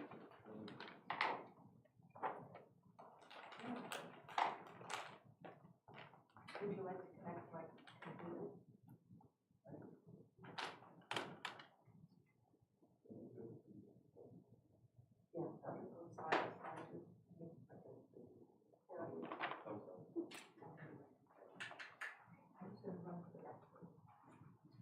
You all don't have mine, but I'm in the line with majority. I wrote mine on here.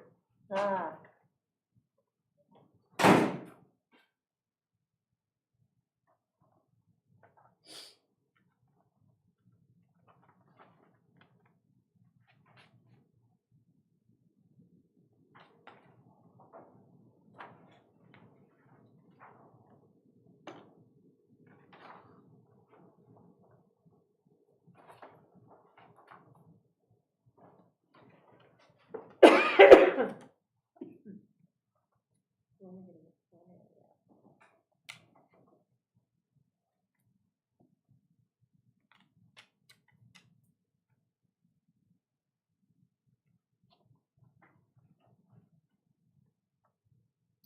Just a pick an area? It says here, share one area you see as a plus. Okay. And then share one area you want to focus on for improvement moving Okay. forward.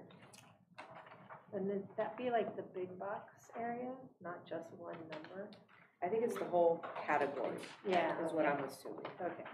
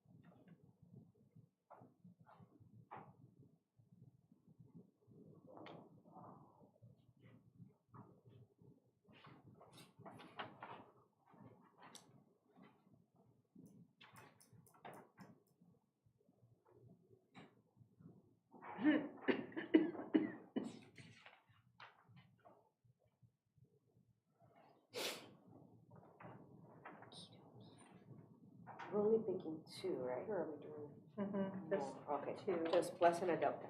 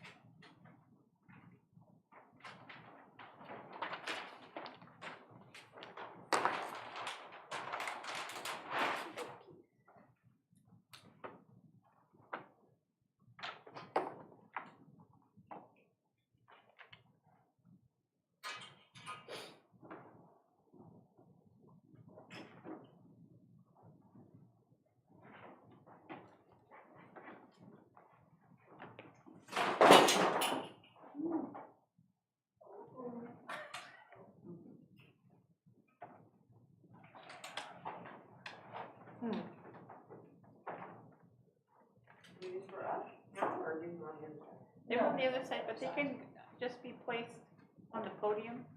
On the podium? Yeah, and then we can put them back later. That'll work. Thank you. For the table, whatever you need.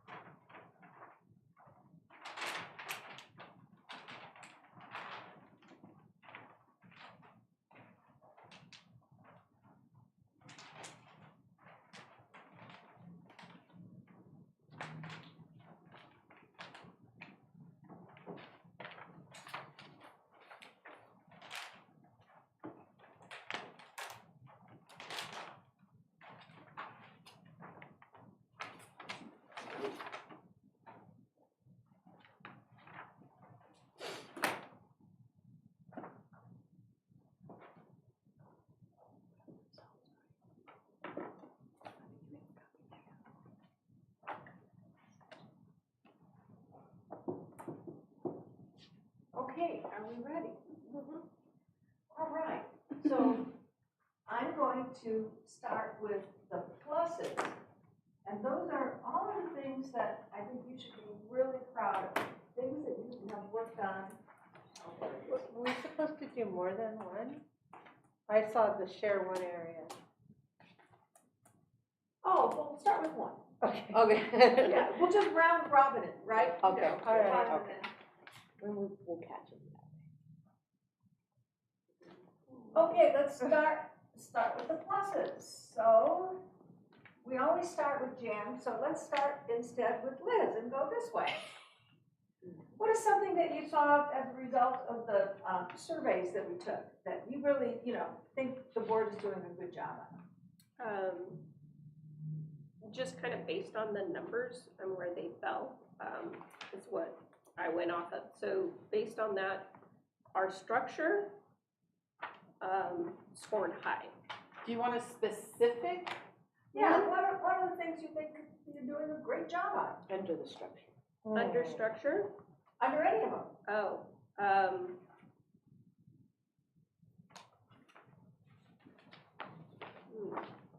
And I should have pointed out on the tallies, some people, instead of just putting a tick mark, they put the word actually no.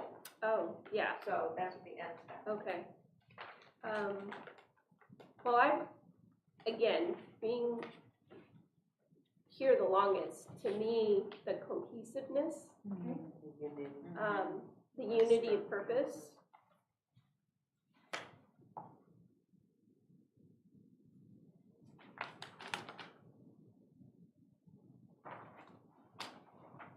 Okay, good. Okay, Lisa. We're focused on achievement for all students. Right. Okay, next. Board unity as well. The board is, works well together.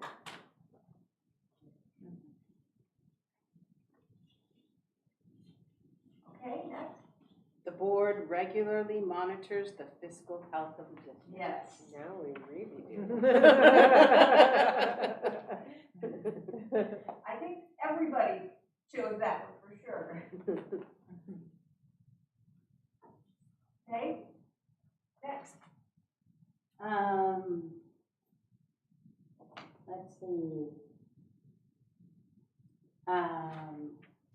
The board agrees on and adheres to the role of the board president in managing board meetings. Okay, So the board agrees on and adheres to the role of the board president in managing board meetings. okay. Start back there on Liz. How about another one?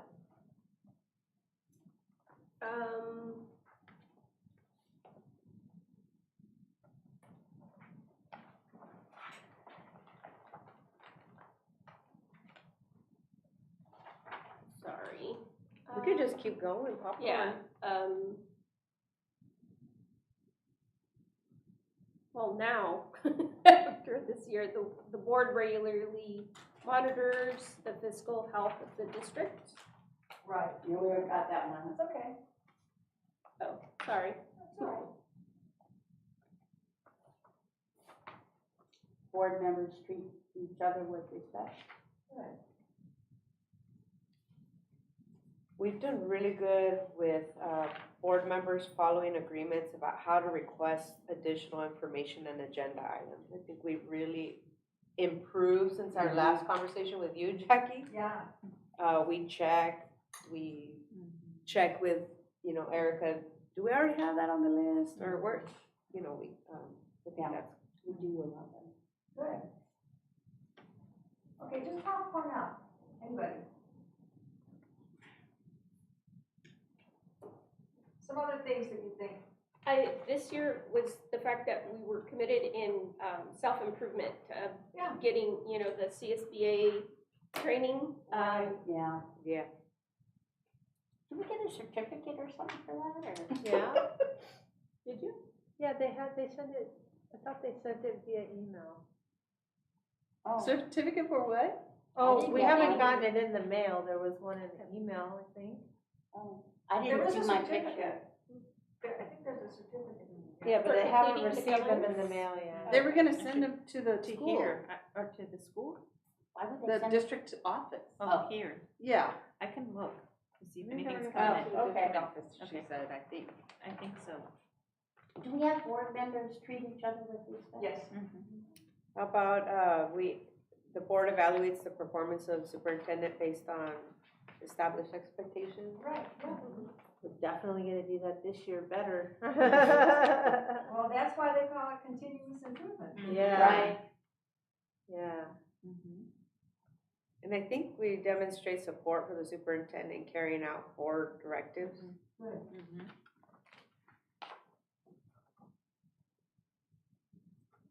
I also think we effectively manage community input at the meetings. I really do. You did a good job with, leading that. Did we already say that we treat each other with respect? We did, that's the Yeah. third time. Yeah. That's okay. Because we No do. check mark by it. The board establishes priorities for the district's collective bargaining process that supports the district vision and goals. I'll say it got all again. that, Jackie? I'm just writing collective bargaining. Okay.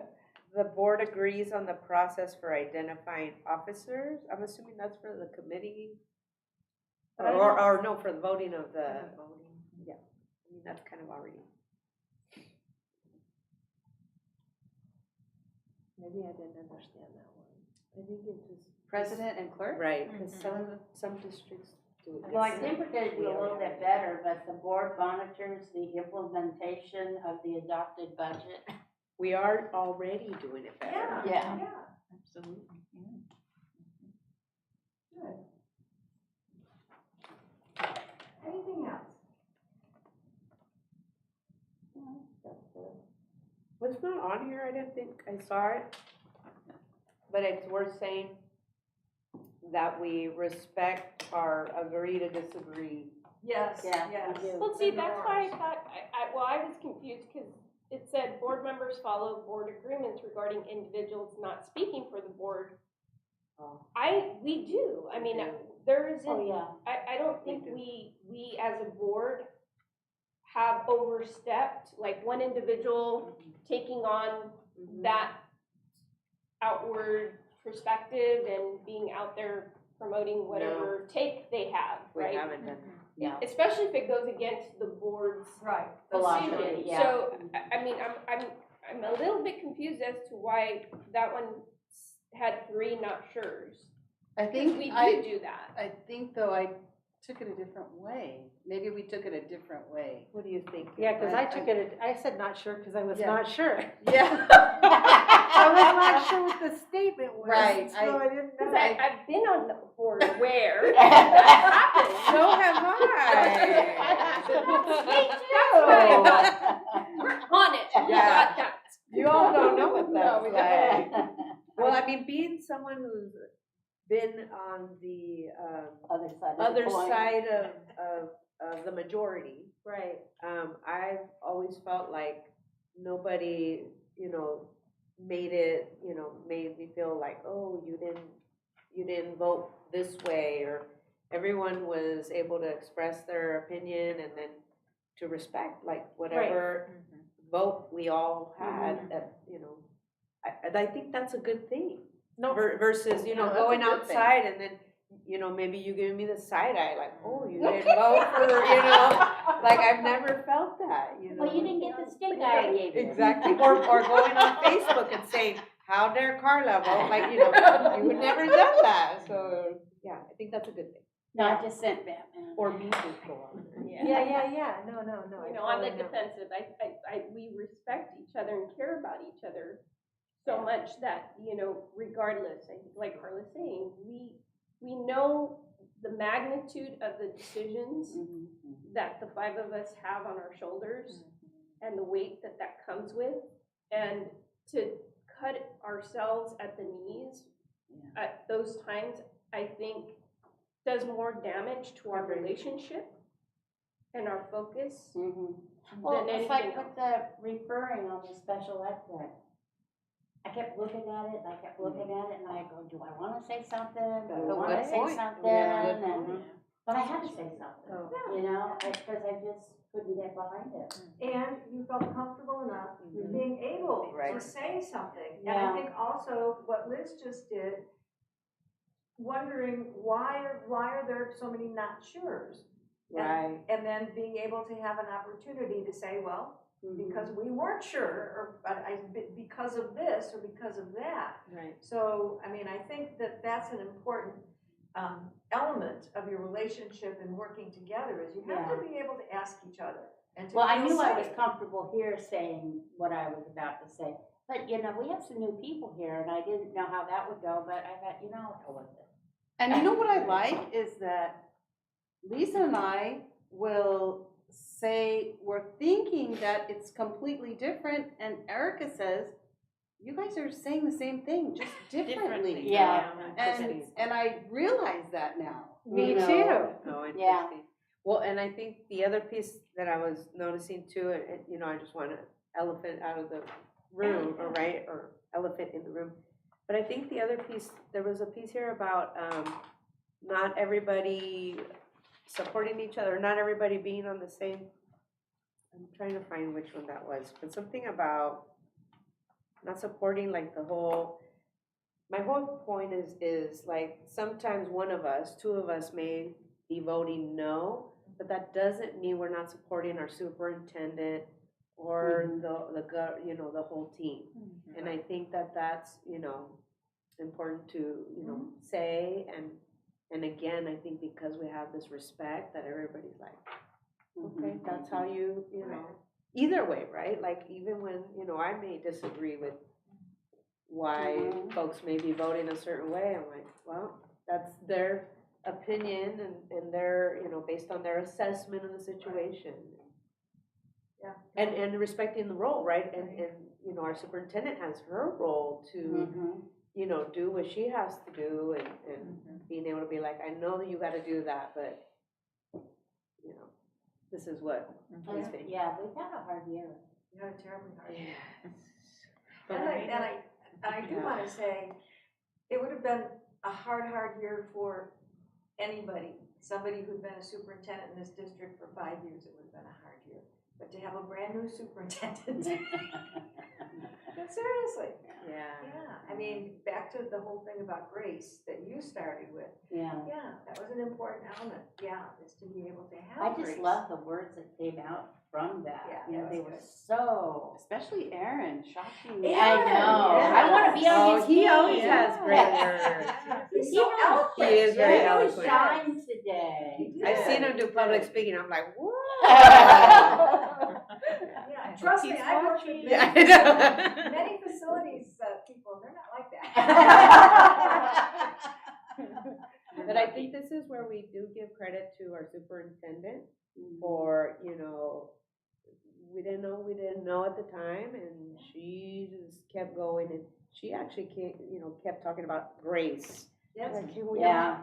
all, But no, even our last meeting, last Tuesday, Elizabeth said grace. And Yeah, that's what Elizabeth stuck said it. in my head Yeah. is grace. And I'm like, it just came to me this week. It's grace, grace, grace. And, but then to have optimism and serving and grateful come out from that, and we're all on the same page. Absolutely, yeah.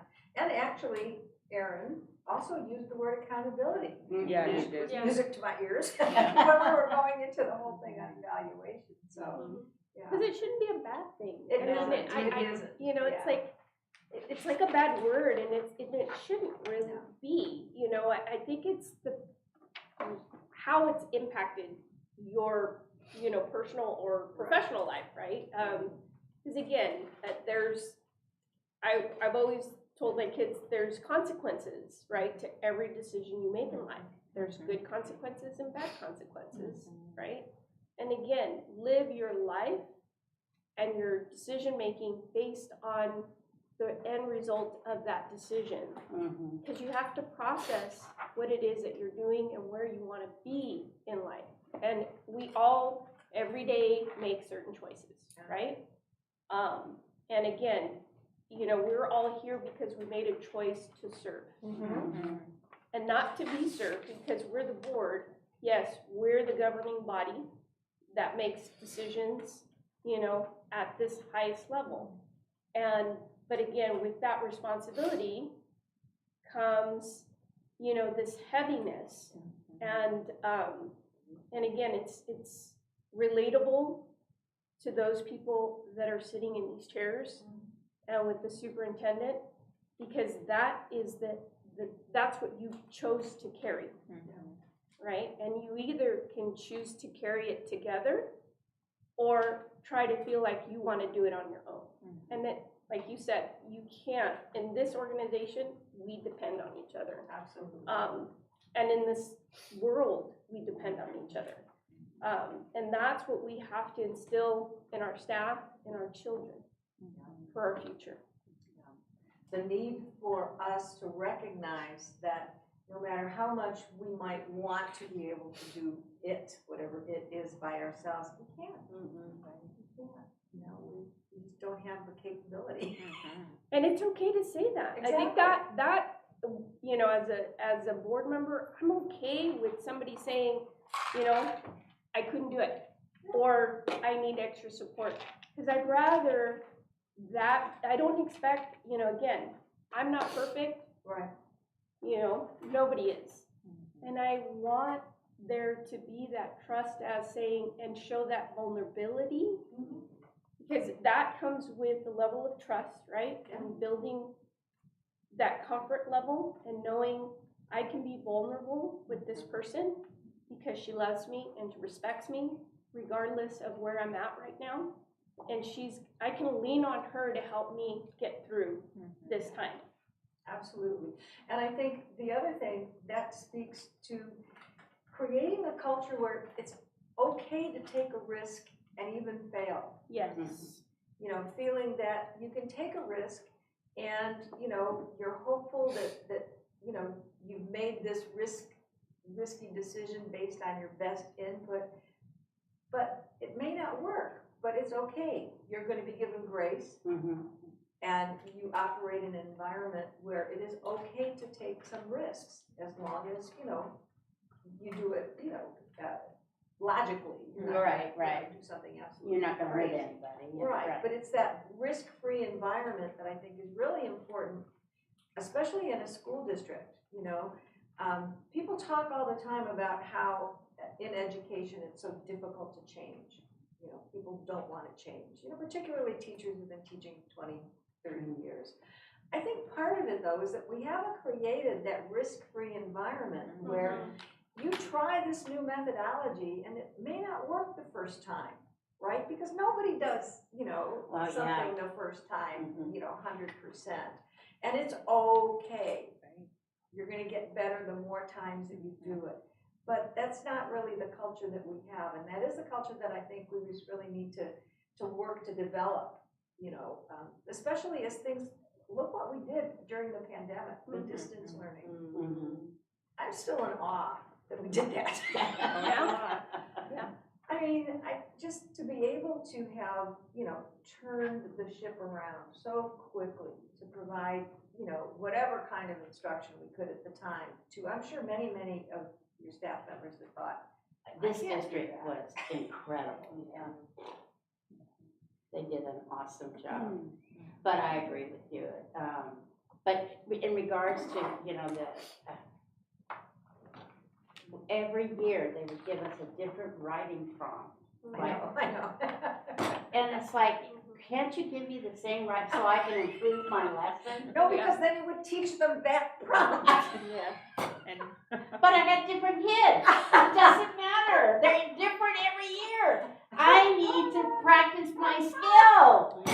I can't tell you how many times I've heard that argument. I have different kids every year. Let me hone my skill. There is certainly something to be said for that argument. There's a lot to be said for it. Okay, well, I think we definitely have, you know, proved the point that continuous improvement is what we're all about. Yes.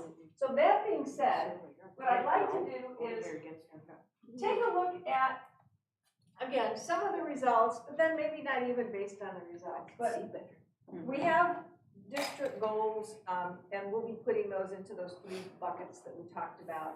We'll be reviewing the metrics and everything after Erica and her team gets a chance to get some more input on that. But also, I think for the board, are there some things that you would like to put as a goal for yourselves for this coming year? And next year, when you do your self-evaluation, take a look and see, did we improve in that area? Just like what you guys said about, you know, the improvement in terms of budget monitoring, the improvement in terms of CSBA training, you know, the fact that, you know, people are really committing the time and that. Things that you've done about, the improved future agenda requests. So those are things that you worked on and that you can see progress towards those goals. Are there some areas, and maybe some of it's based on what your results have been, but things that you think you'd like to work on as a board? Well, I mean, and we don't know if I'm gonna be running or not, but let's just, you know, assuming I think regardless of whoever, because you have 3 seats potentially up this election year. So being aware of that. And I think hearing, you know, especially when I came on board and hearing Kathy and Lisa when they came on board, that we don't have a process in place of onboarding new members and that we didn't we could have done a better job. Yeah. As a group of that. It was Yeah. like, hey, here, go to the board So meeting, see you. Yeah, we need to come up with, Good luck. A packet. Yeah, and have a also- packet. and also be more personal. I mean, we need to take them out to lunch Like and go over. Orientation. Yeah, do an orientation plan, absolutely. Yeah, we should have a defined plan and it should include, I think, and you should say whatever you wish you would have had.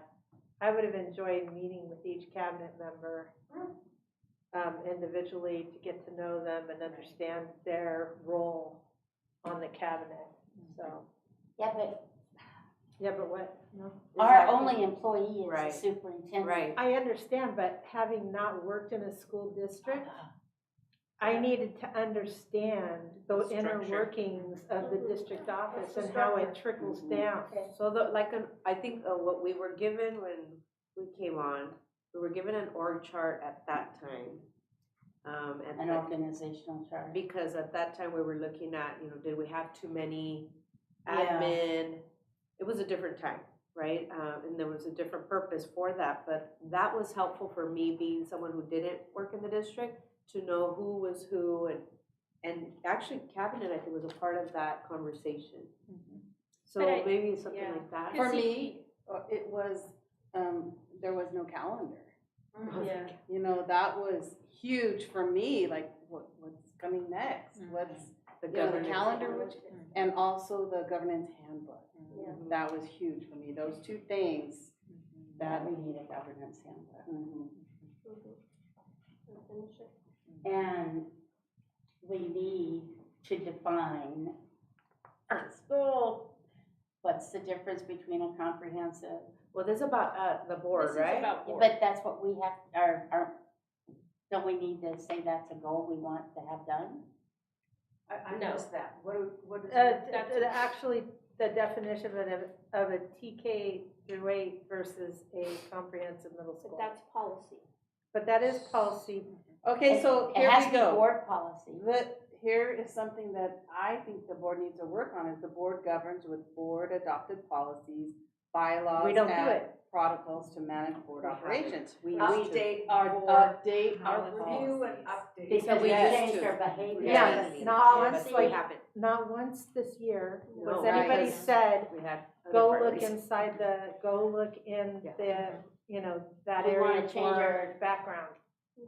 And I didn't Grading think about it policy. because we never did it. No, we haven't in the We past year. haven't updated. And that's what I would love, a book. A binder. Yeah, she doesn't even binder. have a book, right? Well, binder of the board Of the policy. That's what I'm saying. Oh, She it's doesn't like even the have 4 one. binders. Yeah, I only have, It's I just- only have one little one about this Yeah. big. No, it's It it's just, 4. looking it Yeah. up on It's my 2 binders. 2 binders. Like 3-inch binders. big.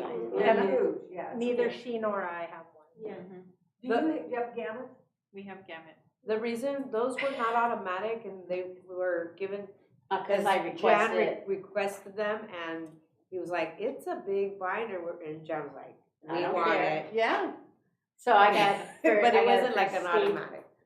It is online though. It is online. yes, but it's difficult. It is. To print it and get, it's a lot of paper. Yeah, it Well, is. if you print it, but I'm just saying, if you needed to look up a. Oh, I have. Right, Yeah. right. I But have, if like, we yeah. want to go in and redo, I'd like to just look through them Have all, the say paper which copy. ones Like are, old school. and mark them right. Oh, you're like you know. Jan.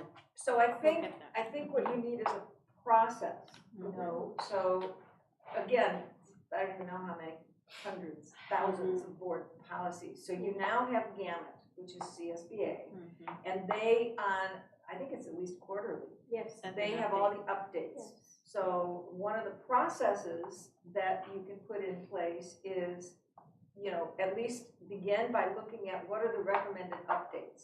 You know, because laws have changed, right? Right.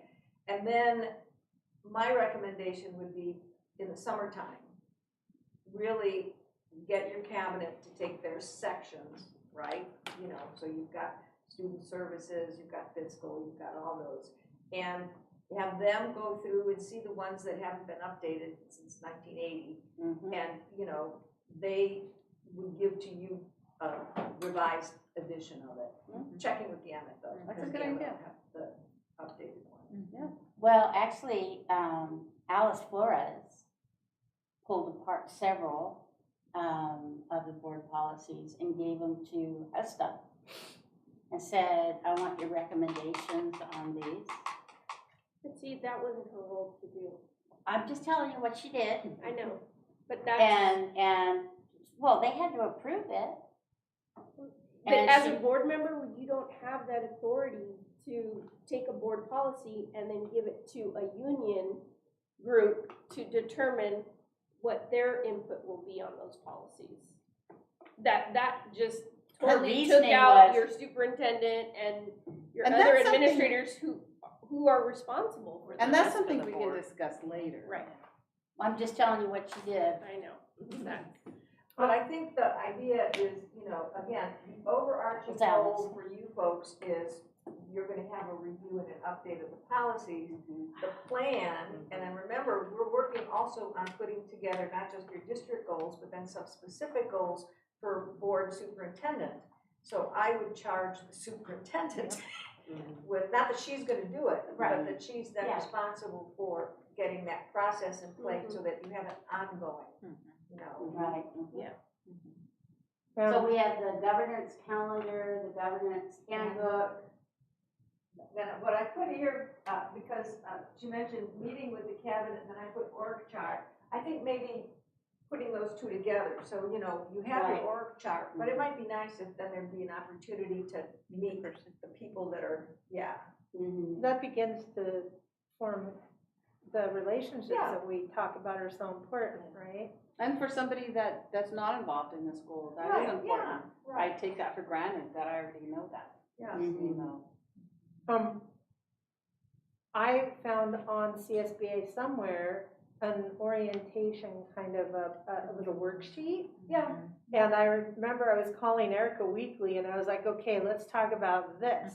Because I didn't even know like all the principles, and I suppose I could look that up online, Yeah, but there but should be something easy. it was already there and ready to go for the new onboarding board member, and Yeah. that's easy to update. What happened too, unfortunately, right, when we went into the pandemic, normally we would go to the CSBA. Yes. That's where we, That's initially, where you get all that stuff. we Yeah. were elected, right, like the next 2 weeks later Yeah. was the conference, and Right. we had a workshop on Brown Act, Yeah. new board members, what to know, do's and You're afraid don'ts.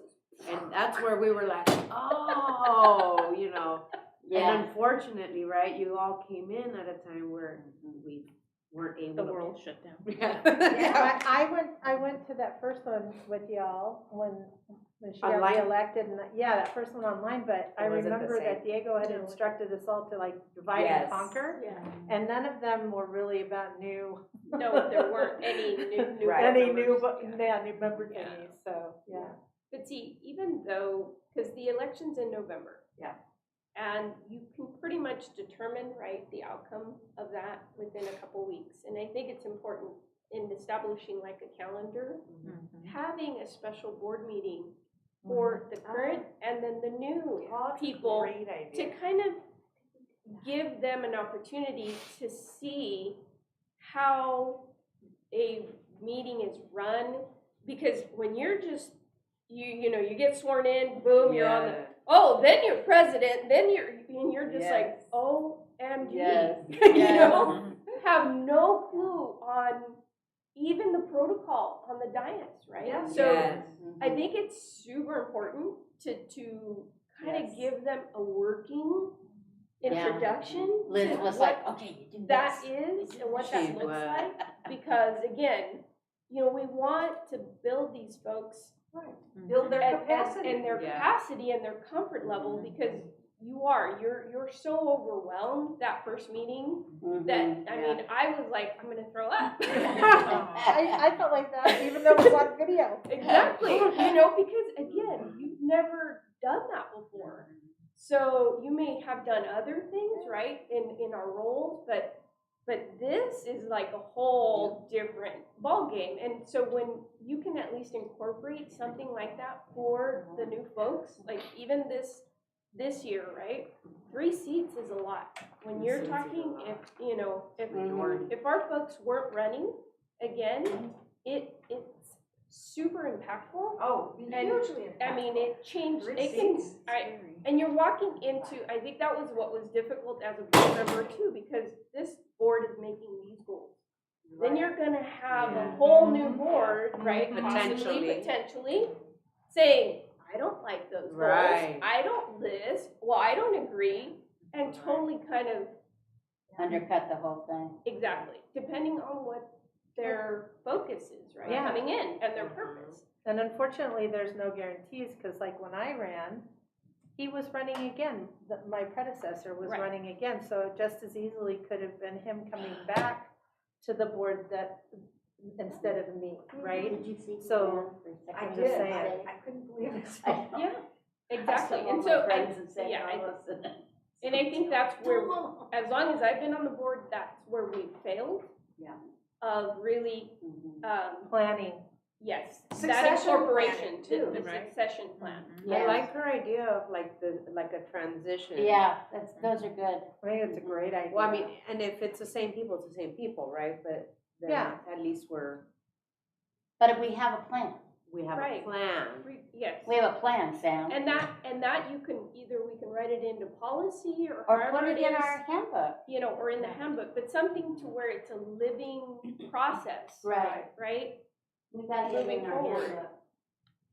Because you want to continue, setting the district up for success and continuing with those priorities, right, and goals for the district for the year. Because I mean, midpoint, it's hard. Oh, it's coming really in. hard, because you're already, all your momentum is now going in this direction. It's pretty hard to just turn the ship Right. around. Right, and you don't want to turn the ship around necessarily, right? Right. Right. I think another piece that I'm still, honestly kind of still struggling with is each of our time with Erica, right? Like I think that was reflected in here too. And, I try to be respectful. Like I hardly, in the beginning, I was texting her and calling her and emailing, probably, blowing up her phone too much. But then, I was like, through our conversation, gotta let superintendent be superintendent, right? So I really hardly ever, communicate. And that could be also not good, right? Because I don't have. Do you plan the agendas together? We were doing that more frequently before the summer, and I think naturally because I took time off and it's summer and whatever. So I think we'll get back to that. But my point in saying that is not only for me, but I think for whoever is The for next president. But Lisa's really good about that, and I don't think it's a personality thing. Again, I think it's a role of responsibility to be clear with each other, right? Whoever is the president, that is spelled out, that is said, that that we are aware of that process. I don't think we kept talking about it Yeah, from the and beginning. I think that we were unclear, I know I was unclear on exactly what the role of the president is besides to run the meeting, right? Right. And then when we were taking the Masters in Governance courses, it became clearer to me that there are other roles for the president of a board. And I was just like, oh, because that's not what we've been practicing. No. Like communication, right? Right. No, We I don't. we said Erica could be our person, and it can be the Erica or the Board president. board president.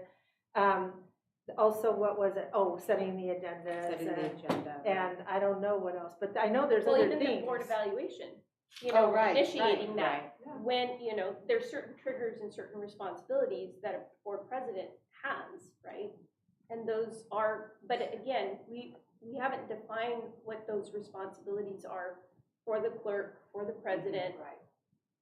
so that they know and understand, you know, in working in relationship with the superintendent, they may have more interaction Right. with that individual just because of the nature of the position they hold on the board. Or But what's I happening outside, like a But- pandemic or a. Yeah. Right, but You I know. think too, the communication that, and it's been working fine, but is it the way, right? Like, that's what I'm trying to figure, is that, the way we've been doing it, is that the way we're supposed to do it, number one?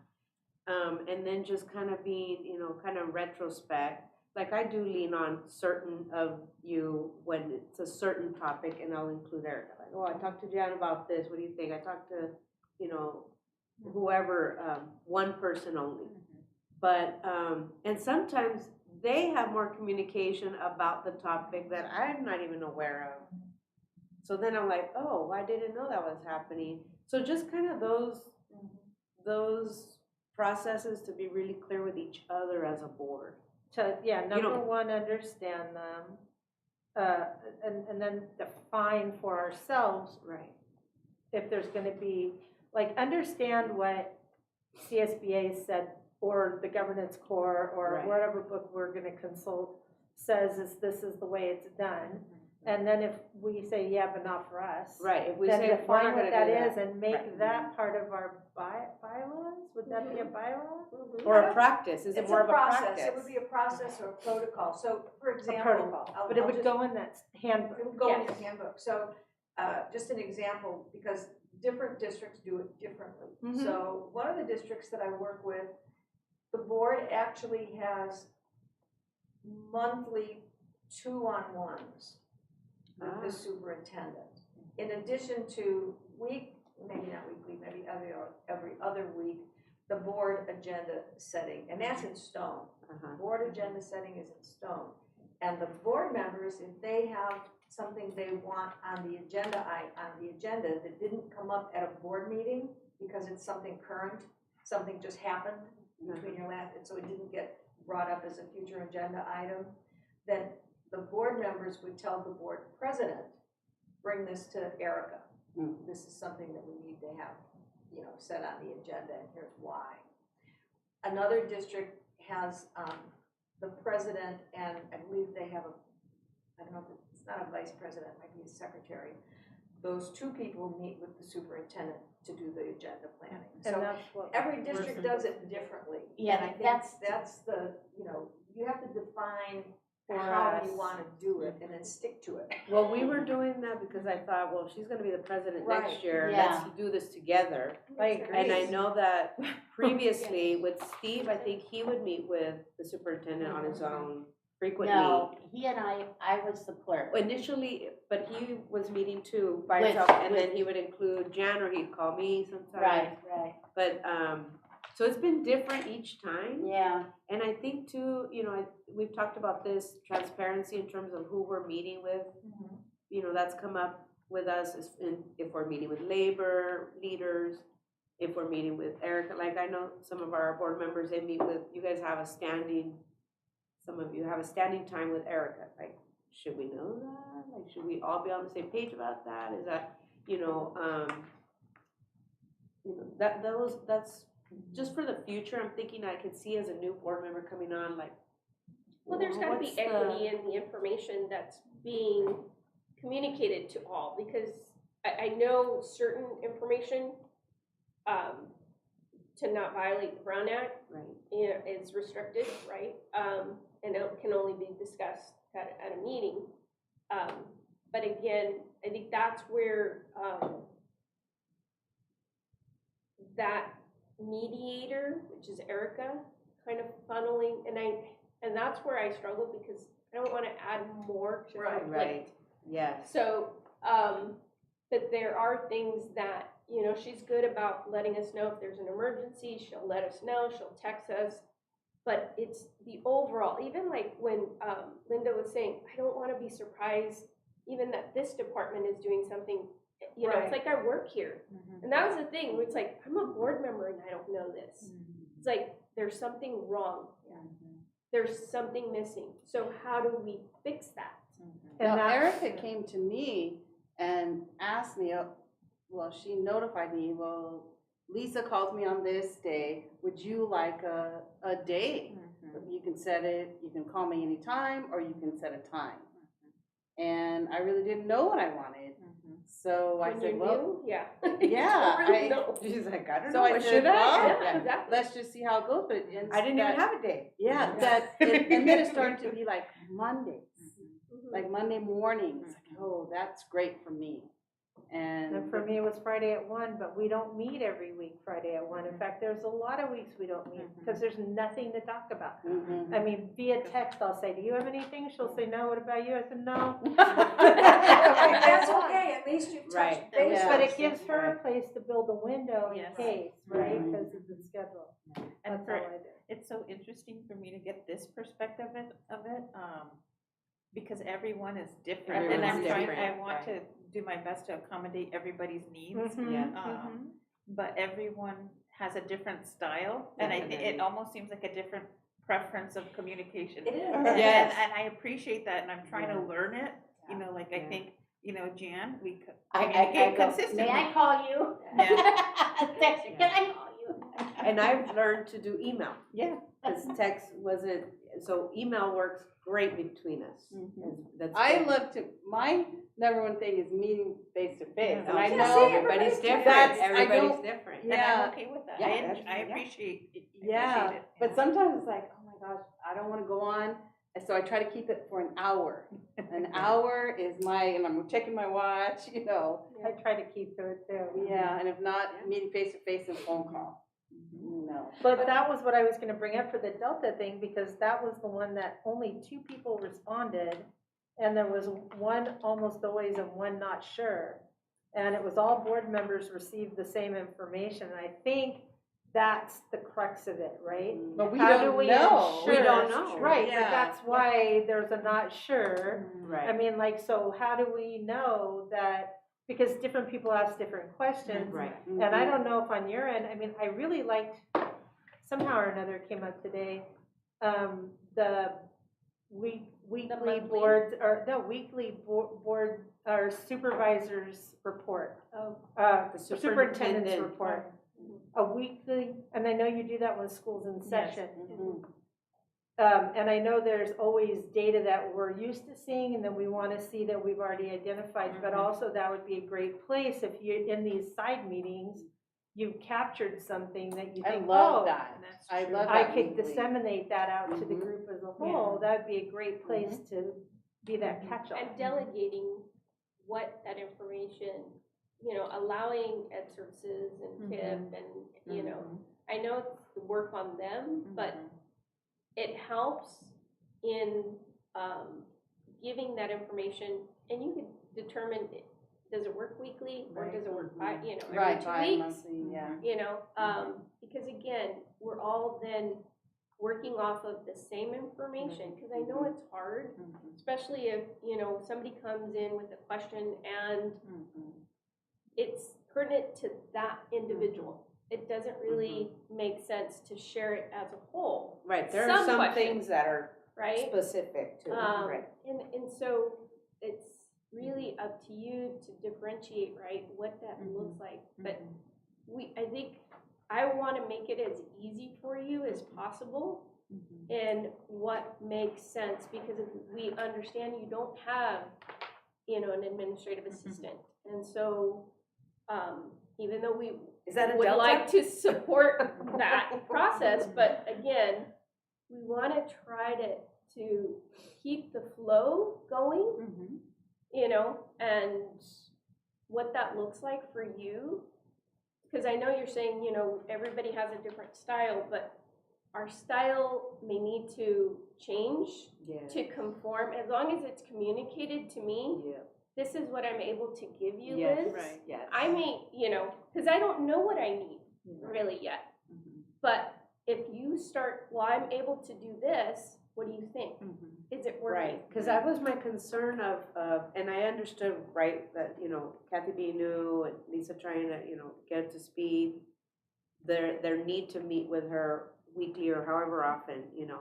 And then I was like, well, I don't want to take up more time, so I'll just email all my whatever I have, right? But as a plus, can we add the monthly, that information that Erica provides us? It's really good, it's colorful, concise. Oh, that's a weekly thing. Weekly. Yeah. We love that. I love that.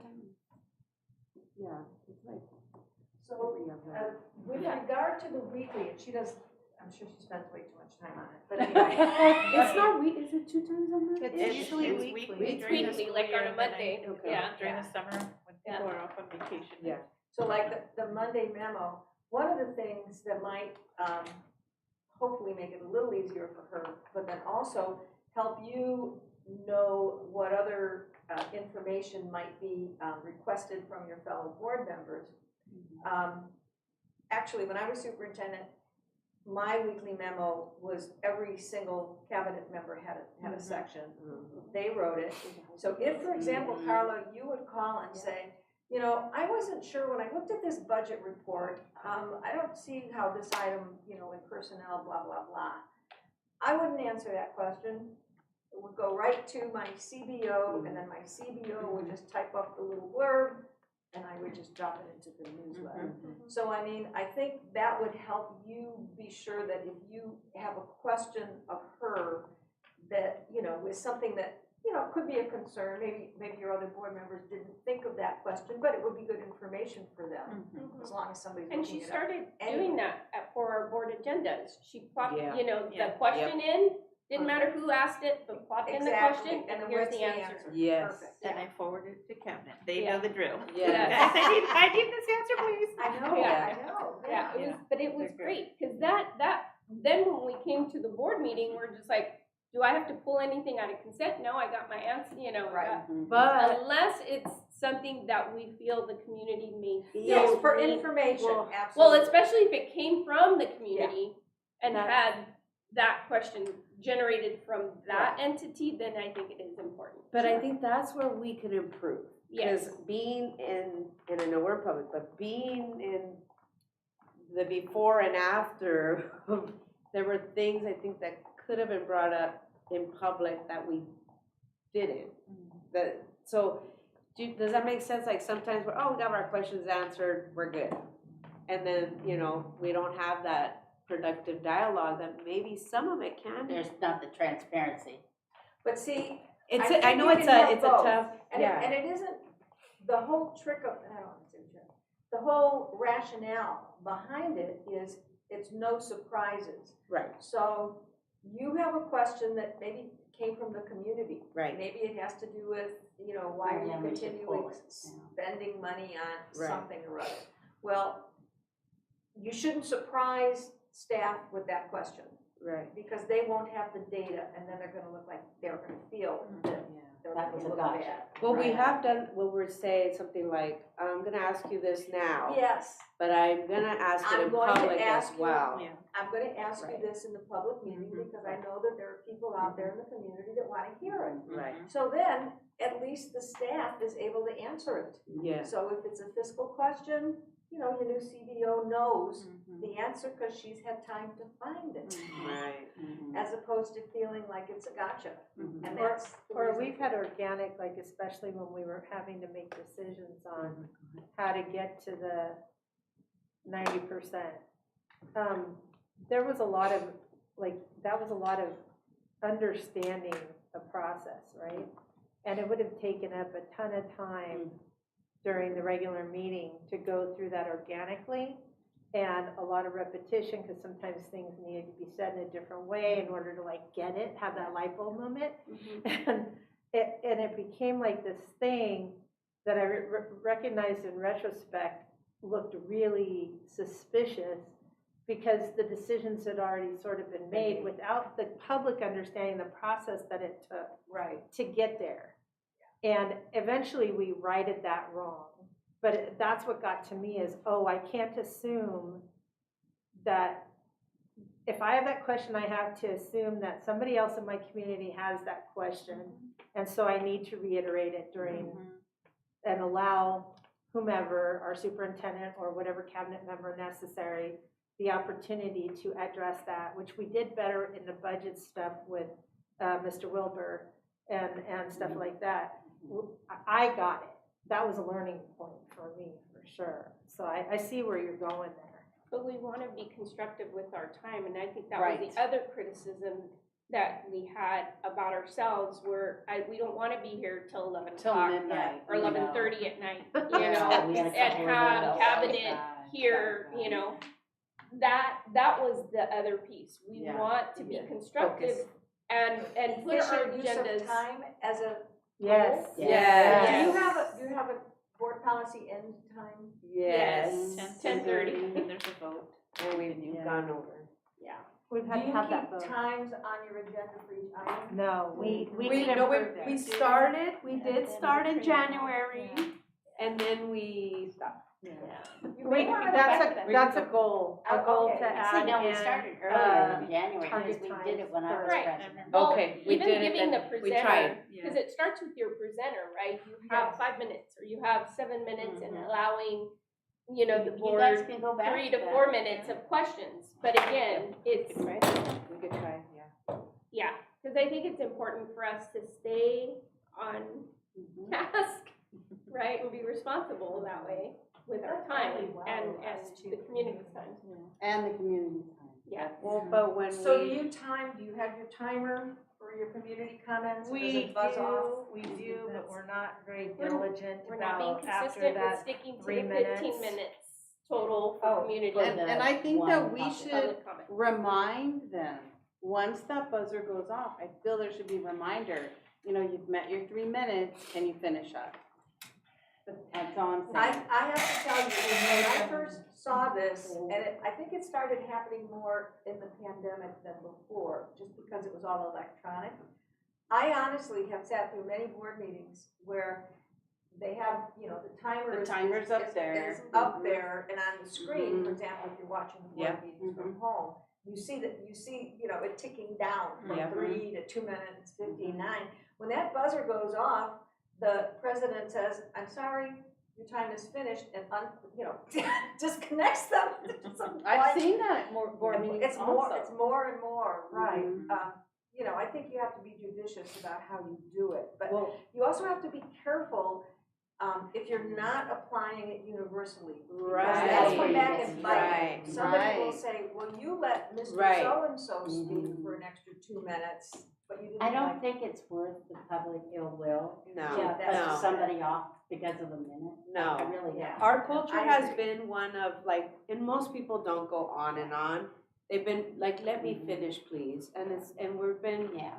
and then you won't get, sometimes during the pandemic, we did have a long list. But for the most part, it's been 1, 2, 3 people that Yeah. speak, and it's That's just not like, bad. you know what? Yeah, but, you know, some of the nice things, and who was following the procedure was it the maintenance guys? They took their time and they split it. And also, I think it was some teachers. They had 3, they took that They were one mindful. comment and they put in, you know, and I loved that. And that's following the rules. I just think, I admired those people for doing that. Well, they're respecting, I mean, this is a board meeting. This is It's a meeting. our Right. public, you know, we're having a It's a meeting in business public. meeting in public. Right, Right, right. exactly. And they did the right thing. I respect that. I respect them for doing that. I think I'm always just confused being clerk this year. Like, the one that went 2 hours long, a public comment, because we had a big decision to make about layoffs. And we made a decision as a board to allow that so that everybody felt heard, because it was gonna be such a difficult discussion and a difficult vote.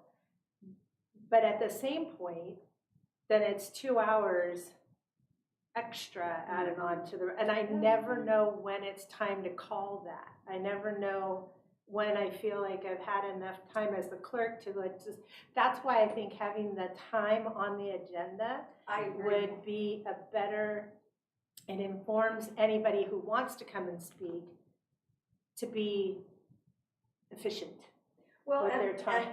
in districts where they really do adhere to the time limits, if you have a maximum, and usually it's in a board policy, a maximum of 15 minutes for It It public is. For comment. one, And it's that's even on the actually agenda. the law. Right, yeah, exactly. I So, would- you know, usually at the very beginning, right here. especially if you know there's gonna be a big crowd, For each we say, for each okay, other. board members, we Total. generally have a Public 15-minute limit. For each other. Would somebody like to make a motion to increase that? So somebody can say, I'd like to increase that to an hour.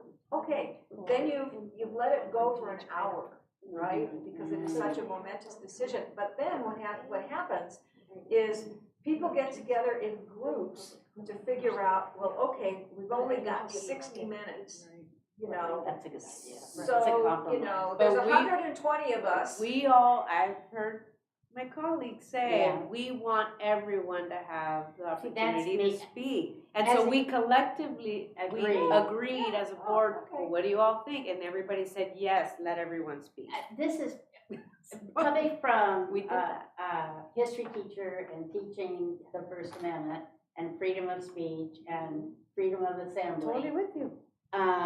You know, I come home big with let them speak. And also as a former union president, I feel that it's really important, especially during our times of layoff, that employees have a right to speak as well. Or whatever, parents, everybody has a right to speak. And so if I have to be on that one meeting, if I spend another hour, you know, so be it. I decided I was gonna run, and this is part of the gig of, you know, And being a board I member. totally agree with Jan, and being a community person that has frequently been on the other side, I know what it feels like to be shut down. Been at meetings where the people in charge are like, we don't wanna hear anymore. And now being on this side, there have been public comments that I've learned from, that, had they not had that opportunity to speak, I would not have known A, B, or C.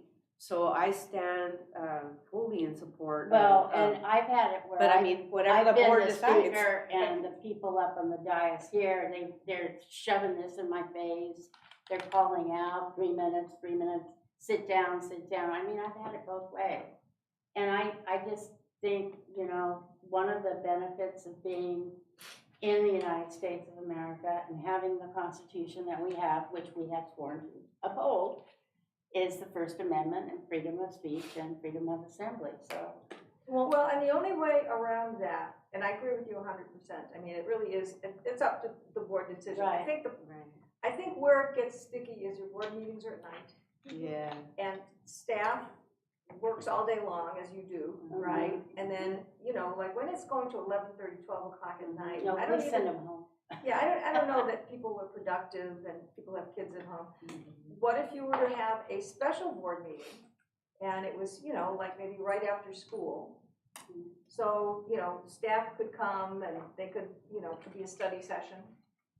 They could be invited to speak. So, I mean, there might be other ways around it, but again, it's up to you. You decide to what extent you wanna, you know, adhere to a more rigid time frame or do a compromise, you know, Yeah. for an hour. Because while I hear you guys and I completely agree, I'm a rule follower. So as the person who's a rule follower, I'm gonna go up, and if I exceed my 3 minutes, I'm gonna be like, and blah, blah, blah, if I have that, or I'll say, okay, that's good enough, and I'll go sit down, right? And then to be followed by somebody who gets up there and completely exceeds for another 3 minutes maybe. That's what It's I agree. really sad. I feel Mhm. very sad as the person who tried to respect the time of the meeting and of the people at the dais and the other people who wish to speak, to be overshot. And then once that's been broken, you can guarantee everybody behind them is gonna not pay attention to the 3 minute timer anymore. And I bet at home, you practice and practice to fit it into that 3 Oh, minutes. I sure do. That's what I do. I sure That's do. what I do when I write my speak. speech to fit that 3 minutes. Well, you That's got the right. timer. No, I know, but you know, the first person that exceeds it after the beep, beep, beep, and they exceed it by a long shot, then nobody's gonna respect that timer from moving on. It can beep as much as you want, and there's nobody. But see, that to me is, and just learning, because when I first started, I worked with Dr. McIntyre, and we knew when there were going to be board meetings that were going to be contentious. Right. And so having that in mind, we tried to always build an agenda that allowed for that. So Maybe we that's probably the can't do this happy report. medium. Let's do it either at a special meeting or the next month. right. What do you think? You know, especially as board president and you're hearing those conversations Right. going on, Good idea. giving that information to Erica as quickly as possible, as far as when you know we're gonna have That's a people here, then That's a let's good build the idea, agenda yeah. to where it allows for More that time. time. I like And that. we're not overburdening ourselves with trying to squeeze all this in, Right. and we're here till midnight. Exactly, yeah, I think that would be a really good comment. We've been getting out, what, around 8 o'clock the last two meetings? 9 summer hours, we're Eight. getting out at 8 or 9. 8 and 9, yeah. No, that's good, Mhm. yeah, that's really good, yeah. And, But I and do think it's still a hopefully good we'll goal not have any of those. to have an efficient. Yeah, use of no, time. that's a good goal. Yeah, and marking that. Okay, are there 1, 2, That's 3, plenty. 4, 5? I was gonna say, Yeah. we like the number 5. Yeah. You know, so I think we would be good with these, in terms I don't know, of really is focusing. everybody good with these goals? Yes. Are these, nobody wants to add any? I'm others? looking. That's good. Yeah, Mhm. Lisa? That's a lot. I think that the only other one that, we talked about the effective process to review, revise, and adopt policies. I think we have. Yeah, we do. Okay, then the only other one really is then and we're gonna hopefully work on that today, to use the missions, or the district's mission, core beliefs, and vision to drive the performance. Okay. I think we can go to that right now then. Okay. All right. So we will use these charts for the next time that we meet together and look at, maybe mid-year progress towards those goals. So keep in mind, these are the things that you want to focus on. Well, are these, with the other goals is what's gonna Those work are on? district and superintendent Okay. and board superintendent relations. These are just our These goals. are, yeah. Okay. these are board. That we're gonna put in our, maybe in our, These I don't think will go in the handbook. I think these will be part of the handbook. So your handbook will have your calendar, your orientation plan, that type of thing. all right. Okay, we don't have a whole lot of time. I don't know what time Erica promised you would be out of here. She did 3:30 to 4. Okay, Yeah. all right, we're good then. Okay, are there any, Can't go past 4. no. Are there any changes to, let's start with the vision. Start with the, kind of 35,000 foot that you would like to.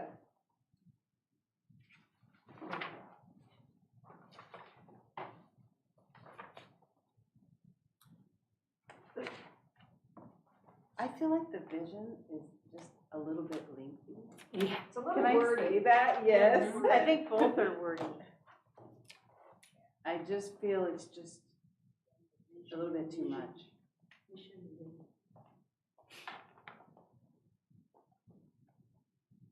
Oh, no, I think I like the mission. I like the mission, Yeah, I thought I didn't like both, but the no, I- vision, yeah, it's the vision vision, is I like, think. yeah.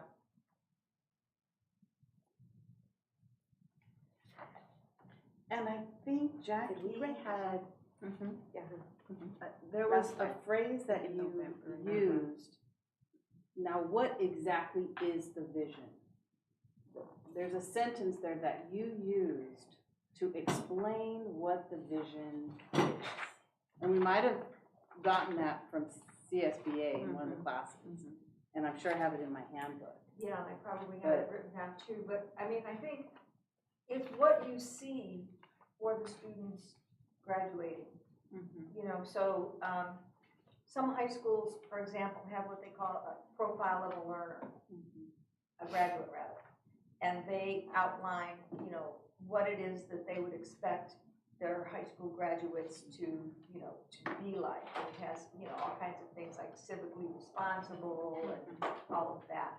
I think the vision of a district is, what is it that you want the students to have leaving your district? You know? Are you going to inspire them? Things I like that. inspire and empower students. Right, I do you know? too. I like that.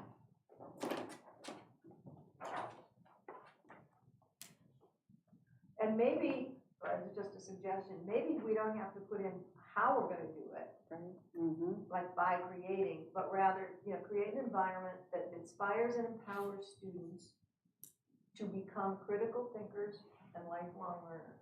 Yeah, that's nice and simple. This is 3 paragraphs long. This is Blandford Elementary School. 3 paragraphs long for their vision statement. You don't want that. To become critical thinkers. Well, one of the other things, and this sounds far too practical, but many of the board rooms that I work in actually have the mission and the vision up. And so you don't want something that's gonna take the whole Wallpaper. wall. Yeah. It's gotta be something kind of short that captures the essence. I think I like that, to create an environment that inspires and empowers students to become critical thinkers and lifelong learners. But not just that, I mean, like to become whatever, I don't know, I like the short one. dream that they may have. I mean, I feel like, not just those students, you know what I mean? Like And to reach their empower them. highest Yeah, to potential or goal their, dream. yeah, their dream or And whatever, achieve. something along that line. I don't like that. Because I think critical thinking and lifelong learners is great, but Here's one, to inspire and ensure students recognize their talents to excel, become empowered learners, and make valuable contributions to a dynamic global community. Why do we want to change it though? What's our? Just want to make it shorter. I it's just want to make it super short. long. Well, we created it. I know, but we said when we created it that it was a start and that's not the whole, not the whole thing. And the vision should be your elevator pitch. And an elevator pitch? 30 seconds or less. Yeah. And so you can just say, well, what's your district all about? Well, our district.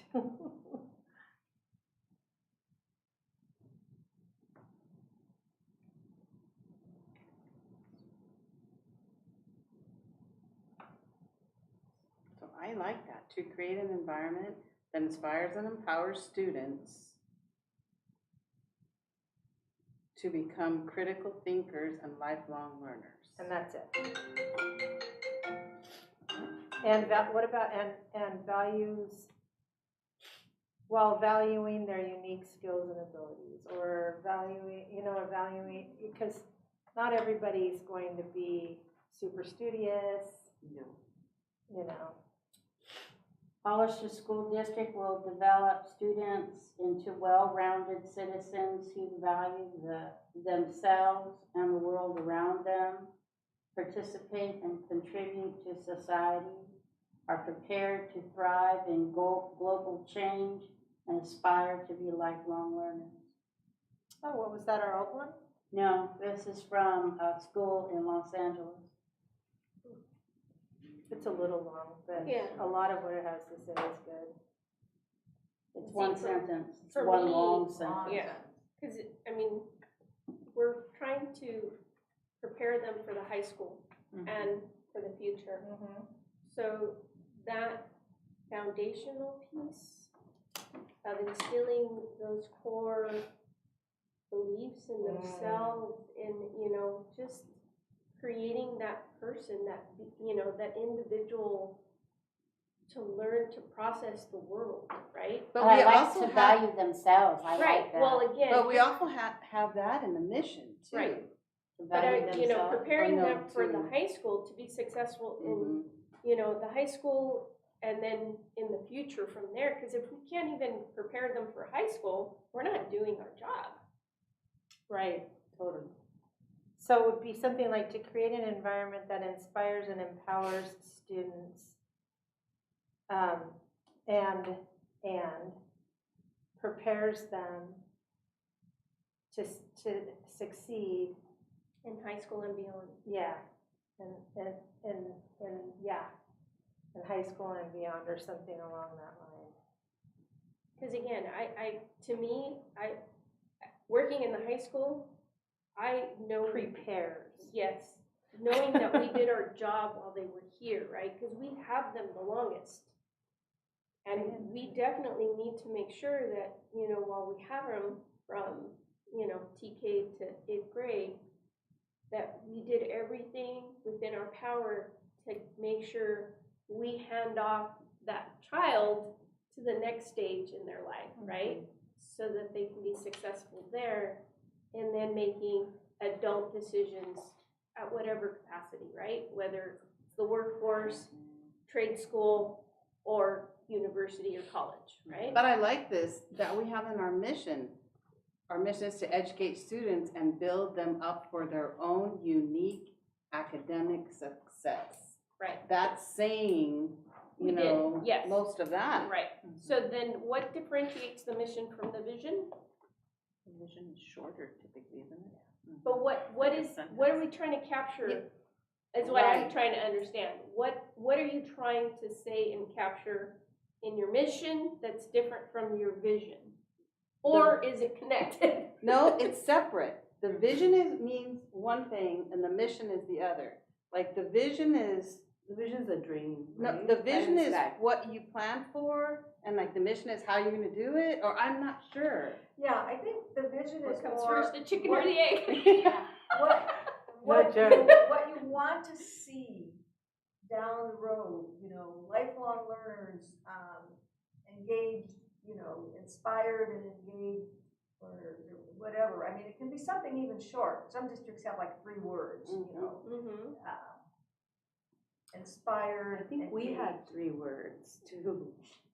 Yeah, I mean, you could go either way, but it's something that kind of captures what you see as being the dream for your students.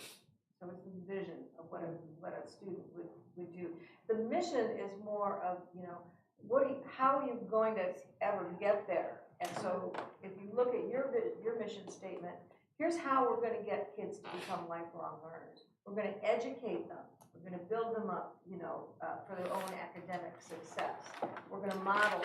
So you see, the mission is more, we're going to do this, this, and this in order to achieve this vision that we have.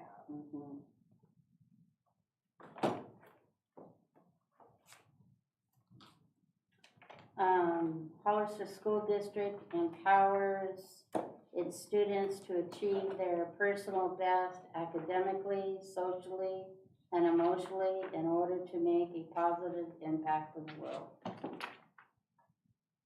I like that. Yeah.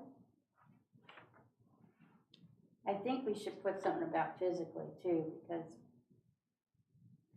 Here's an old vision statement from 2015, short.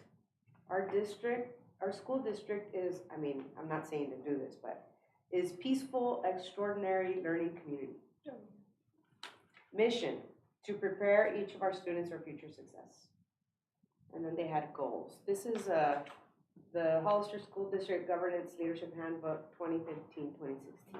Yeah, they were short. That one's a little too short. Yeah. Right, but like just to show you can go, comparison. Short to long. So how about we say to inspire and empower all students, preparing them to succeed in high school and beyond, or something like that. I just To don't want to get inspire, caught and up. what was your second word? It was to inspire and empower students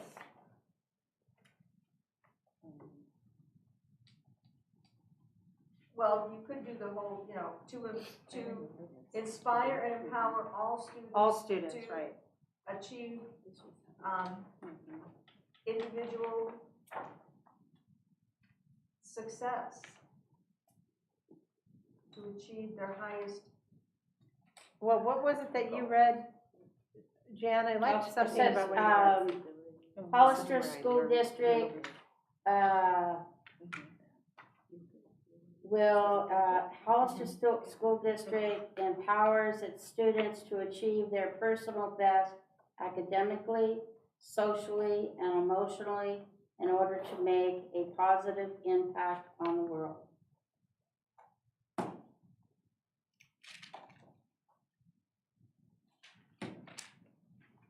I don't know. What do y'all think? I think it's fine, and speaking of time well spent, let's not get too caught up on, you know, on something that's gonna change. Is it gonna change? We just did this.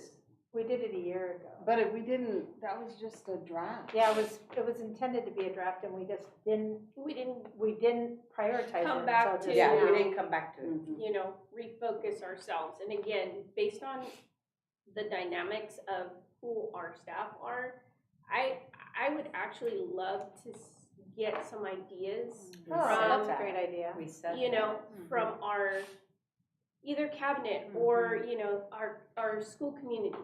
Let's What- let's just write a couple of We said that. things and get it from our cabinet. We said that a year ago.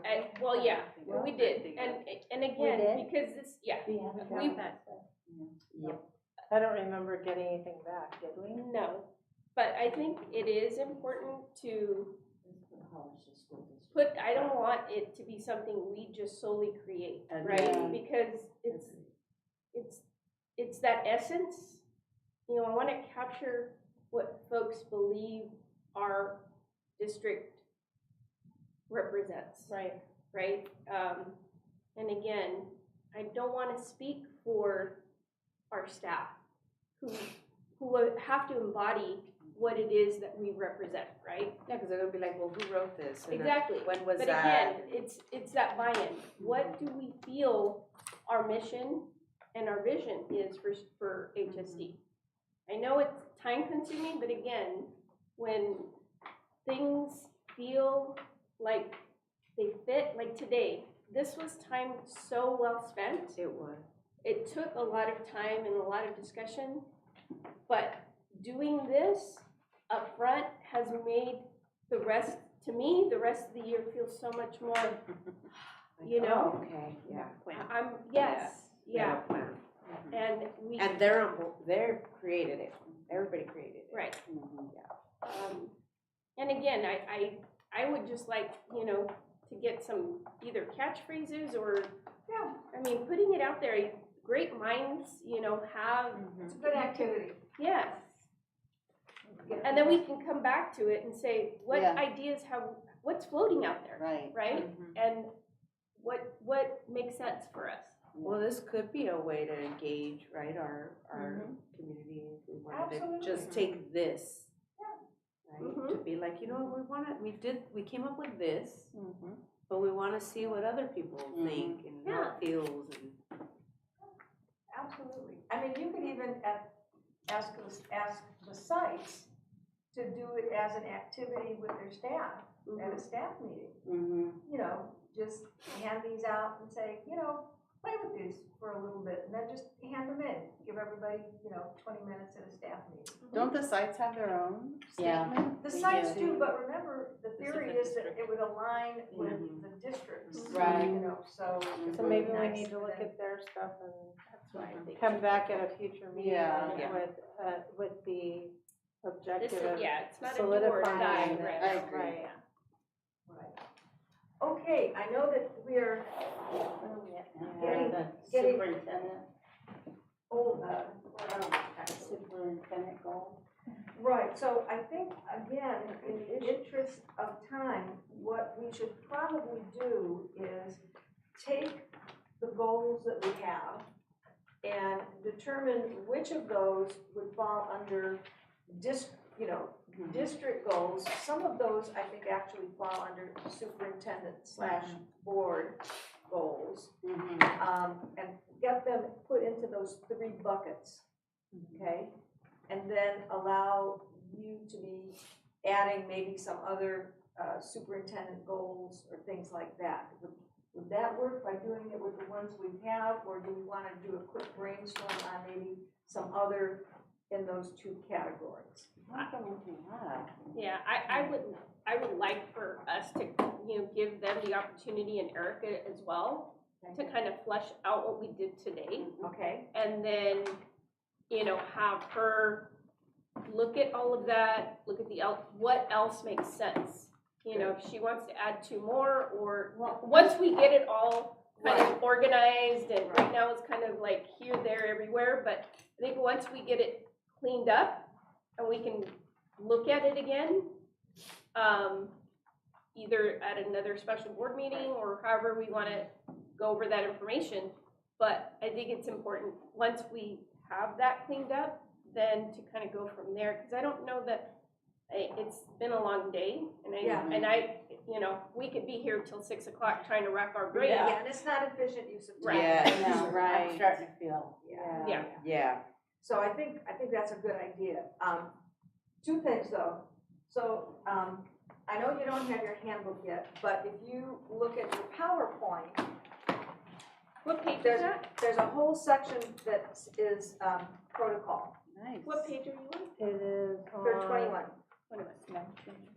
So I thought if we had time, but I don't think we have time to go over these. But anyway, these are the ones that you agreed on the last time. But I would like to come back to them at maybe our next meeting. And, when we do the review of the goals, maybe also, let's review these protocols. There's still some other protocols that we don't have that are recommended by CSBA that I think we should look at. So this shouldn't take too much time because we've already. So we worked should through all them. be looking at the best practices Yes. supporting effective governance.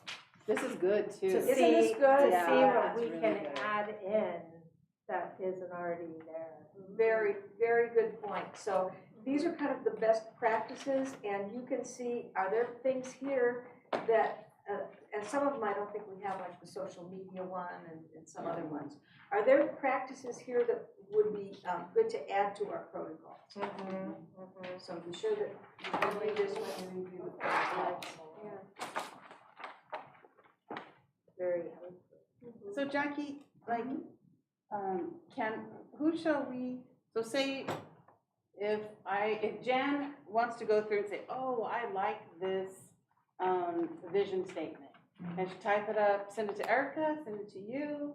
Shall we just put forth a few? Yeah, you can send them to Erica because she's gonna be working with cabinet. Okay. Or can sending you you create vision a, statement. or can you create a Google Doc? Mm-hmm. Yeah. And then we could just, we don't have to say who put them there, just people put them there and Absolutely. then they can rank them if they want, or they can add their own or whatever. And I'd like an equity statement too. Good, very good point. And, so, What Well, does that you- entail, an equity statement? it's just how you're going to treat everyone. Okay. How I have this one that It's a policy on, honoring, diversity and. Well, you gave us this, and this one has, last time, and this one has equitable learning conditions under the board priority. I guess there's different ways you can do it. Oh, yeah. You could, but I Yeah. think that's good to I have include this it. one, it says we commit to building a culture that empowers students, staff, and community partners so that everyone can feel supported and reaching their full potential. We foster a deep appreciation for one another by viewing our differences as strengths. And Gamut will help. Oh, nice. So Nice. you can look at CSBA sample Gamut policy. I think that would be good. We do have a little tiny bit of time left, and I think we ought to be talking about the board calendar. Yes. So there's some things that you probably need to be thinking about scheduling in, and some of those are board workshops. Another board workshop to follow up, I would say. Right, yeah. Sooner So than later. Yeah. what is everybody's availability? This one, did you read this one? I made that one. This one says in September that we're supposed to do a data session, bylaw handbook, and review board policy. No, she must be in her regular stuff. In September? That's That what was, it's. that was one of the drafts. I think we've had like 2 drafts of Yeah. that. Oh, it's an old one. Does it say what date? No, it doesn't. On the bottom, there's no Or dates on the or anything. corner? On the corner it says 2021, 22. Oh, I can look at the revision history. I know that. But do you I don't have know time when to you set a goal or not a goal, but A several dates Yes. to look at? It's a good time for everybody. September or October? Maybe September. September? Yeah. So September, we have our, I was just looking at the different school site meetings. They're starting back up at the end of this month. So we have one in August, September, every month. Every month. And we also have the back to school. And back to Oh, school that's nights true. would See, fall those in are all- September, I think right? it's important to kind of Are those incorporate. all September or are they in? No, they Some are go, August. yeah. Those Do are we not have those those. dates? Well, one's in, I put them September in the update, but I 1st. can add more as the others. We don't Put have it all of in them. the update. Yeah. I'll put I it- think I gave you that paper. What people? When I gave you the I papers got this nothing morning for on the, what I printed out, Uh-huh. I think I gave you the paper on, the printout that that you gave us. That's. Oh, yeah. Labor Day weekend. Yeah. So here's a question. I know,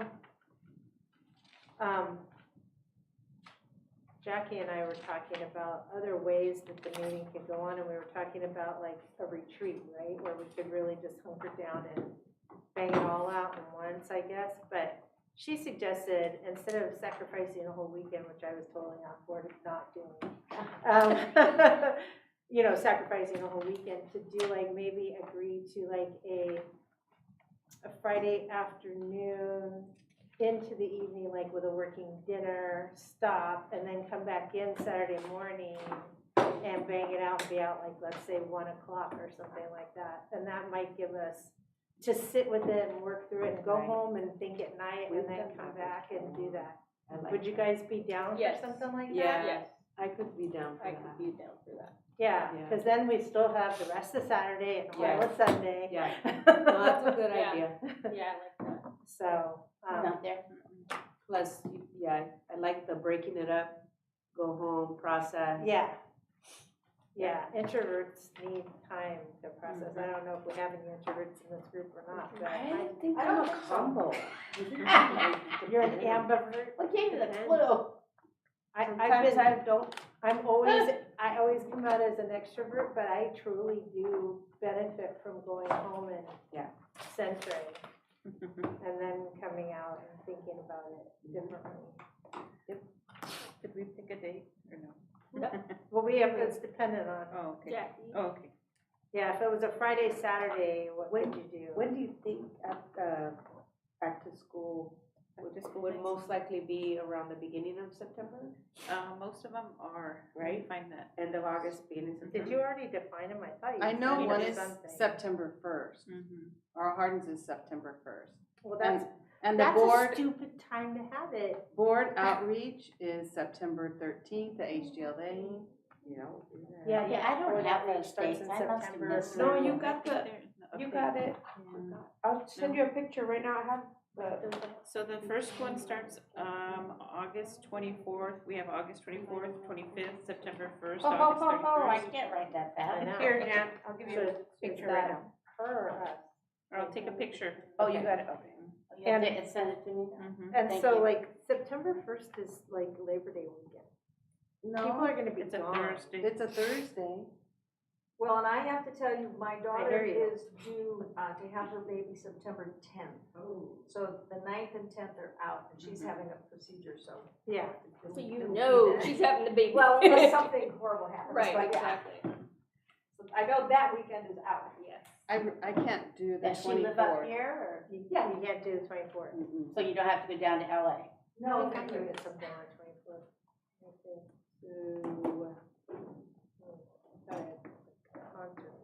Oh, I'm going to, it's the 25th, I'm going to a Giants game.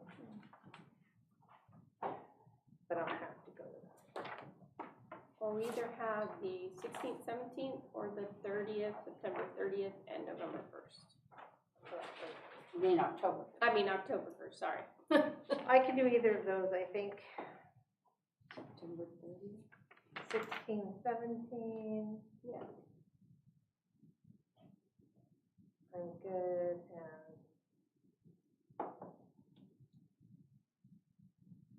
And the 30th. 30th, and the October 1st, 1st, I yeah. could do that too. Did it come in, Jen, in your email? I made a copy of it and I shared it with everybody. Are there any district things on those weekends or that Friday? On Friday, the Friday the 16th. Yes, I got it now. September 16th, Yeah. it's Mexican Independence Day and our Tacos. dance, no, Oh, you do a group dance. dances, and we're not all about Oh, I know you're not all about tacos, but I love tacos. And they're easy. And they're easy, That's right? pretty funny. I'm Well, I sorry. say it, no, It I could say be it, enchiladas. I say it because Because of the Mrs. comment that was- Biden yes, made that that was comment. Oh, I didn't even know. No? I didn't even know. I My just, gosh. no. I was thinking more about like, Did. I was thinking about Taco Tuesday and Yeah. Peter Hernandez. Oh, Vote for Pedro. Well, that's why he made that comment. That's why he said Because of Miss Biden's I comment had no about. idea. yeah, Google it. Yeah. I missed that. I guess I must have been camping or something, but, no, I like it.